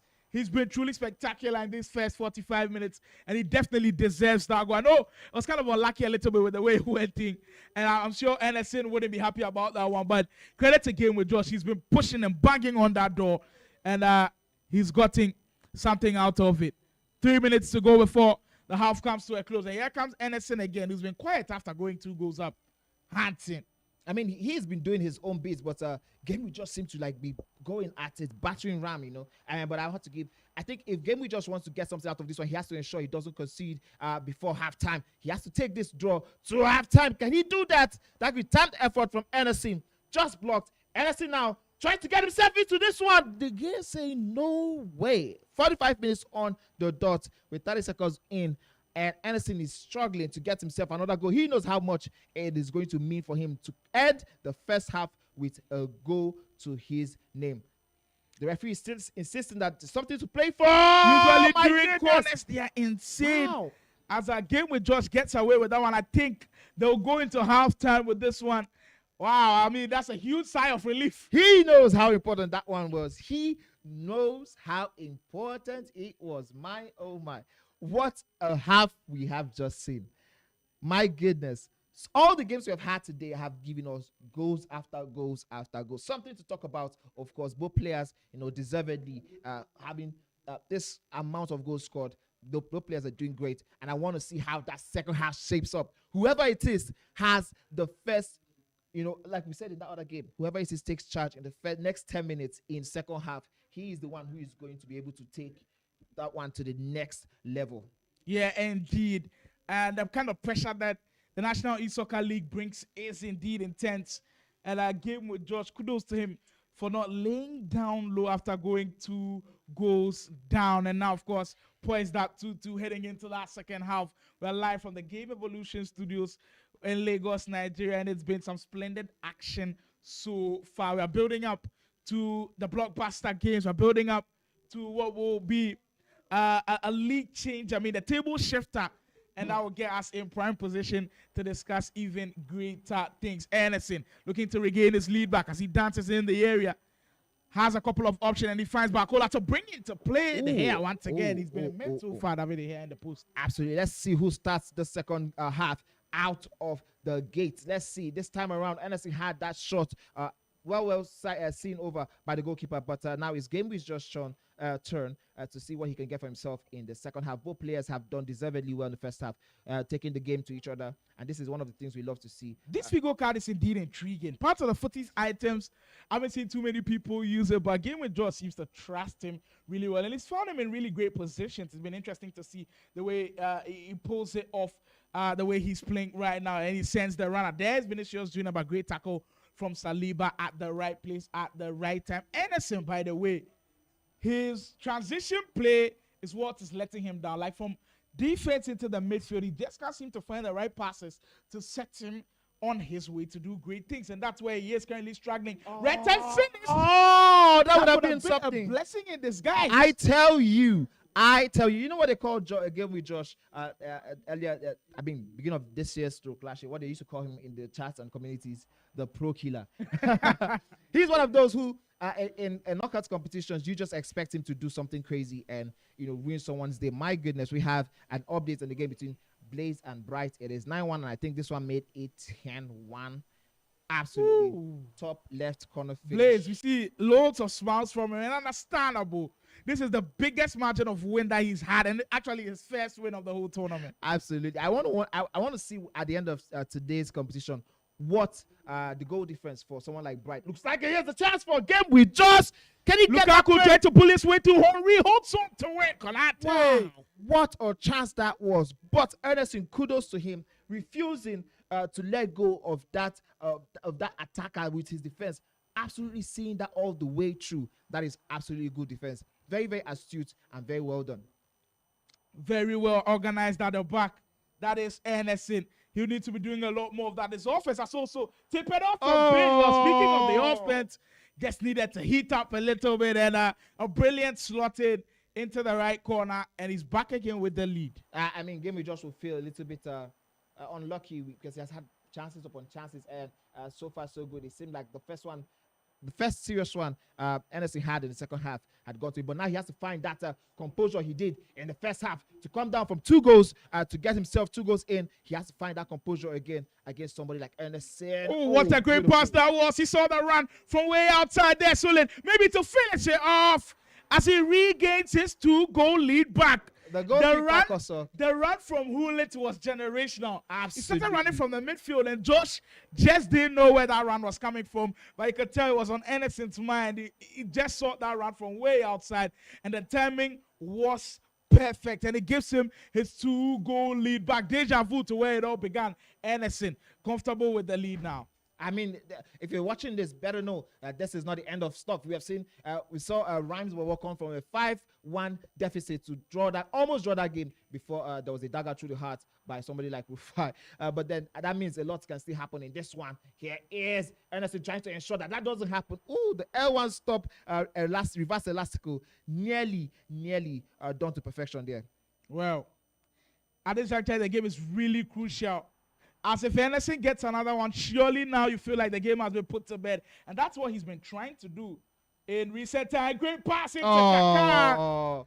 And just like that, he's leaving no chances to the win, people. The second half has been all Anderson, especially the past 10 minutes. He scored 3 in 10 minutes now. What a way to cement the win for yourself. Hopefully, if this ends like this for Anderson, that would mean 3 points for himself. Game with Josh has to do way, way better than he did. I mean, the first half was very good, especially in those last 20, 25 minutes, of course, for him.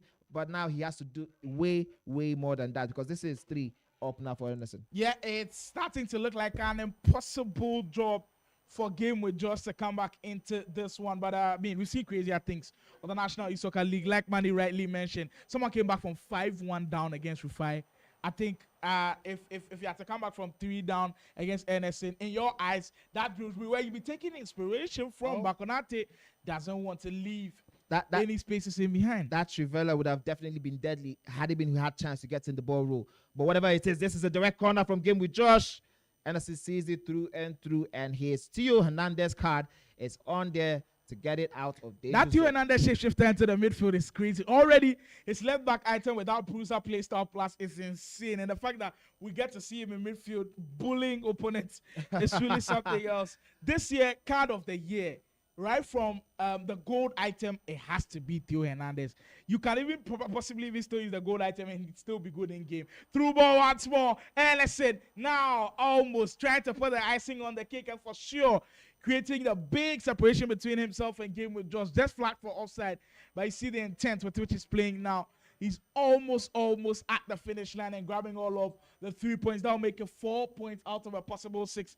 Ellison, after drawing earlier on against Mitchell, wants to right his wrongs. Absolutely. I mean, this will mean a huge lot for him, especially when it comes to the league standings. 4 points in this game week is absolutely very, very good for his brand. It's ensuring he's in that top 8 conversation. Don't forget, if you're just joining us, this is the National E-Soccer League, and whoever it is makes it to the top 8 is going to be retaining their spots for the next season, while we will have 8 other players come from the amateur levels and come into this one next season. So, you know, these players are not just fighting for the first position. They are also fighting for a spot to remain in the National League next season. There is huge things on the line, and that's why I see everybody go out 100% for the National E-Soccer League. It's been a blast so far, the first 3 weeks in Lagos, Nigeria. There's still 2 more crunch weeks to go, where every single weekend, this is the place to be. Cade Esports YouTube channel, bringing you the action back to back to back. Saturday, Sunday, this is where you have to be. Game with Josh, maybe to get consolation back, and that's been the story of the day so far. As indecisive as he can be, and the spaces in behind, he's just not been able to exploit them as he'd like to. And right now, Anderson in a very comfortable lead. I want to add also, this brings me back to what I was telling you about earlier in the day, about how I prefer the lower over-the-top balls or first-time true balls to the over-the-top first-time balls. Because now, if you don't know how to control your attacker with the balls over the top, you're going to struggle a lot with those ones, because the down one doesn't require so much control. You just get the ball, put it in the striker's stride, and take your shots down wherever it is you want to go. But this time around, Henry was not able to get that one out of the races for Game with Josh. Well, as we're heading into the final minutes of the game, Anderson has all but sealed the 3 points in the bag. And by a miracle, actually. He's driving on the bright side of the road. It's looking like a positive weekend for him. Yesterday, of course, we couldn't bring you all of the action. But today, game week 3 was live.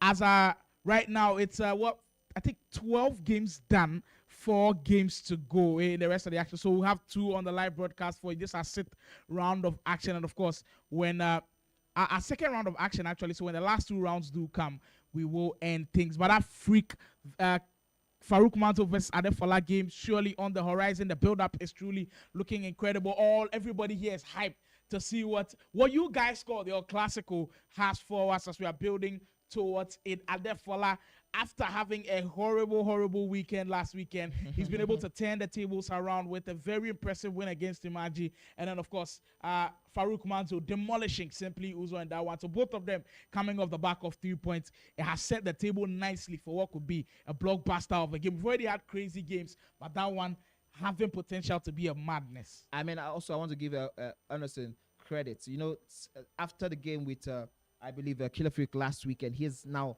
gone back home, done his homework, and I saw almost impeccable game management there by Anderson, trying to ensure that Game just has no reason at all to come back. He's just managing the game, ensuring he has all of the possession. Of course, if your opponent doesn't have the ball, then there's no way they can score the goals. Well, that's a very important tactic in the game, which has actually cost a lot of people in this tournament. Game with Josh in again. I mean, his trademark, he's not been able to capitalize off of it. And that's been the perfect description of the game. Anderson will hold on to it till the final whistle goes. 3 points in the back. Anderson, your man that walks away victorious, as he will finish up the game 5 goals to 2. It was tricky after the first half, but in the second half, totally one-sided. Anderson deservedly picking up the win. I agree. Both players, it seems like this was a game of 2 different halves, you know. And let's talk about Anderson coming all the way from Delta State to represent his state, leaving everybody behind, telling himself, you know, I want to come and do more in this esports scene. I want to show myself strong. And now he's actually getting the accolades that he deserves. I mean, talk about all that sacrifice, having to leave your family, your safety net, your comfort zone, come all out to such a place where you don't know much people, and you're able to say, this is the reason I'm coming here. I'm coming here for one reason, one reason only, to announce myself to the esports family, to the esports community, to the esports world. And he's been able to do this consistently now, week in, week out. It's actually insane. Like, to leave your whole family and move to a whole other state, from Delta State straight to Lagos, because of course, crazy internet connection here, but it's truly insane. The sacrifice that it takes. Absolutely. I mean, I'm trying to imagine telling my parents I'm moving from one state to another because to become a professional e-sport athlete. I mean, that's the most difficult thing to do. I mean, an African parents, of course. Yeah, being in Africa. So credit to Anderson, and I love the fact that it's paying off for him in the National E-Soccer League. He's put himself on the map, and he's doing that incredibly. These are the stories that you write, and you'll be like, nah, it has to be inspirational in some way. So if you're watching the National E-Soccer League and you watch any Nigerian esports broadcast, and you watch any of these players, and you want to aspire to become like this, to become like them, it's not only putting in the hard work, the sacrifice that will have to go into it is really, really important. Jeffrey, he's very active today, said Bright is negative aura farming. I know it, come on. And he said end the game. But Saeed said Emerson just playing optimistic football. I wonder what that means. I mean, I think he's just trying to tell us that he's playing positive football. They're saying that we see a lot of attacks from Anderson, and that's credit to him. He's very good on the attacking front. He's been somebody that always champions attacking football, always trying to be on the front foot and everything. You know, Sayaba, amazing goal from Anderson. Indeed, he scored some really, really important goals. That's 6 games down, 2 more to go. The big one is still coming. People will be on here on the Cade Esports YouTube channel. More from the National E-Soccer League. 2 down to go as we count down to the big one. Adefola versus Faruk coming soon. Stay tuned.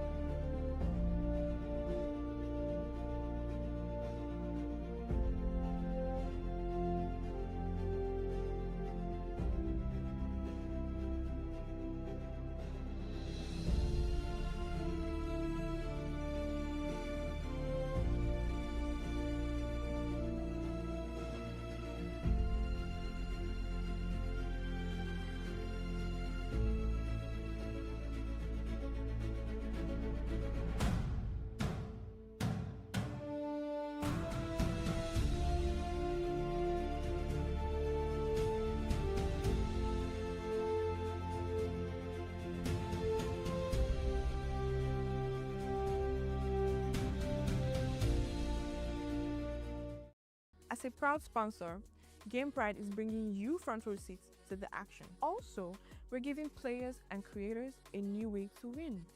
With the Game Pride library, players can monetize their skills, create content, and even tutor upcoming talent. Whether you're competing or just watching, there's a way for everybody to be a part of the game. Support your favorite teams and experience esports like never before. To learn more, visit www.gamepride.io.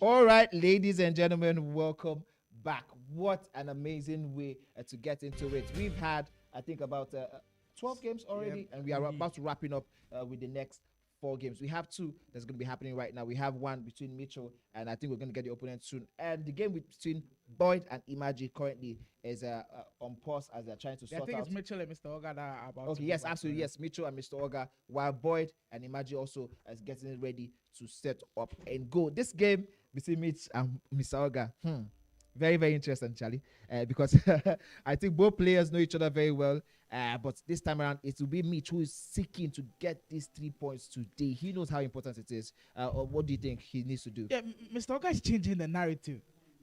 We spoke about him extensively when he was playing against Baji Jr. when he was down early, and we saw all of the stoppages in their game, but they kept locking in focus, and he ended up playing 3-3 in that game. So I think this is a different type of Mr. Oga that we are seeing, and Mitch will not have it easy at all. But I know Mitch has been on like a different tear ever since he did start the game slowly. But this one just ruled out for offside as Mr. Oga wanted to start off on a heater, but I mean, Mitchell looking to change the fortune surrounding all of his names. Remember him losing dramatically in match week 1, all of those first 2 games, losing in those tight fixtures. Since then, he's been on a winning streak of his own, and he'll be looking to continue in that same fashion. I do believe that he's already picked up a win today, and is looking to, just continue with the way things are going. Talking about Mitch, I think after that first horrendous game week, one thing I've noticed is that he hasn't really lost any other game after that. However, there have been some questionable draws in between that, but this is an opportunity for him to get himself into it. Also for Mr. Oga, who has 1 point today. Whoever wins this one goes home with 4 points, and a very, very huge 4 points for the standings. Here is Messi for Mitch. That one, just a little bit too far for the striker, Ronaldo in the middle. And then Mr. Oga has an opportunity to reset this one and recycle it and maybe into an attack. Well, I was going through the comments and someone's asking when does the group stages end? It is a full league, people. It's a full league that will be running from start to finish. So the person who ends up being number 1 in the league goes on to win the whole thing. There's no group stage into knockouts. It is a full league. So you have to follow for the full 5 weeks. This is just the 3rd week. We'll be running throughout. He gets that one. What a way to kickstart it. You can see the focus on his face. But Mr. Oga is still in this. It's just one. That near post finish was a shocker. I mean, the angle was so tight. It looked like he had no space to operate with, but he still managed to slot that one through. I mean, these low-driven finishes are just something else. And I was speaking with Faruk earlier on, and he was saying has changed the whole dynamic of a little bit of low-driven finishes, and the angles that you'll be able to score from yourself, you'll be amazed. Absolutely, you have to know your angles. This one, FC25, taking us back to geometry class, and hopefully FC26 sort of retains some of this craziness in terms of the attacking phases, and we get to see more of this type of goals and craziness in the next installment of the game. Here is Mr. Oga for himself. Gets that one in. And it is amazing. This is truly a different Mr. Oga we are seeing. He has totally changed things around. Earlier on in match week 1, struggled against Killer Freak, struggled against Adefola. But since then, he's been on a different, and today of all days, after that draw with Baji, in fact, during that draw with Baji, he looked so like the passing is much crispier. He complained a lot about his controller earlier on, but now he's picking up the pace a little bit. And usually players like him, when they do pick up that pace, as you said, he's already a champion in his own right. Integral, you guys call him Mr. Integral for a reason. Absolutely. He's getting back into that groove, and he's as dangerous as they do come. Absolutely, Mr. Oga, proving that he deserves to be here. This is just 1-1, 25 minutes into the game. Both players going toe-to-toe. Mr. Oga will not be scared or afraid of Mitchell because he has that experience of playing Mitchell at the very, very top. I think that will come into play for him. Mitchell still looking to get that 3 points he absolutely needs today. Yes, Mr. Oga gets this one. My goodness. He's turned the game around in just a couple of minutes. Mr. Oga, there's different juices flowing through his veins right now. Every single attack looks as dangerous as it could get to Mitchell. Looks unfounded a little bit. Doesn't know what hit him. But there's a different version of Mr. Oga we are seeing. He's as decisive as they come. Once he turns, he wants to find the finesse, and that's a brilliant goal into the top corner as he's up by 2-1. What a start to this game that we've had already. Mr. Oga getting back into the groove that we know he can't get to. The levels are truly telling. And that's what we love about the National E-Soccer League. He had a bad first week, mediocre second week, and now look at the kind of week that he's having. 2 really big games against Baji Jr. and Mitchell. Already drew 3-2 with Baji Jr. and he's on the verge of possibly picking up 3 points. I mean, there's still a long, long way to go. But this position. My goodness. That Mr. Oga lets the world know how good you are. Wow. That pass is of massive proportions. Finding his attacker in space, but the ability, the intuition to pull that off. Did you see that pass coming off? Because I didn't even see where it came from. When I saw him triggering the pass, I thought to myself, oh my God, this is going to be a wrong pass. Or, the defender was in poor position to get it. But oh my. First of all, the audacity to try this on such a stage is something that we have to commend Mr. Oga for. Wow. What a goal that was. Nothing the defender could do there. I don't believe Mitchell has anything to do there. But of course, Tomido will be telling us in the later installments of today. I mean, I keep saying that nothing ceases to amaze when it comes to National E-Soccer League. But I'll raise my hands on this one. I keep seeing different things that I usually don't see. Just the blind pass, and Mitchell also caught off guard with that one. 30 minutes in, Mr. Oga up by 3-1. My goodness, I didn't see this one coming. This scoreline at all before halftime, I didn't see this one coming. You think if there were betting odds on this one, Mitchell probably had like a 2 point something odds, and I'm sure Mr. Oga would have been like in the high 4s. 3, 4, if 5. I definitely bet on Mr. Oga, he would have been making crazy money at this point. But the National E-Soccer League bringing us all of the excitement, the surprises as well, have been truly immense. Mitchell. There's still time. The only positive thing is there's time for him to make this bounce back. Now, I agree with you absolutely, but also that also means that there's time for Mr. Oga to essentially seal this one. Here's a shot by Mitchell, just a little bit over the top because of that interception from Mr. Oga. That is a corner for Mitchell. We have not seen, we have not noticed what Tomide spoke about earlier, how to defend that from this short corner. And now this could be a reason for Mitchell. Woo, that crunch tackle.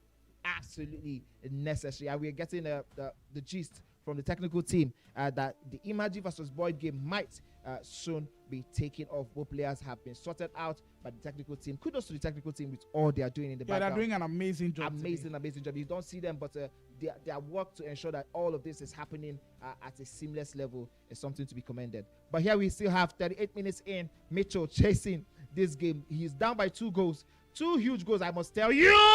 This is Mitchell reducing that advantage to 1. 3-2, 38 minutes in. Both players are doing well. Well, 40 minutes in. We've got a close one on our hands, and it's just how we like it. Just how we like it being served.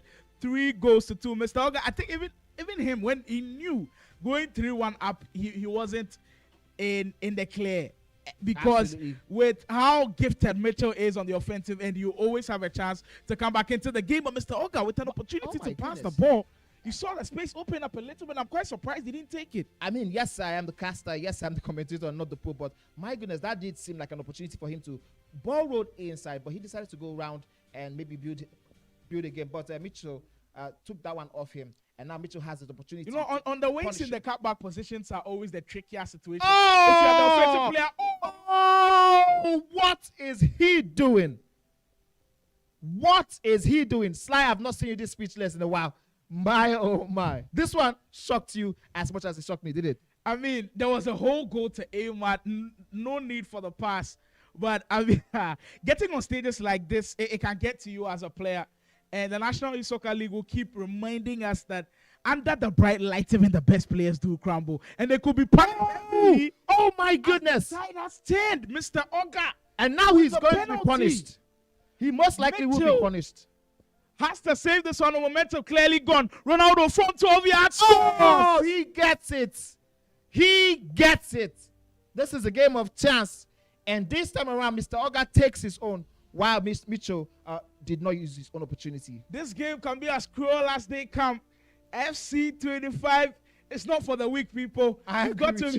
You've got to have serious mental toughness. And right now, if Mitchell is going to find a way back in this game mentally, he has to be winning the battle. Because right now, with how he's missing chances and him being punished in the same possession, things look like it's not working well for him. But the whole of the 45 minutes to play for, we see people come back from 5-1 down. I'd say never. But Mr. Oga looks like a different beast as we speak. I mean, if anything we've seen today is going to give us pointers on what we expect. The fact is, the next 10 minutes is absolutely crucial for both Mitchell and Mr. Oga. Of course, Mr. Oga is the one who is trying to stay with this lead and take these 4 points. For Mitchell, who is chasing this one, he has to ensure he takes charge of the next 10 minutes. We've seen that happen throughout today. The next 10 minutes of every single second half, absolutely crucial. Mitchell has to step up. He's been a little bit on the back foot. This is the time for him to step out. Mr. Oga, who has been on the front foot, he has to keep his foot on the throttle. Yeah, I agree. Mitchell has to come out of the gates, and even if he doesn't score a goal, leave your mark in the whole of the game. Like in the first 10 minutes, like you said, put the pressure on. Let us see your intent, and then now you've planted that in your opponent's head that, hey, I'm not coming to rest at all. Even though I'm down by 2 goals, I'm not coming to rest at all in the second half, and I'll put you on. I'll keep you honest with any of the moves that you're making. Even when you're attacking, you're kind of scared that I will go in behind you. But the game is perfectly poised the way we like it. 4 goals to 2 as we speak. And right now, where Mr. Oga's mind is that of, relief, a little bit of luck on his side, the fact that Mitchell is missing all of these chances, and of course him getting a penalty as well to convert. But Mitchell will feel hard done by. But the thing is, you can't dwell too much on the negative side of things in the National Youth Soccer League. If you do that, well, the game will go against you. But I'm sure these players, as experienced as they are, they've been in situations like this before, and they'll need to lock in to be able to bounce back. Absolutely. As we always say on here, it's a marathon, it's not a race, which means the next couple minutes are very, very crucial. Even though it might seem like it's all over for Mitchell in this one, he still has a lot to do. He's just surviving that one with proper defending there. But here's Mitchell now on his own counter. Ronaldo somehow retains the ball, and he's still waiting, looking for the cavalry. And Mr. Oga takes that one out of him. I mean, Cristiano Ronaldo on offense, there's a reason why everybody goes with him. The fact that he can shrug off his opponents like that, that's actually a footies Van de Ven item. A guy who's bullish in his nature, and Ronaldo just shrugs him off a little bit. I mean, that's the advantage for having bulky strikers like the Ana Serba. It's just insane what he's able to do on offense. And he's probably giving Mr. Oga the space to operate. And on the other end, my, oh my, that fake shot there was all that created the goal out of nothing. Fake shot took the goalkeeper to Wonderland, while Mr. Oga was left to slot it with a beautiful, beautiful finesse. My goodness, that is absolute cinema. I love the way this one is shaping up. Mr. Oga seems like he's going to be taking this one home, and he's going to be happy with the 3 points he got from today. What's the way to end game week 3 for Mr. Oga? I wouldn't want to wrap it up yet. I know it's positive stages, but one goal could change the entirety of this game. But credit to Mr. Oga, I've been preaching about how he's changed the mentality going into it. That's why I love to see the fact that there are different versions of you. And there he goes again, Van Dijk, with a crucial tackle in there. Mitchell now that's living on the thread, on the fringes of going 4 goals down in this game. Mr. Oga has been something special. Mitchell needs this one to go in. Lovely ball roll scoop into space. There's the player look to open up Messi. Oh, that's beautiful. I was expecting a quick pass out to Ronaldo. It was on. And Mitchell, I do believe he knows himself. He knows how important that one was. But this is a perfect description of what we have seen throughout this entire game. Mitchell doesn't take his chance. Mr. Oga sees 1-2, and he takes it. And he's now 5 goals to 2 up in this one. My, oh my. Well. It's something that we've said time and time again, that the National Youth Soccer League will keep surprising us. But the way in which they are coming, it's not something that we expected at all. Surprise, of course. Too surprising. And there's Mitchell. Finally, he gets one back. And there's still a lot of time on the clock, by the way. We are not closing this one anytime soon. About 30 in-game minutes to go. And Mr. Oga has to be careful. You don't want momentum shifting to your opponent anytime soon, because we know when the game clamps down on you, turning it around, you've got to have the Rufi clutch gene. And you don't want to leave yourself in such a position at all. But we'll see what the next 30 minutes have in store for us. I agree with you. I mean, Mr. Oga has to be extremely careful now in the next transitions. He has to ensure he doesn't lose the ball out. Whoever it is that gets this ball. I mean, Mitchell right now is on a look, because he's seen it. He's smelling blood. Talk about smelling blood. Here's Mitchell. We should have seen it one time effort. Immediately the through ball came in. How overpowered the low-driven shots are. If you get into space, I've seen them score from even crazier angles. Once you get into space, load up the shot with the low-driven, and something could just happen. A parry into your position, and it could literally leading to an open goal for you. Oh my word! All of a sudden, it seems like this one has turned on his head. You did call it by saying when Mani tried to write off this game, I told you, with the amount of time left on the game clock, you just cannot say this one is in the bag. I agree with you now. Looking back at it, Mr. Oga now sweating it out. Mitchell is the one who has all time on his hands, while Mr. Oga cannot wait for this time to be over. Wow, what a turnaround this one has been. My, oh my. Well. It is what we truly live for. That's why we love esports. The unpredictability, the passion that it brings, and the fact that you just can't write stories like these anywhere. Only here on the National eSoccer League, people. We hope you're enjoying the action like Manny and I are doing. We've been here from day one, and it's been nothing short of exciting. And it just keeps delivering at every stage it gets. And you know what? Kudos to Mitchell. He said, never say never, and now you have a chance to possibly make one of the best comebacks so far. The next move is absolutely vital. Mr. Oga has to be sweating it to ensure he's the one who gets the next goal. If he can get that one, then maybe, just maybe, he might have secured for himself these absolute vital 3 points. But if he doesn't get it, we might see a punishing move by Mitchell there. Of course, we're not going to count him out anymore. This man has proven himself today that he has what it takes to get back in. Someone of his caliber, you never write him off until it is the end of the story. Well, speaking of being at the end of the story, as we get to the closing stages of this one, we're still building up to that big one. If you are still wondering if the Faruk versus Adefola game has come on, no, it has not come on yet. It will be our final game slated for the day. The two juggernauts, the two guys who they call the goats of the game, will be going head to head for a top spot. I mean, Killer Freak still holding on to a top spot, but to put the pressure on, you have to take points off of each other. We get the big one coming later today. So right after this one, make sure you don't go anywhere. Still live on the Cade Esports YouTube channel.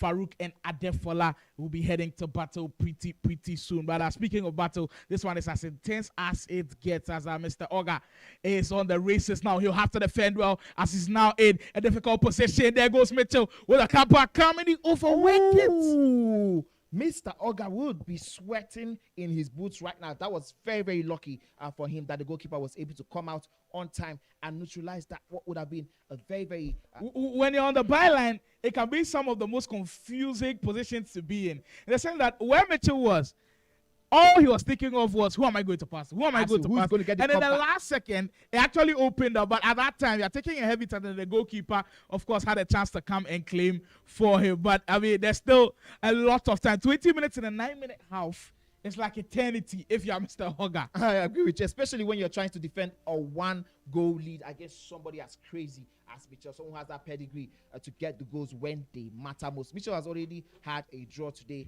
and I think he will not be. It won't be so bad for him if he gets another draw in this one. Ooh, decides to go for the fake shots. Both players, speaking of accolades, both champions in their own right. We've already been calling Mr. Oga Mr. Integral himself, and of course Mitchell being one of the very few Nigerian players to win a competition with different African countries participating. Absolutely. Both of them have wins under their belt. So experience is not one thing that they'll shy away from at all. Pressure moments is not one thing that they'll shy away from. They've been here before, they've done that before, and they'll be looking to channel in those moments to give them something. Was that 2-ball on? Van Dijk says, I know he's cleaning that one off the glass. Mark Tomini, about 15 minutes to go.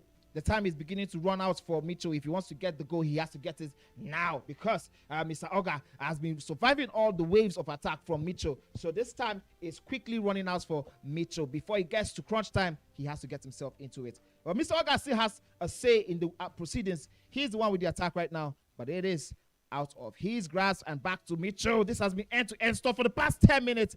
Oh, that would have been very unlucky. I mean, the passes are coming quickly, but credit to Mr. Oga and his reactions. The movement of the defenders, I see, the jockeying level. I mean, there's a difference between the jockeying and the speed jockey. And I think right now Mr. Oga is channeling the speed jockey to work for him, and he's just closing down those areas which could be dangerous. But he can't give the ball away there. Unfortunately for him, it bounces into the feet of Martin Odegaard on the attack. When we see that Trevella coming off the post. Oh, it's get it to Ronaldo. He gets it. Mitchell, who's been hammering at the door of Mr. Oga for that equalizer, gets fortunate. You know what that Trevella reminds me of? Killer Freak against Ellison where they hit post to post. Oh, like that was crazy against him. This time around, Mitchell, fortunate with a bounce back, land to the feet of Ronaldo, and he gets that much-deserved equalizer. And the next 9 minutes will take us through a roller coaster of emotions. The next 9 in-game minutes is going to be something else. You definitely don't want to switch off your controllers, your pads, your TVs, whatever you're using to stream right now. These players are locked in for a crazy end time game. This is crunch time. Both players need to step up, and this is Mr. Oga. Can he get the pass? What a tackle! What? My word! What just happened? Moment. This is a Rufi moment right here. Talk about it, and Mans has stepped up. How unlucky would you feel if you're in Mitchell's position? What a story. So today, we've had someone come back from 5-1 down, tie it up at 5-5 and go on to lose the game 6-5. Also, we've had someone come from 5-2 down, tie it up from 5-5 and commit a howler like this to lose it? What? No way. Nah, National Youth Soccer League, there's something we need to investigate. The script is totally insane. What just happened? What have Mitchell we just seen? Just look at how Mitchell is. His whole position sitting down. Oh my! You already know that this means a lot for both Mr. Oga and Mitch himself. Both players who have given their all in a 90-minute affair, and just to concede that kind of goal this kind of way, my goodness. It will be heartbreaking for Mitchell if he goes on to lose it. But it's still not the end game yet. I think there's still 5 minutes or so in there. If he can work something out, maybe he goes away with the point. But Mr. Oga, you called him one of the best defenders around before the tournament actually started. Now you need to channel that inner defending because there's 5 minutes to defend for his life. And his with possession of the ball is actually at 6-6. Wait, did we look at the scoreline pretty well? And is it again Mr. Oga as Mitchell who locked the goalkeeper? Mitchell decides to go for the lob from far out. My goodness, I think we did miss another one goal going. How in the world? This is intense. What in the world was that? We definitely have to see that 6th goal from Mitchell if we have that from the technical team, because this is crazy. Absolutely. You blink and you miss. Manny told you guys don't switch off at all. And you know, we kind of switched off for a moment and look what it cost us. We didn't get to see that goal, but maybe we might get to see a final one here. As Mitchell, he's barging down on goal, banging on that door of the final chance, which will surely give him the win here. You'd save Konate. My goodness. Thuram with a big block coming in. And there goes Mr. Oga's chance. He could possibly walk away with a win and surely playing for the last possession of the game. Playing at it with the back a little bit. The build-up coming in from the middle. Messi, surely the last chance of the game with a through ball going. Surely now the game might come to an end. But referee says to allow for one more chance. Mitchell, does he have it in him? On the 10. Great space to operate. De Bruyne. On the Oh my. That tackle was what? He was inches away from doing the impossible. He was inches away from having another clutch goal. Mitchell with just the final kick of the game. My goodness, you could see from that series of play, he was absolutely waiting for his moment, trying his best to get himself into the most comfortable position to slot that one into the air, into the net. But Mr. Oga had other plans. My goodness, I wonder how I would feel if I was in Mitchell's position. The second draw for both players today, but what a draw. My goodness. Sajek says, see this game, man. We are seeing it, and my goodness, it is crazy. Everybody's surprised at what the goalkeeper did. As says, I just laugh when people say that Konate is the best keeper on the game. There's no best keeper, they are all frauds. 6-6 says King Musi. I mean, you've got everybody laughing here with a goalkeeper comment. But it's quite surprising that he just left the ball right. I don't know what happened. Maybe we'll get Mitchell and then ask him. But then, like, that's inexplainable. Like, it's an error you cannot have, especially in that moment of the game. Mitchell, I don't know how he came back from that one, but that takes a lot of mental fortitude. My goodness. Mitch choked this game, so Machala won. And I think both players really went toe-to-toe with each other for this one. This was absolutely crazy. When is Faruk playing? That is Francisca Aham. Francisca is a huge Faruk fan. We have noticed you in the comments. Francisca, well done.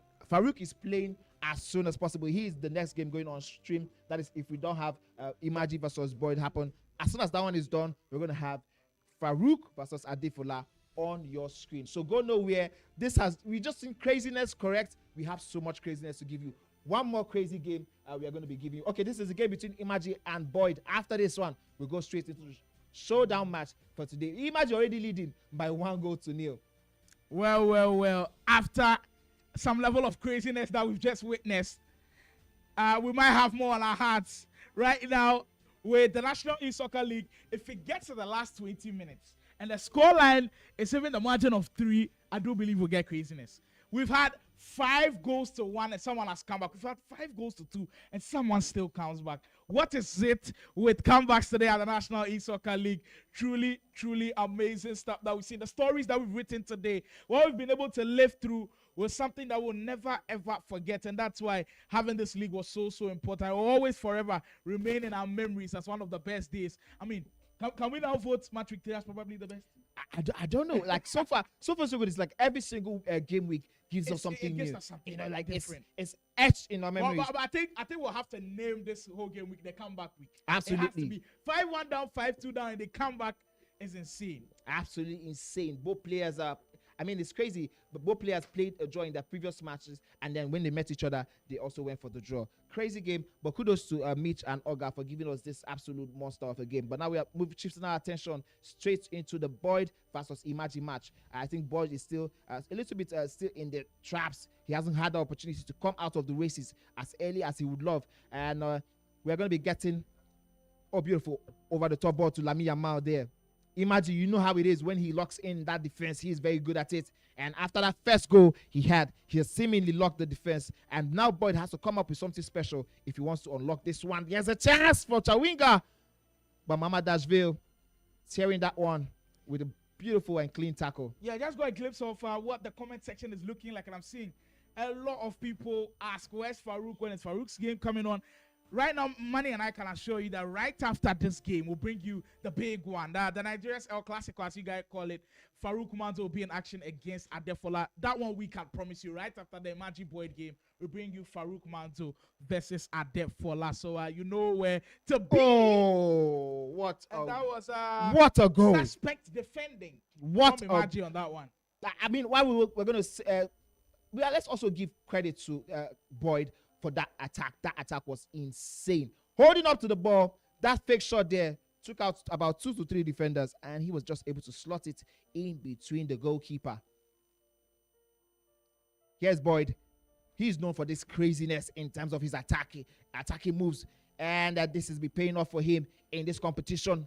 Ooh, that double tap pass almost finding its way to the attacker there. Yeah, that pass almost feels like every single time you activate, it's like a 50-50 opportunity. You don't know the animation that it's going to give you. To you. Like sometimes the defender can defend it so, or sometimes it can go through his legs with the lofted passes, whether it's a double tap triangle or double tap the pass button. But you don't know what to predict with that one. And if it goes for you, it goes for you. If it doesn't work for you, you try another time. But the lofted passes are something that you've got to keep your eye on when it comes to FC25.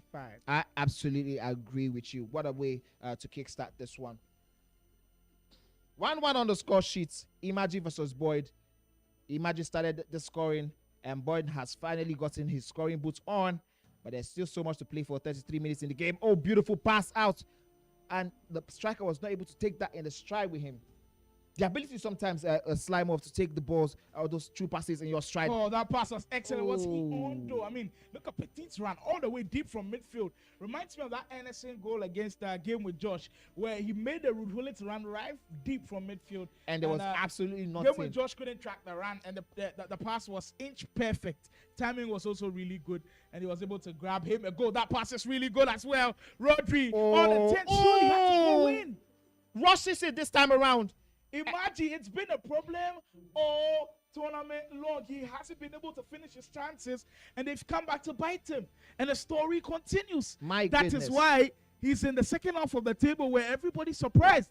We had Faruk here, and was also surprised that Imagi was languishing at the second half of the table, and this is one of the reasons why he's not been able to finish off his chances. I agree with you totally. This has been a little bit of a howler from Imagi in terms of his finishing. He has to work on it in the next couple weeks where we'll be finishing the competition, the National E-Soccer League. He gets himself into those spaces, but you can't trust him to finish it, just like you trust the other ones. Yamal Is that the new Footies Yamal card? I'd love to see if that's actually the new Footies Yamal card, or if it's just the team of the season. I'm saying just for team of the season, but it's actually a crazy card. It's just when we see new things, the FC community, when we see new things, we are usually gravitated towards those new things. But of course, that Yamal card, whether team of the season or Footies, is still as incredible as they come. Matania for Poteas in the midfield. Rodri. Holy quick passing from Imagi. His build-up is always amongst the very best in the league, and he created space with Ronaldo once more. Just caught in no man's land on that one. That build-up seemed like he was about to cook something very, very interesting. And my oh my, what a move that would have been had he was able to finish it properly. Chance is still on. 43 minutes. Whoever gets the next goal is going to be able to take that advantage, huge psychological advantage in the second half. Boyd might just get it. The defender says no and blows that one out. This time around, we might have a situation where we have a quick transition from defense to attack for Imagi. Here's a chance. Oh!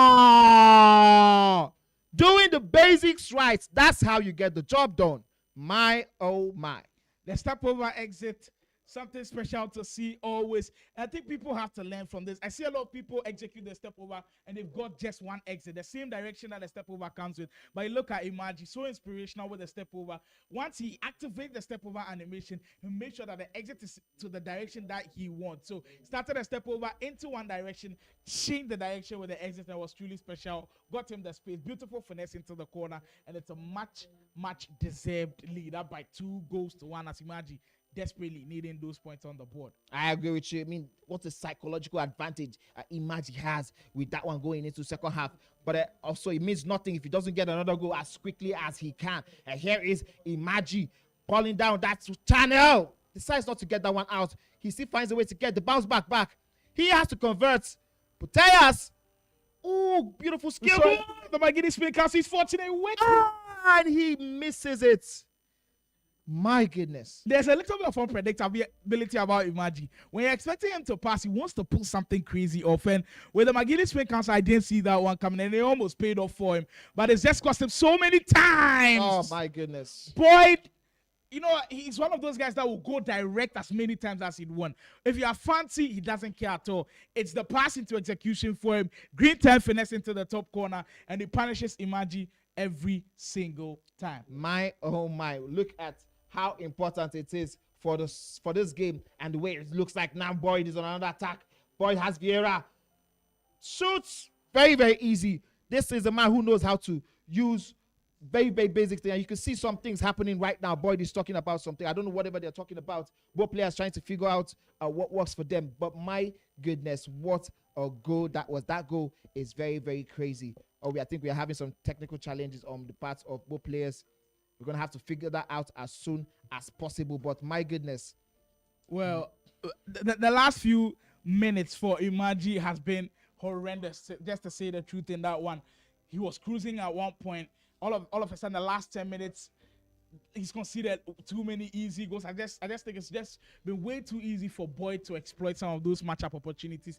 And you have to do a way better job of securing that back line as we get to rectify the error and, of course, get the game running again. But credit to Boyd. He stayed in the game early on, even when things were not going his way. Going into the second half, I think it's been impressive. He's neutralized anything that Imagi has done, especially in that central area of the midfield. And it's been very, very important to watch him, develop into the kind of player that he is right now. I mean, I want to talk about the huge psychological, like the mentality it takes to overturn that psychological advantage that Imagi seemed to have gotten from that late minutes goal he had in the first half. Towards the end of first, I think that was 45th or 44th minute, and coming into second half, not minding what had happened, going straight into it, turning it around, and now punishing Imagi. Even though there's still so much to play for, but the way he began the second half, I think that's something that I really, really enjoy seeing somebody like Boyd do. And you can see the boys in the comment section saying, Heritage, can they say after this match?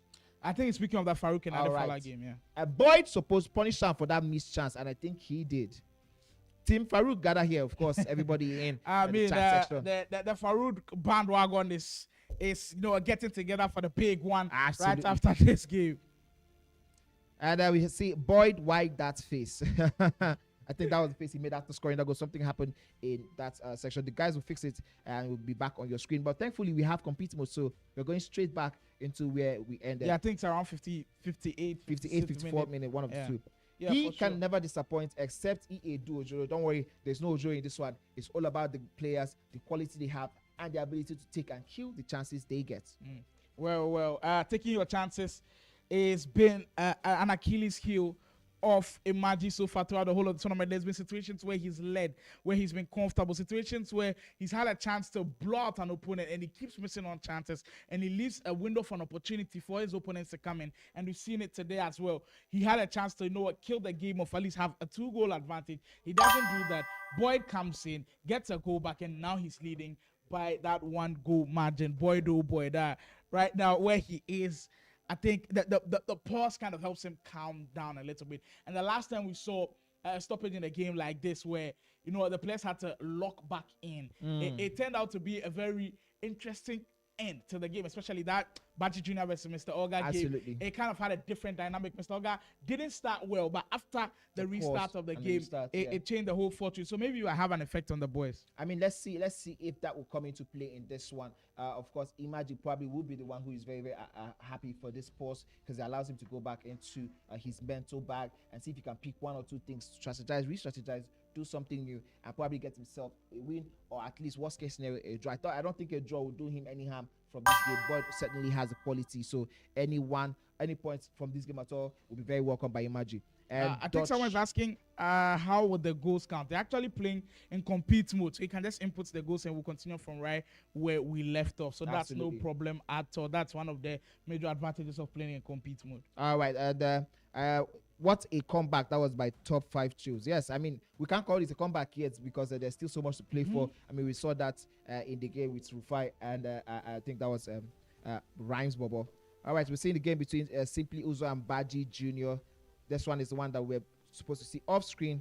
Of course, this is going to make the 14th game we are having today. After this one, we are going into the final 2 between Faruk Manzo and Adefola. And I think we'll get you guys the other one. I think that will be between. So you have that. Yeah, I think this was actually the game that was supposed to go hand in hand with the Faruk and then Adefola game. They've got those guys to start now. Okay. So there will be just one game. The spotlight will be on the Faruk and Adefola game. So, so this makes it the 15th game. Exactly. So the 15th game that we're having on our screen. The 14th game is actually the one that just had a little bit of a pause. Baji Jr., who was in that intense game against Mr. Oga. Against Simply Uzo, he'd want all of the 3 points on the board. And Simply Uzo, who has been struggling throughout the whole of the tournament, who want to, change things around. Absolutely. Simply Uzo has a chance right now from the free kick routine. Let's see what he's going to go for. Baji just trying his best to ensure that this lead is safeguarded. But now the goalkeeper, I think he helps make that one very, very clear. And in situations like those, all you'd want is to be able to make the pitch as tight as you can. If you open too many spaces in the midfield area, you will get punished. And it's something that you'd always got to watch closely with FC25 this year. The iteration of the game, it allows you to be progressive anytime that you want.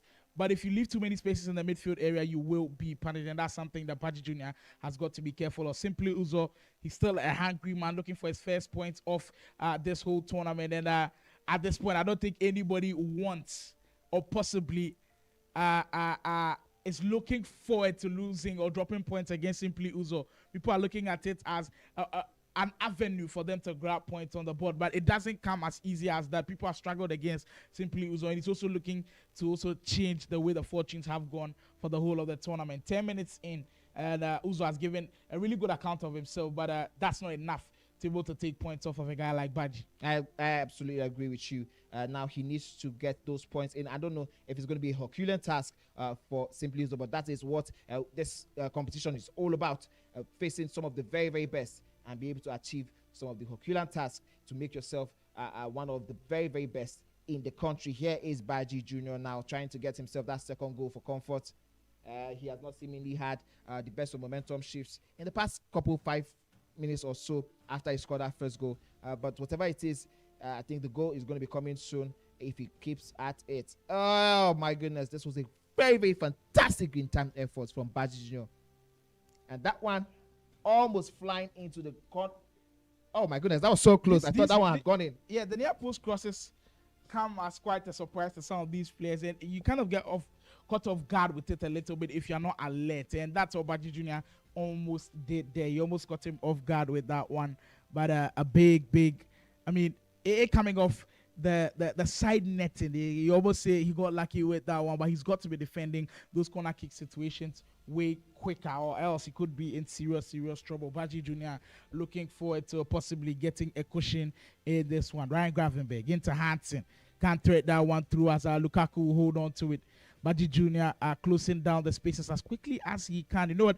For guys like Simply Uzo, one thing you don't want to do is help them build momentum into the game, because right now he's really down on confidence, down on momentum. But if you give him something to hang on to, players like those, when they do find spaces to operate in, they're always dangerous to watch out for, I believe. I agree with you, absolutely. And now he needs to, I mean, he's seen so much joy in the past couple minutes. Simply Uzo, of course, he's been seeing so much joy. But now what he needs to do is at least try and take a chink off the armor of Baji Jr. You know, I think with that draw Baji Jr. had with Mr. Oga, he has sort of dimmed a little bit of the confidence he had coming into this game week. So if there's any time to try and get the best out of him, this is the moment. But you have to start taking your chances. You have to start taking goals, taking some small risk. I mean, you already one goal down. What's the worst that could happen? Well, the worst that can happen is you go 2 goals down. Well, but I mean, 2 goals down, 1 goal down is still minus 3 points. So I mean, the time is the only thing that I would say is the positive thing about it. So even if you go 2 goals down, you still have a chance, an opportunity to come back in this game. I see still people calling for Faruk's game. It will come on board. We do assure we are not leaving the Game Evolution Studios without bringing you that Faruk Adefola game at all. So just exercise some patience with us. We'll definitely bring it to your screens. Gravenberg for rating. Uzo has really held his own in this first 20 minutes or so in this match victory affair. Hold it. Yeah, I agree with you. Whatever it is that goes on, he has to continue in this light and get himself into those spaces. Baji Jr., if he wants to get these 3 points, if he wants to still be in the top 4 after this game week, he needs to start doing something, and he needs to start doing it now. Simply Uzo has seemingly taken reins of this one after that first goal. Yes, he still has the goal, but it can all quickly change with a goal on either side. So he needs to start doing something, and needs to start doing it now. Maradona, there will be that end play where the throw was quite really good, and Simply Uzo, the dribble just a little bit too hard, and it gets away from him, but he'll earn a corner for his dealings. Can he make good use of it? So it's actually a throw-in from that area. It's a promising position for him to work something out of. Gravenberg has the opportunity to play a pass in, and he does. As you find Hansen, there's that surveying the area and looking for that hole to be able to go through. That's that incisive pass to be able to bring down the stubborn defense of Baji Jr. Alo-Iran on the 10. That's a brilliant pass to find Maradona. Love the pass. Can he get the pass in? He will. Yes, he did. Wow. What a way to get yourself that equalizer. He has been at it for the past 20 minutes or so after he went down first. I know we spoke about it. Whatever it is, he had to score a goal, and for Baji Jr., he had to ensure he scored his own. Now, I think the next goal, this goal now has sort of changed the way we are going to be looking at the first half, because, oh my goodness, Baji sees that opportunity and he shows his quality. I was just saying that goal from Simply Uzo was going to change the way we looked at the half, but now this one from Baji Jr. has now changed the way we are looking at just as I was about to commend Uzo for that goal. He goes on the other end and concedes yet another one. It's been the story of his league campaign so far, where his defending has just not been there, as he conceded yet another chance. And there goes Baji. There goes his third. In the space of 3 minutes, concedes 2 really important goals. Uzo just hasn't had a league phase. In fact, a week to his own. He's faced action after action, and so far he's just not been able to maintain the kind of heat that the rest of the players carry. I agree with you. I mean, I think that shows the quality, or the gap in quality on both players' sides. Someone like Baji is so used to, being at moments like this. He knows what to do, when the chips are down. He knows how to hold his own. He knows how to hold down his players and get these goals. But I think being this is the first major championship for someone like Simply Uzo, the nerves are there. The experience is counting against him. About a few minutes to go before the half comes to a close. Simply Uzo needs something to cling on to. And after how well he worked for that goal earlier on.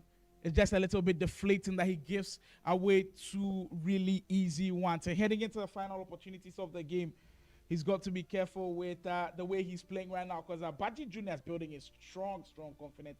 If he gets a 4th before the first half comes to a close, it will be in serious, dangerous waters for Simply Uzo to be treading in. There's Alowaira with a big block to win it back for Uzo, but the press coming in for Baji Jr. unrelenting as we speak. I agree with you. Oh, here's a chance. The 9 minutes, of course, Uzo on that byline that he absolutely loves going down. He has his players waiting for the cavalry. He gets one. He needs to get the pass into the 18-yard box. Now he's in the danger zone. Decides to go for the cutback. I was hoping he was going to use that finesse with the Henry card, but then he decided to go for the cutback. And this time around, it doesn't really pay him, as it gives Baji Jr. the opportunity to reset and restart. Indeed. We're about a couple of minutes away from this one closing out. And the structure from both players, Baji has kind of controlled everything in that midfield area, where when you kind of feel like Uzo was comfortable in the first 20 minutes, he's taking away that from him, and he's just nullified everything that Simply Uzo has thrown his way. And now Uzo, he's just at 6s and 7s at the back. And Baji Jr. left everybody dumbfounded in that defense. He's got his 4th. He's got the one that will set him apart from Simply Uzo, and now he can possibly confidently say he will be walking away out of this game with 3 points. I know it's just the first half, but the group that this guy is in is truly unstoppable. Unstoppable, unmatched. And I think that's a company card in goal for Simply Uzo. I don't know if I saw that correctly, but correct me if I'm wrong. I think I just saw the company shifter card for Simply Uzo. It is indeed. Very interesting. It is indeed. And this shifter's card, I mean, even though the promo has passed, I know they're still in the system a little bit with the footies being introduced, but some of those cards are crazy. I got to see the Vieira card up top. Like, you can have so many bulky players play positions that you want him to. I think there's a Petacek item. The reason why I'm not seeing too much of the Petacek item is Evos are not allowed because we can't value them. Unless they are SBCs or normal regular cards, we cannot value them. So as we do speak, it is where some of these players we're looking at to be having changes in their squad. But with just a minute to go, Baji Jr. has set himself up for something positive here in this game. I mean, I was expecting that run of momentum from Simply Uzo was going to pay him off in this second half. I was hoping that he didn't have to concede at all. But here's Rubo comes in for Uzo, though. Oh, that's good. There's something to hold on to. I absolutely agree with you. When things are not going your way, you look for something, anything, by the way. And Simply Uzo gets a goal. He has to defend well, though. That's a great tackle from Amadashvili. Now he goes into the second half at least feeling good about himself. A goal to at least, give him a little bit of hope going into it, and feeling like he might do something. I mean, yes, you are 4-2 down, but you just got a goal for yourself in the dying embers of the first half, and you ensured you didn't concede again. This game has been a moment so far, and as soon as Baji Jr. had his moment, he scored 3. When he had the first moment, he scored 1. Simply Uzo hasn't been able to take as much advantage of his own moments. He hasn't been as clinical, of course, as Baji Jr. But the next moment that he gets, he has to definitely end it. He has to come back into it, kill his chances by scoring all these important goals. The goal need goals, and he has to get it. Nice tackle there, and Mama Javiu helping him to spread the ball out. Here's Simply Uzo now, and he gets that pass into Henry, but Mama Javiu proving to be a rock for Baji Jr. in that. We haven't actually seen him too many times today, but when he's come to play, he'll remind you why a lot of people have him as their number 1 starting center back. That's really a huge frame. That shifter item is in the through ball, comes in for Uzo. He's in with Hansen. Will he get a shot away, though? Van der Ven. That's why you spend the coins on him. That is why you complete him. The footies item Van der Ven. You saw the anticipate play style plus just pop up on his head and tell you, yeah, I anticipated that one, getting in the right place at the right time. Baji Jr. not leaving anything to chance. I agree with you. I was hoping that we could see something that would change. How did that go in? My goodness, the angle on that goal, absolutely crazy. Oh my, these players are doing crazy stuff today. What a game we have seen so far. Baji Jr. cementing his place as one of Nigeria's best, and he's getting himself into that top 4 position. Let's see if Simply Uzo is going to let this slide and give him all of the 3 points. I like how almost every Nigerian has like their own version of the top 5, because I think the top 3 is consensus. Anywhere you want to put the 3, everybody's cool with it. But like outside of the top 3, who else makes it in the top 5 is always a big conversation. Absolutely. We've seen Faruk make a big case for Rufi being in there. Baji Jr. I spoke to him the last time with Tommy Day on stream. He was confident that he was in there as well. You could also make a case for Mitchell also being in the top 5. But like that is the conversation that is heated and vibrant as we speak. For the guys in the chat who, if you are very familiar with the Nigerian team and you've seen what happened, what are your thoughts on who actually makes the rest of the top 5? We know the top 3 already, and in no particular order, we know it's Fola, Faruk, and then Killer Freak. But outside of that 3, which other 2 completes the top 5 has been a major debate for the past few weeks. And I think the league will help us clarify it. But, you can share your thoughts. And then, of course, we'll deliberate on here as well, because there are so many candidates that could fit that system. Trivella comes in just red time. Just red time. I was expecting to see more of that something green time effort launch into the back of the net. Van de Vinkard absolutely tearing Henry apart with that shoulder badge there, and cruising. That is what you call what Baji Jr is currently doing right now. But it is 5-2. Simply Uzo might be able to sweat him out a little bit if he gets another goal, but I don't really see how much he can do that, because he has not taken his chances. While Baji Jr has been very, very clinical every single time he was in front of the post. I mean, talking about the top 5 conversation, I want to also say I think no matter how you place it. Now, this is going to be very interesting. No matter how you want to place it, based on career trophies won, based on consistency, Mitchell has to be top 4. Mitchell has to be in the top 5 somehow. No, he definitely has to be 4. He has to be number 4. Wow. Yes. I personally, for me, you put every single person where you want them to be, but put Mitchell as number 4 right now, because he has the career wins to win it. That 2022-2024 run Mitchell had was something of. Like I was saying earlier, it's one of the few players that's actually won an international tournament with guys who are outside of Nigeria also playing it. So that's immense for his resume. That particular competition also had Faruk Manzo in it. Of course, Killer Freak was not in the sight of things as at then, but Faruk Manzo. So if you're that confident that Mitchell is at 4, who do you think finishes off the top 5 spot? That's where we get very, very relative, and that's where it comes down to the wire. Oh, what a Trivella move there by Simply Uzo, and you can see him hyping himself up in the background. Oh, that one came out of nowhere, and I don't think Baji Jr was expecting that one. Simply Uzo not lying down low in this one. So we've got a crazy last 30 in-game minutes to go. If actually Uzo can pull off a crazy one here, but we see crazier things happen, and we should be expecting it as Baji Jr. Red times another effort. We've seen a couple of that already, but he wasn't missing that one on the second attempt. Baji Jr. gets one in, 6 goes to 3. We get guys way in on this one. Aaron places Rufi in our top 5. He wants to put Rufi in that conversation. Look, if we are speaking of trophies like how you did with Mitchell, I don't think Rufi gets close to the top 5. Exactly. So that's one thing that we talk about when we mention the tops. Every single sport, when you're talking about the top 5, the top 4s, you look at them with titles, you look at them with rings. If you're talking about basketball, if you're talking about football, you look at them with titles won, not just games played and goals scored. Of course, you look at the titles won. But what if Aaron Place is looking at current top 5 performance-wise and who is in form at the moment? Then I think Rufi has a strong case, because what he showed off in the league already, I think he deserves to be in the conversation. Nosayaba says Baji is easily top 5. If you look through the trophies, I saw, does he deserve to be in there? Now that's where it gets crazy. Now Baji has been that promising player for just the past 1 year or so, but he hasn't had that trophy way to get himself. He does get this goal, but he has not got to those trophies yet. We talk about Rufi. When we're talking about current, if you say top 5 for this year, then definitely we have to put Rufi in that conversation. We probably will need to put Baji Jr. in that conversation, of course, because Baji has made some really, really advancements in terms of top competitions this year. But when we're talking about trophies won all time, then I think Baji will probably make top 10 somewhere, but he probably wouldn't be able to make it to my top 5.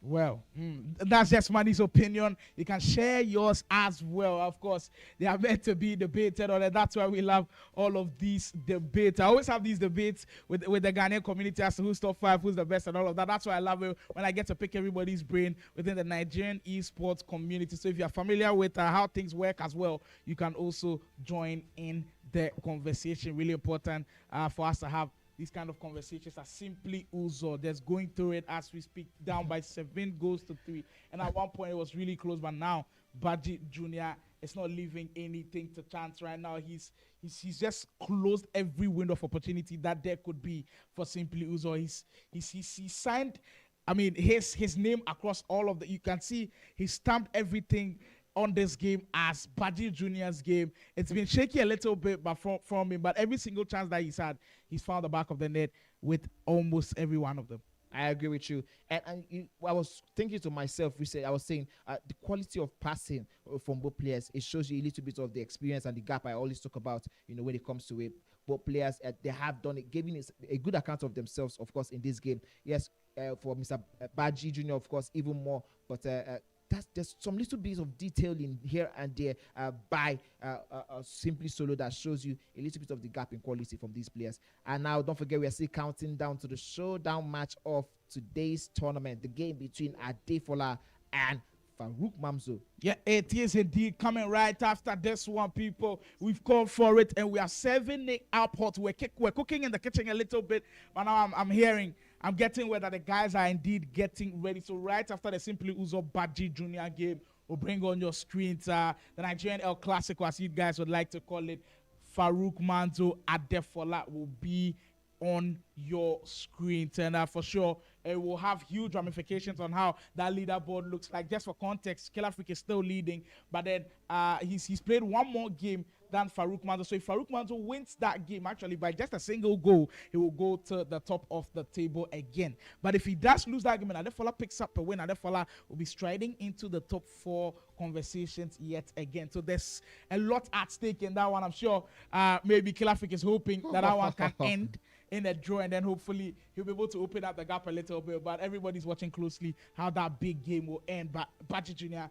just keeps cementing his stamp on this lead. 8 goals to 3 for sure. Now all of the 3 points in the bag for him. Baji Jr., who was also in the top 4 conversation, actually going into today, he was top 4. He was actually 4th position going into today. But then after he drew his first game against Mr. Oga, dropped down a little bit. But 4 points out of a possible 6 is not bad at all. It's something that he'll still be happy about, and then he'll look forward to next week being even better. That's what the National E-Soccer League is all about. Just improving week after week after week after week and keeping yourself up to date. It's really important. If EA releases a new patch, make sure you are there with them. If there's something that's working, that's the meta now for this week, make sure you get a hang of it before you come here, because once you come here on the main broadcast, you could be in serious trouble, and that's what has proven to be the difference. We've seen the different styles of play being changing every single week, and these players have adjusted time and time and time again, and we get where that the Boyd versus Imagi game is also getting out of hand in that sense. Boy,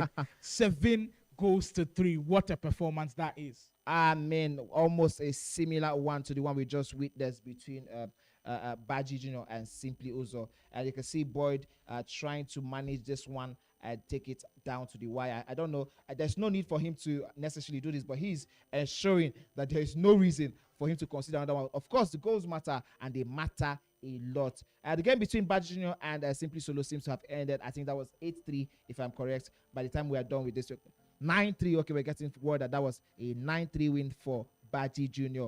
We might be able to see this one end in a similar score, but this time around it is 7 for Boyd, 3 for Imagi. Well, just a minute of added time to go as we get a close of that game. Boyd will seal it with all of those 3 points as we get to see a glimpse of them show a little bit of sportsmanship right there. But we'll finish all of the round of fixtures with the big game. We'll be calling it the El Clasico throughout the whole of the day. I'm hyped. Of course. I'm hyped for this. The build up to it already has been crazy. Yes. Everybody's feeling the heat right now. Get pumped up. Right after this break, we'll bring you the big one. Faruk Manzo taking on Adefola. Don't go anywhere. Stay tuned.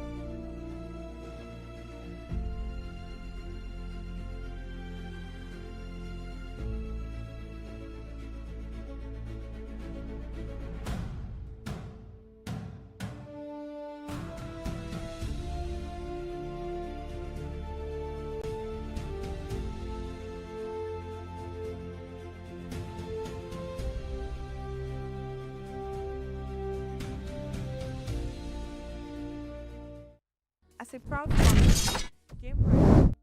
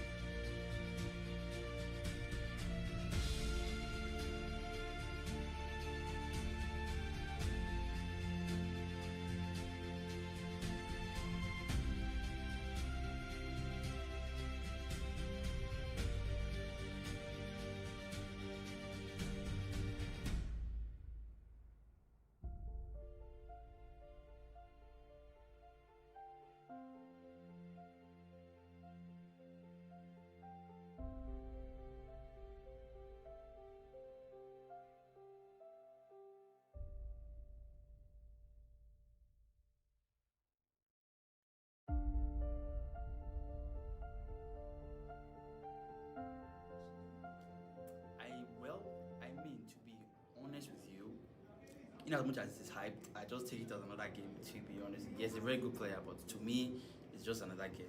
Another game that I have to win because, it's not like my opponents or like the people that, that people are tipping to win the league. So yeah, it's just another game for me to play well and, just do my thing. That's all. Very major comeback. I didn't have a good week last Sunday, but making a very major comeback this weekend. Well, me and Fola have been going at it for years now. Like, we have built, I think, a great rivalry. So winning this match today would mean a lot to me. Going forward, it will boost my confidence in the whole league. And I think if I should beat Fola today, I can go all the way and win the whole league today. So hopefully the game goes our way today. And if it goes our way and I play the way I normally play, I'm guaranteed to win. But the game is a funny game, so hopefully you come through at the end. It all comes down to this, people. The moment we've all been waiting for, right here, National E-Soccer League. When the fixtures were slated, everybody kept asking, when will the two goats play? Well, the time is now for them to do battle, the best of the best. My name is Slimo, with this one slated for the last fixture of the day, match week 3. Faruk versus Adefola. And to do the special one with me, a special player regarded as one of the very best around. Killer Freak in the building for this one. Killer Freak, how far now? Yeah, I mean, I'm very, very excited for this match. Like, as you guys can see, I'm smiling a lot. Like, this is the match of this, like, the league, to be honest. Everyone wants to see Killer Freak versus Faruk on Fola Ball.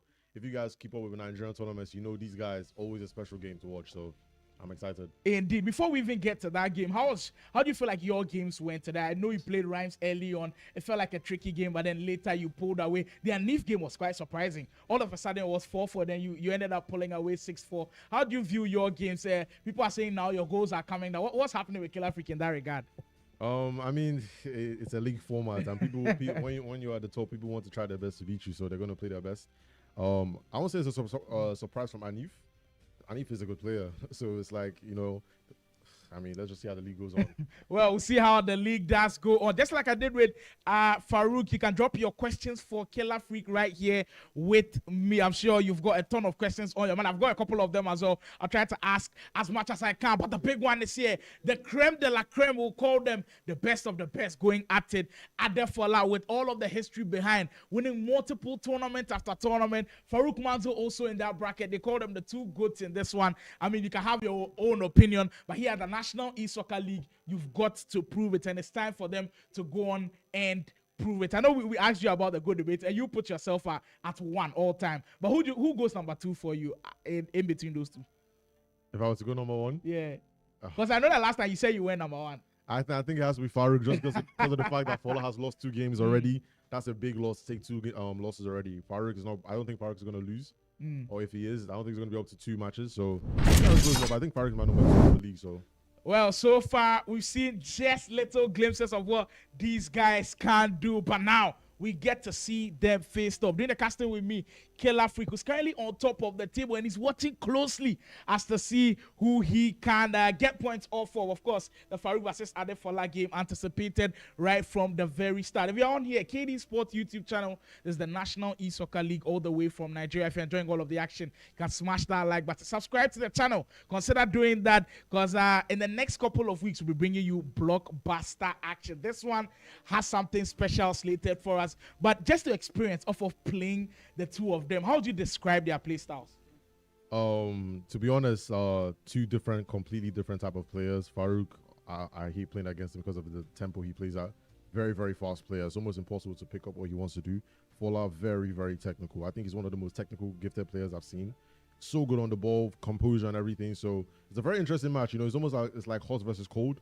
Fola being the cold player and Faruk being hot, but as you see right there, man, Faruk 1-0 up. Very interesting ball. For him. The through ball coming in was kind of, you didn't see it coming with the through ball in, but I mean, over at the top, and it was brilliant with that chip shot going in. 6 minutes in, Faruk Manzo, the OAS Esports man. I was actually on broadcast with him, and he seemed delighted to go into this game. He wanted this fixture for a very hot one, and 7 minutes in, he showed us what he's made of. And Adefola's defending has been kind of suspect in the whole of the tournament. If you look at what happened the last weekend, lost 2 games. Of course, today he's bounced back. His defense just hasn't been the best. You feel like it's maybe this FC that his defending hasn't been the best? Because I've been hearing stories about him in the previous years of FC. He's been quite good defending. Yeah, I mean, like FC25 is very, very different. You have to almost defend 100 things at the same time, especially when you're playing someone as skillful as Faruk. He's capable of doing every single thing. Long shots in the box. I mean, triggered runs. He's capable of doing everything. So it's going to be very tough to defend against Faruk in this match. But I still think it's going to be a very, very interesting match from Fola and him. So let's see. There is indeed a lot of time to go. But with Faruk, when he starts on a positive note like that, it's always difficult for you to stop him. Fola trying to, of course, create inroads into the attack.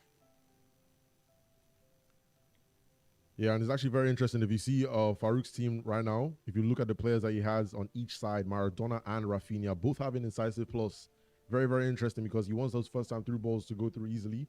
And yeah, I played Faruk a lot, man, and he's very good at them. So Fola definitely needs to watch out for that. Well, it is something that you guys always try to keep notice of. The fact that some of the playstyle classes, you can't afford to not have them. What would you say are the three most important playstyle classes for an attacker in this game?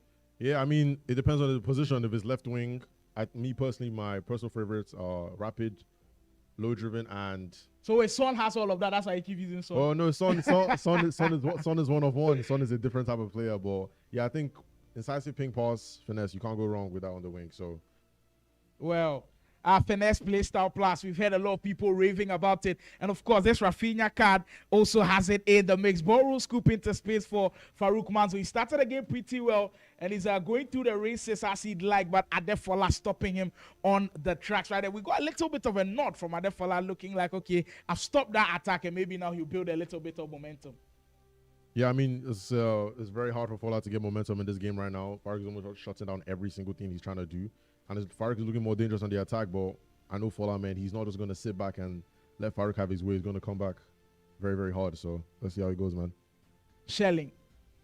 And he's been very quiet throughout the whole of today. I haven't seen him too many times. And therefore, I think he was trying to cook something special. Oh, the dribbling is immaculate. Yeah, Slime, but that's what I said about the technical gifted. He's very, very good at those cruise control dribbling. Like, Fola is one of the best, and he should have taken that chance right there. Ronaldo does have finesse and low driven, but he decided to go with the normal shots. So it is insane. And for Ronaldo of all people, I was expecting him to probably be doing this with players like Messi and all of those players that have like the agile dribbling traits and all of that. But that was quite surprising. Hulit gets in, he knocked it off for a pass. There was a huge opportunity for him to shoot.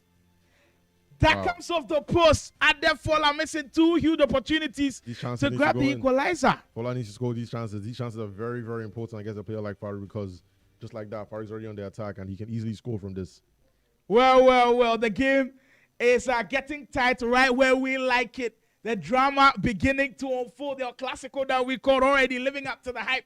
Both players delivering everything that they've got on the big stages. Open space. There goes Fernandez. The finesse comes in. Konate. Yellow time. Huge save. I mean, but this Konate card as a goalkeeper, I think it's insane. Ooh. He's not saving that, people. Faruk Manzo on the board again. He gets the second.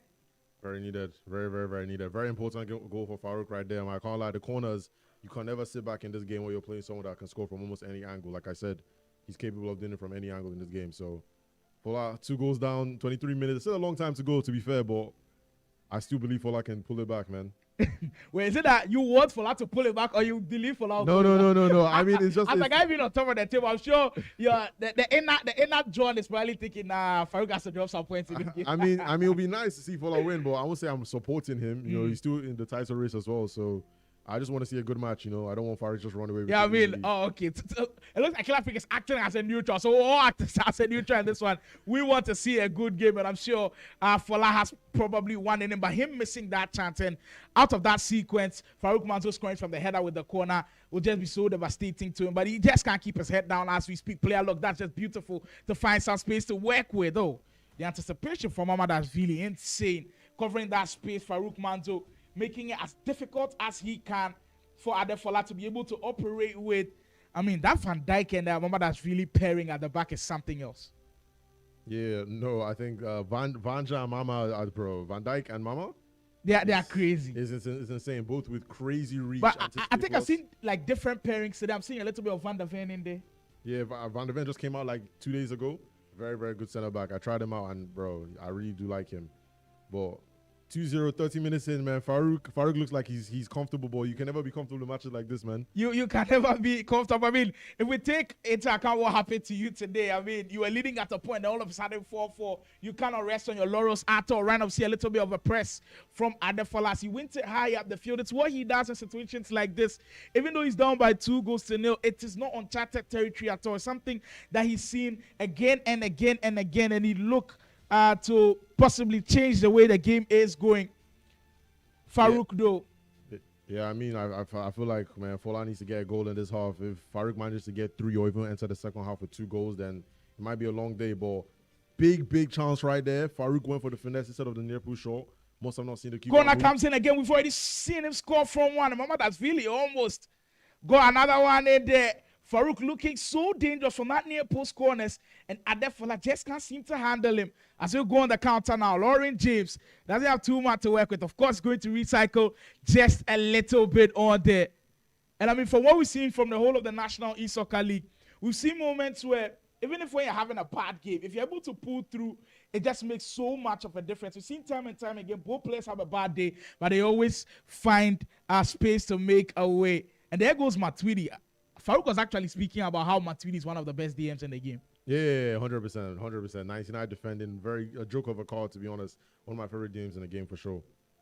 Maradona on the tier. Drop your questions for Killer Freak, by the way, if you've got any for Ato Pro coming in. Insane tempo. This is what I mean by the tempo when Faruk can increase at any time. Very fast player. As you see, 2-3 passes and he just shoots it straight away. So 3 goals up, man, before halftime as well. Sly, what do you think? My word. Faruk is just on another level at this point. He's gotten into his groove, and one thing Killer Freak has just been saying, if he gets comfortable, he will be dangerous to beat. And Faruk Manzo reminding everybody how good this guy is. He's been in the scene for God knows how long, and every single year he makes sure he reminds everybody that he is truly one of the very best to ever do this. And on such a stage, on the National E-Soccer League stage, Faruk Manzo didn't come to play at all. Now Adefola has a big mountain to climb. I'll pick the words right from the other stream. If it was before a mountain Kilimanjaro for him to climb, now it has to be a mountain Everest. It's indeed crazy to think that Adefola will come back from 3 goals down. But we see crazy things happen. Yeah, I mean, we saw someone come back from 5-1 down today. Yeah, but it's not against Faruk Manzo, is it? It's not the same thing. But I mean, I do believe if he does get 1 goal before the halftime, then there's still a lot of chance. But man, Faruk is ruthless and relentless. He's going for goal difference as well. So he's going to score as many goals as he can, man. That's the word right there. Ruthless. It is serious. I mean, we've got a couple of questions in already. Aaron, I think he's a big fan of yours. He's asking John, how far today? Will you have a stream tonight? Yeah, I mean, I don't know. After this tournament, I might have to just want to relax and just prepare for the next. A lot of practicing going on, and I do have tough games coming up. So I don't know if we're streaming tonight, boys. No resting for, no relaxing for some of these players. Faruk is on one again. Keeper movement right there from Fola to. The quick passing in the box is always something to admire from these players. As Faruk will get another corner, we've already seen him cause damage from this one.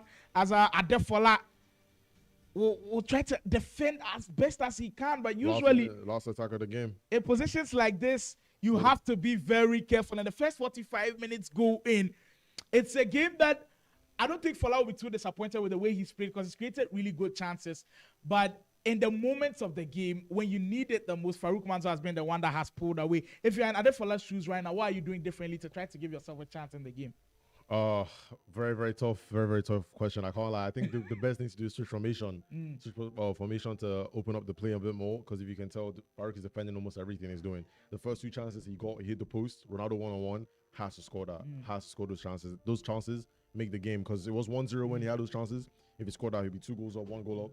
The reason I'm asking you such a question is I've seen you make big comebacks. I remember the Nigeria vs Ivory Coast thing where you had like a game against CK. You were down by a lot of goals in the first half. All of a sudden, second half, you're able to make a big comeback. So I know you've been in a situation like that before. Is the mental aspect also a really important thing? The fact that you can put down one past you and be like, yo, that's just in the first half. Let's look forward to the second half. Mentality is everything in this game. You have to look at the 3 goals as almost nothing.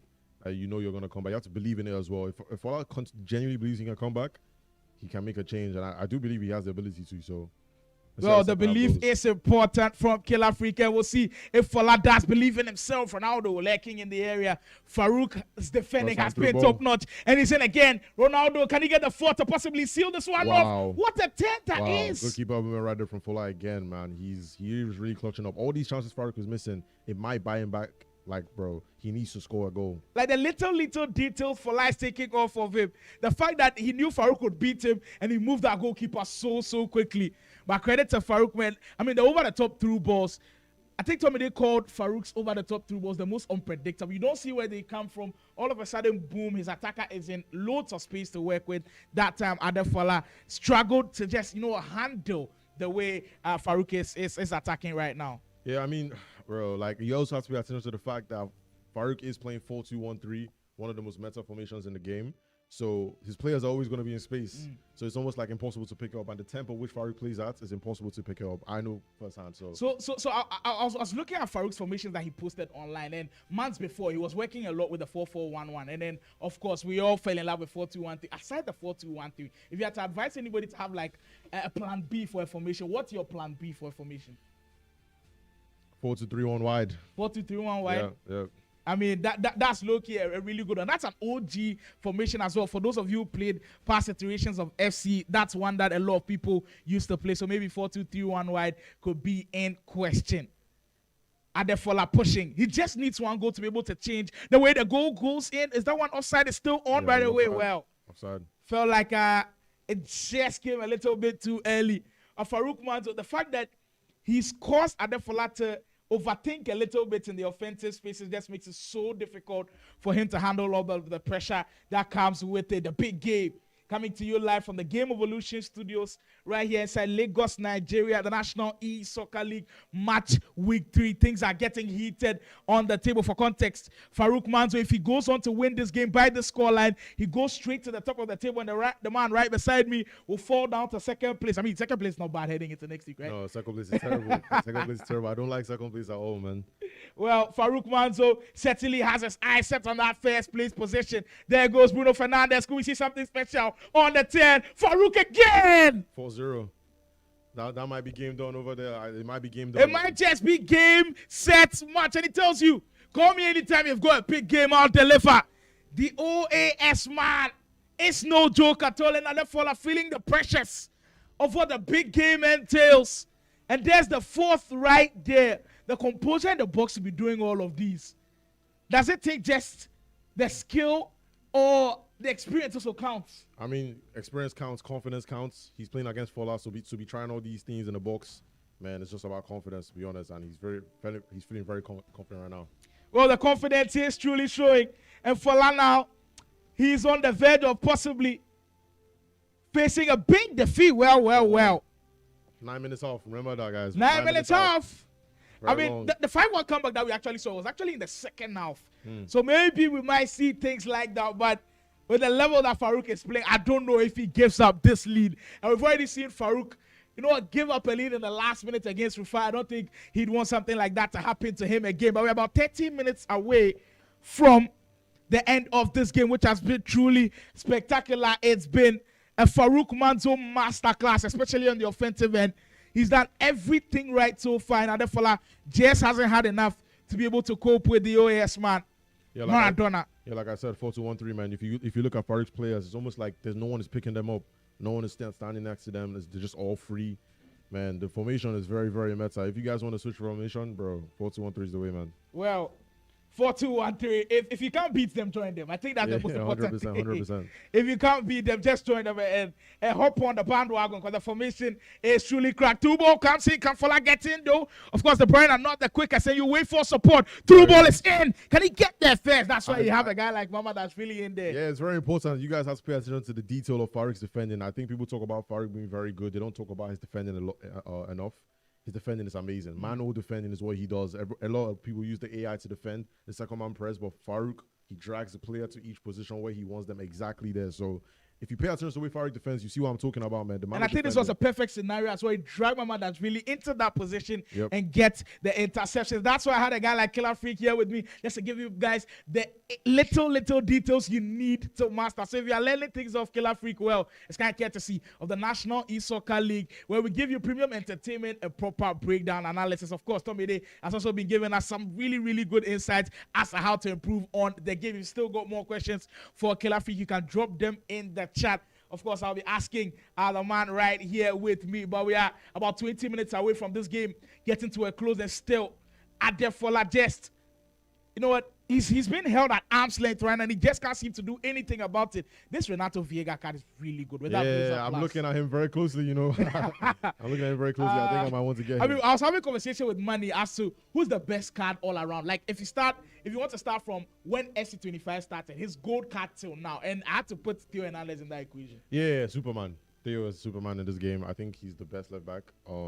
My favorite card in the game. So yeah, they were definitely the best. AD, like Theo Hernandez, he's up there with the very best.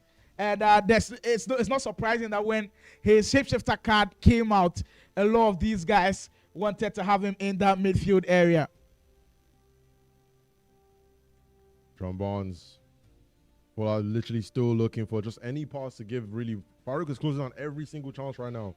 Rashford, Lauren James in the box, tackled easily. Like, the way he closes down those spaces, it makes it look so small. The attention to detail is insane. He's got more to do, though. He's not going past. I mean, Mamadashvili has to be in contention for the MVP trophy of this game. Yeah. He's literally been everywhere. The tackles have been spot on so far. And with 15 minutes to go, if he can hold on, though. But there goes Fola. Gets the cut back into space. But, I mean, come on now.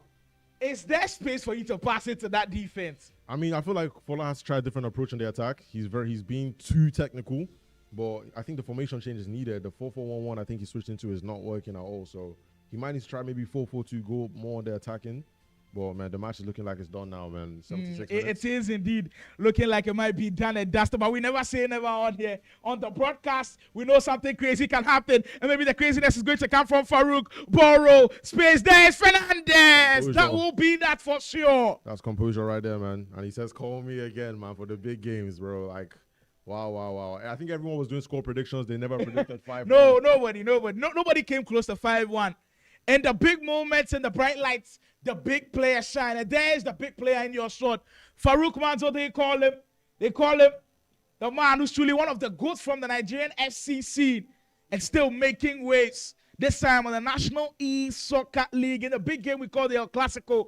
He's blown away his opponent 5-1. And in the greatest possible way, he's looking to, you know what, stamp his name in the history of this game. What a performance this is. Wow. He just sees things differently in that regard. And the fact that, I mean, Tommy has been raving about how good Faruk is. I think he sees, Mani was saying this, where a lot of people play chess, he's playing checkers. Like, he's just something else. And it's truly remarkable to watch how the development has been, as Fola will get here on the break, maybe to get consolation before this game comes to an end. And that's it right there. Wow. The indecisiveness really has shown throughout the whole of the game. Yeah, I don't think, it doesn't look like he's confident in the attack. He keeps going back, going forward, going back. So, I mean, that just sums up the game, man. And Faruk just closes on everything. So relentless with the defensive. Like, the defending is amazing from Faruk, to be honest. Everyone might look at their attacking, but I'm telling you, the defending wins you games, man. 5-1. To hold only one goal against Fola in a 9 minutes half is not an easy thing to do. So, well, it is indeed not an easy one today. With 5 minutes to go, he's put up possibly the best performance of the whole tournament. We've had big games today, but this one, we really hyped it up to be possibly the biggest game of the National E-Soccer League so far. And he has totally run away with this one. It's what the big players do. They set it up, and then they surely make it their own. Faruk Manzo in your shots will be walking away with 3 solid points. He makes it 6 points out of a possible 6. We get into the comments a little bit. Says Killer Free, they use a bone sense beat Faruk. That's crazy. I think it's time to admit Faruk is almost as good as me. Wow. Khalifa, a real pro will know Faruk's defending is OP, and that's why he can't be missing that as well. That's a crazy miss right there from Fola. That's why Killer Free just keeps hammering on the fact that we sleep on his defense a little bit. And Machala one says that only Killer Freak can stop this guy. And speaking of stopping him, right now that he's at the top of the table, You think you have to take matters into your own hands if you want to win this league and stop him? Man, you guys are putting a lot of pressure on me, but like, what can I say, man? I love the pressure. I do have to take matters into my own hands. Like, this match was a big match to decide the league. But yeah, man. So it's almost gonna go down to me versus Faruk. So let's see how that goes, man. I hope you guys are gonna be entertained for that. For sure, we will be here, Faruk, maybe to put the icing on the cake. But that will be that. That comes to a close. The big game comes to an end. Faruk Manzo stays untouched, hasn't dropped a single game, still unbeaten. The OAS Esports athlete has made sure to secure the 3 points in the back. 6 points out of the possible 6 today on this wonderful Sunday at the National E-Soccer League. Before we go, someone dropped in a comment last minute. He says, how would you rate yourself on the African scene? You think you're good enough to beat everybody? 100%. 100% is how we'll end it, but it's been a brilliant stream today. We hope you guys enjoyed every single minute of the action. It's truly been wonderful. Of course, we'll go for a quick break. When we are back, we'll see how the leaderboards look like. We'll see how the scores look like. For those of you who weren't here at the start of the stream, we've seen an amazing game so far. We'll run you through all of that, and of course, the leaderboard will be on your screens. Killer Freak, how do you rate your first casting gig? Is it your first time casting? Like I said, I'm the best I'm the best commentator here, man. You guys should let me know in the chat. Hopefully, man. we get you more times, but we'll go for a quick spin around. When we are back, we'll look at that leaderboard and the scores from the rest of the games.